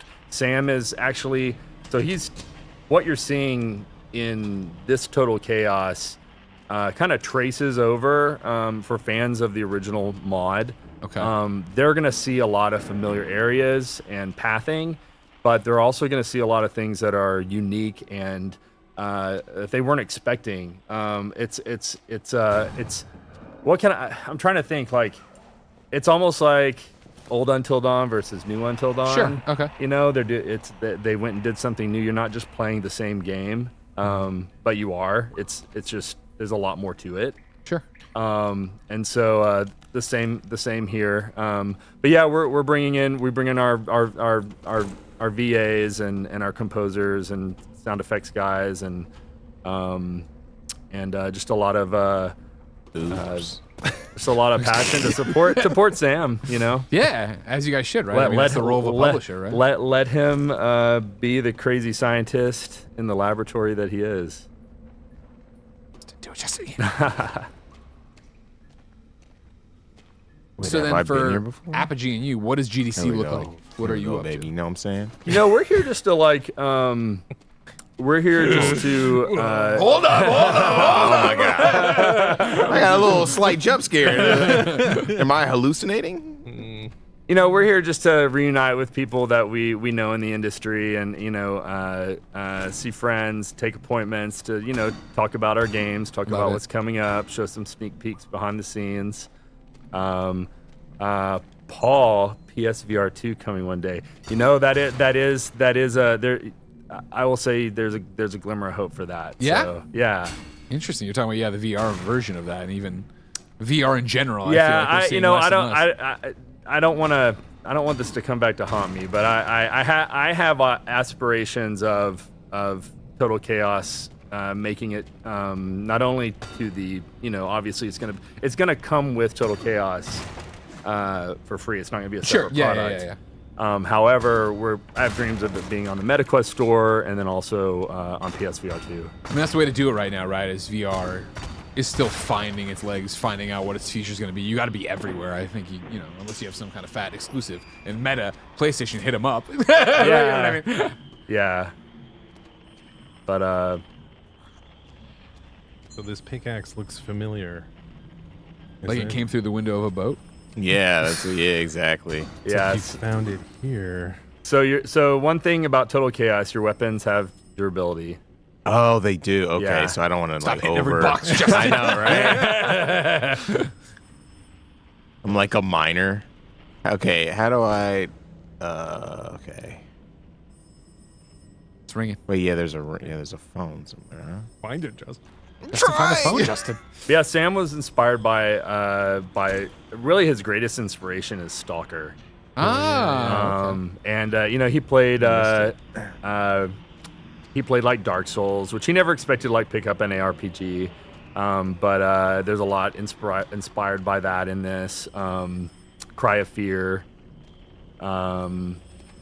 But a lot of people look at this and they're like, wow, like this is, they look at the creature design and the kind of the inventory management and just some of the stuff that the foundation that it's built on. They're like, wow, this reminds me a lot of like Resident Evil or Silent Hill. And he never played those games. Oh, interesting. Yeah. Really? Really? You threw up Yeah. in the menu earlier, Justin. It had like the bleed and the hunger, and I was like, oh, okay, so like madness. There's a lot more going on there than just your health. Yeah. Ooh. Yeah, the madness stuff is new. That was not in the original mod. And it's like Eternal Darkness. It's like, really, actually a little bit. It's really cool. Sanity meter. Okay, you may need to guide me because there's a little bit of glare. I'm trying to like. Oh yeah. Sure, it's the glare. Okay, I'm trying to see where you are. Turn off all the lights in the studio. Let's So see if I we think can- I got it. Yeah, you're gonna go wanna straight here. Bust through those. Yeah. Oh, right okay. there. Okay. I thought that was a fence. My bad. I can't see. It's the You're learning shadow the of game the world. fence. You're learning the game world. I'm destroying this situation. But these kinds So of so this is teaching you how to do a charge swing. So Okay. I think it's one of the other triggers. There you go. That looks like it. That There looks we like it. go. That was like, Boom. Yay. I got it. All right. So I. Over in the chat, Stony Red 96 says There we this go. game is awesome. I played the demo earlier today. That's right. You could play this demo. Ooh. Right now. Go to Steam, wishlist the game, get the demo. Oh, that's what that is. I thought it was like a little dash. Cool. And then we're gonna be at the showcase in a little while. Oh, sure, tonight, and we're gonna have a little bit more to show from the game than what you have in the demo. So Love that. Hopefully. Eat that bread. Moldy bread just chilling right You there. gotta do. You gotta do. All right. See Do I how that need? affects Okay. your Where's my madness. hunger? Okay. So I do have some hunger right now. So I'm gonna eat a moldy apple. No, that's not a good idea, actually, huh? That's all you got, man. It's all you got. All right. So how Can't do I import eat the it? storm. So I take it and put it Well, in my you're- inventory. Let's see. Or I Is put that it- what do you have in your hand? Is that the sandwich? Yeah. Yeah. And you want to eat it? Yeah. So X. Oh, derpy dop. Oh, all right. The So Minority Report sandwich. It's gonna add to madness. Where's your cursor? There you go. I grabbed it. Oh, you don't want to grab it. Oh, you just okay. I get it. Yeah. There you, yeah. So Cool. you just ate one. Yeah. It made a Okay. squishy sound. I didn't like that. So yeah, you need a key for this one. So there's some. Well, I was gonna say this is a light puzzle, but it gets Steadily more complicated. You'll see. You'll see.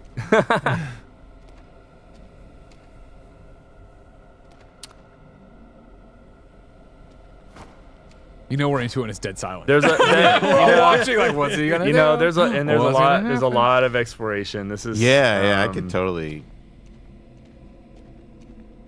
Oh. Okay. There's a green nugget. Okay. I So don't have obviously the these key are yet. these are locked up, so Yeah. something's going on. Oh, Oh, well. schnooks. Damn. I told you there was durability, man. Yeah, There we but go. I had to get this letter. How many times do I have to tell you? Yeah, well, now you have the Foreman foreman key. There we key. go. Now we're And crushing. now I'm we're gonna crushing. die because I had the foreman key and no axe, no pickaxe. All right, so I Momo can says, use "Man, that this for music is multiple. stressing me out. That sound design. So there's another area with one. There you go. There you go. I love just throwing switches. Uh-oh. Okay. Nope. Oh shit! Oh shit! He's coming for you. I'd run towards that. Yeah. Yeah, so your goal is going to be to throw all these switches before he... Oh, you're tired now too. The bread ain't helping. So when I played it, he was faster. So you're lucky, Justin. You're very lucky. Where you at, homie? Oh, he's coming for you. I don't like this. You got. Oh my God! So then I got. Come on. Come on, Oh, you man. punk. I ain't Oh, scared shit, of you, oh, shit, son. oh, shit, he listened. Yeah. Wow, do you see that dodge? Everybody has a pro dodge. I all stuttered on Skeletor it. ain't got it. He ain't got that. The juke. There's one behind you, I think. Yeah. No. Oh, you got that. You threw that one. Bad Okay. advice.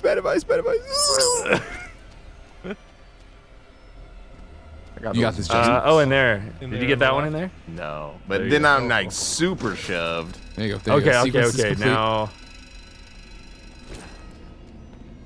Something opened up. That door, right? Yeah. to the right. Yeah, there you go. Wait, where? That way. Bad advice again?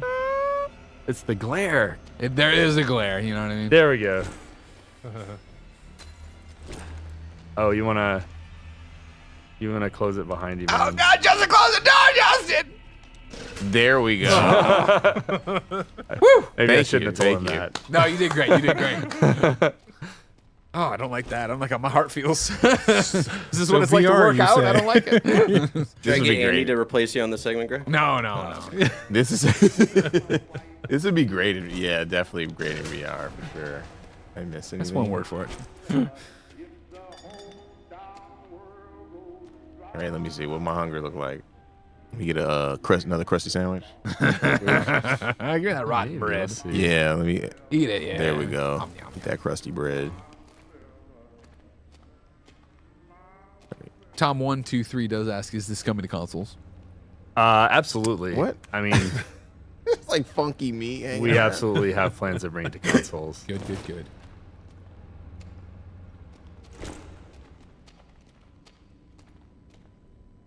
Yeah, the atmosphere is great.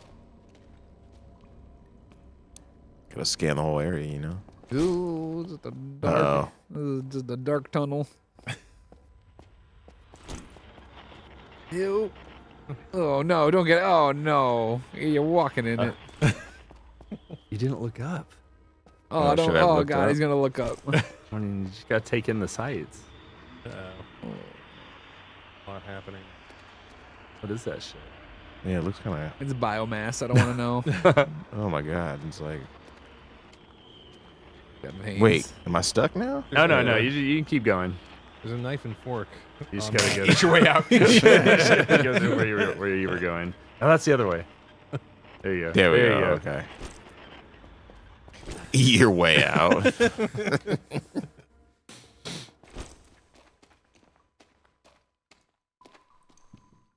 In the chat, Alex says, Greg should play more horror games. And of course, everyone knows I play a lot of horror games. But it's weird to watch someone play a horror game. Like playing it, I feel like I'm in control. I would know what's going on. You feel like you're watching a horror movie where the characters are making all the wrong decisions. Yeah, making all the dumb I think Justin's doing a great mistakes. job. Why are you It's doing just that? like- Why are you doing that? Yeah, I love horror games. They're like one of my favorite genre, for sure. Especially survival horror. All right, so this is a bit of a puzzle room. You've got switches you got to throw. There are. It's gonna call the guy. Yeah, you're gonna. Yeah, it Oh, is. just don't start hitting him. The guy's gonna come. Okay, I get So, it. Okay, so yeah. there's like little clues on the Yeah, nugget exactly. down. You got Okay, it. so yeah, so we got to push this. So this guy's got to go down, and then where's the other clues? You got to kind of explore the area. Okay, cool. Yeah. All right. There's another one. There's another little. You got 6 minutes, Justin. Get out. Yeah, I'm gonna have to go like deep in the catacombs. This is kind of scary. I don't know what's around the crevice. These little glow sticks. Oh, this is what calls the man. Oh, opened up that little. Oh, there's this. There we go. Left. Hey, left. God of War. Uh-oh, I hear some funky. Oh, that's me. That's just you I'm being tired. Dashed into the wall. All right, where's the one? There you go. for That's that just one? on the ground. Oh, okay. There we go. Left. And Well, now hold on. Nice try. That's upside down, right? Got so it. that'd be right, technically. Thank you. There Yeah. We're Good call. we're Good call. Yeah. It's kind of funny, everybody. We're here. Okay, so I can't get in there yet anyway. I thought my own grunts were like, yeah. I'm waiting for the trigger though. I'm waiting to get. You'll get that last one. He's gonna come at you like a bobcat on a trail. Do I have glow sticks? Not yet. I mean, they're on the ground. Okay. I gotta But they- figure but out they- where I haven't been. So this is the sword. There's this hallway. You might try going back down there. You open this door to and then your behind you. Yeah, your left, right? What's in there? Yay. Tunnel key. The man's not gonna like that. Where would you use a tunnel key?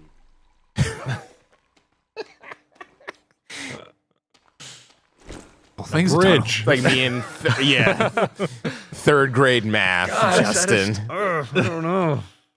I don't know where the tunnel is. Is there a mat? No, obviously not. Not yet. How'd you get down there? Begin with. I don't know where I don't have a good sense of direction right now. Is this the tunnel? Kind of looks like a tunnel. Oh,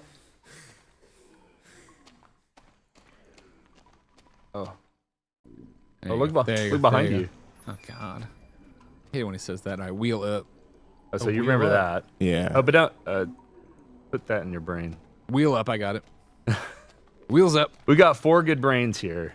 Yeah. Well, let's not get ahead of ourselves, all right? I'm a little worse for wear. All right, there we go. Wheel up, right? Okay. It's gonna bring the man.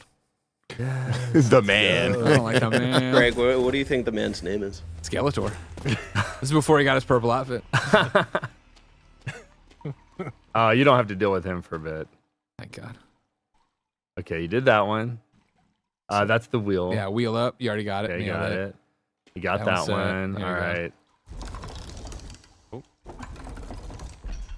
There it goes. Okay, and now. And now I'm hungry. That door Let me- behind let you, me, yeah, Let me eat some old tuna. Oh, you are hungry. Wait, I don't even know if I can. Eat that I'm gonna eat this old molded bread. monster Give meat. me No, that I'm not monster eating meat. that. I'll eat this. Skeletor Origins.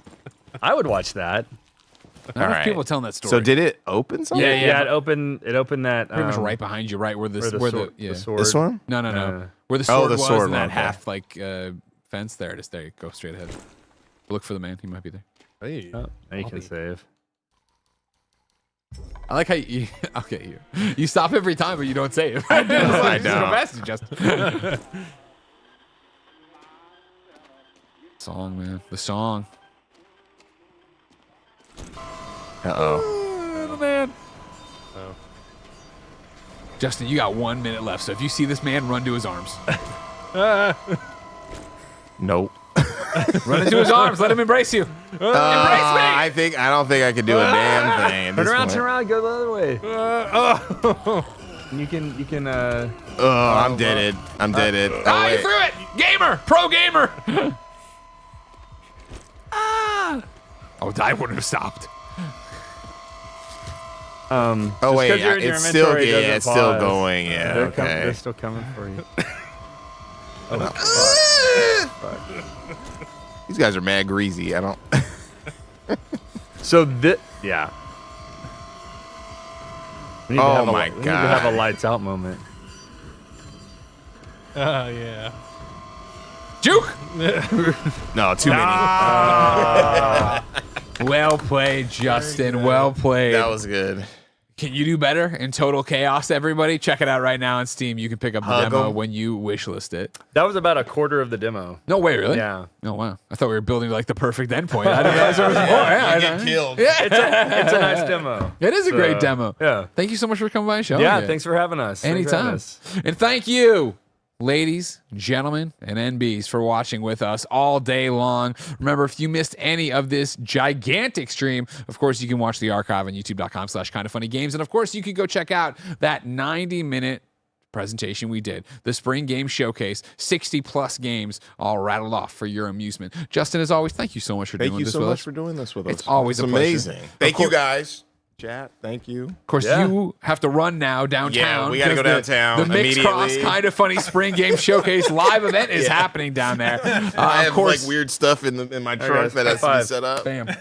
Of course, everybody, thank you so much for watching. Like we said, this was all about getting some indie games in front of you. If you liked some stuff, go on over to Steam, wish list it. Of course, there's a QR code that's been on the screen throughout this that you could scan to go there, wish list the games you want to do. Again, you've seen 17 games across 5 hours today. It has been amazing.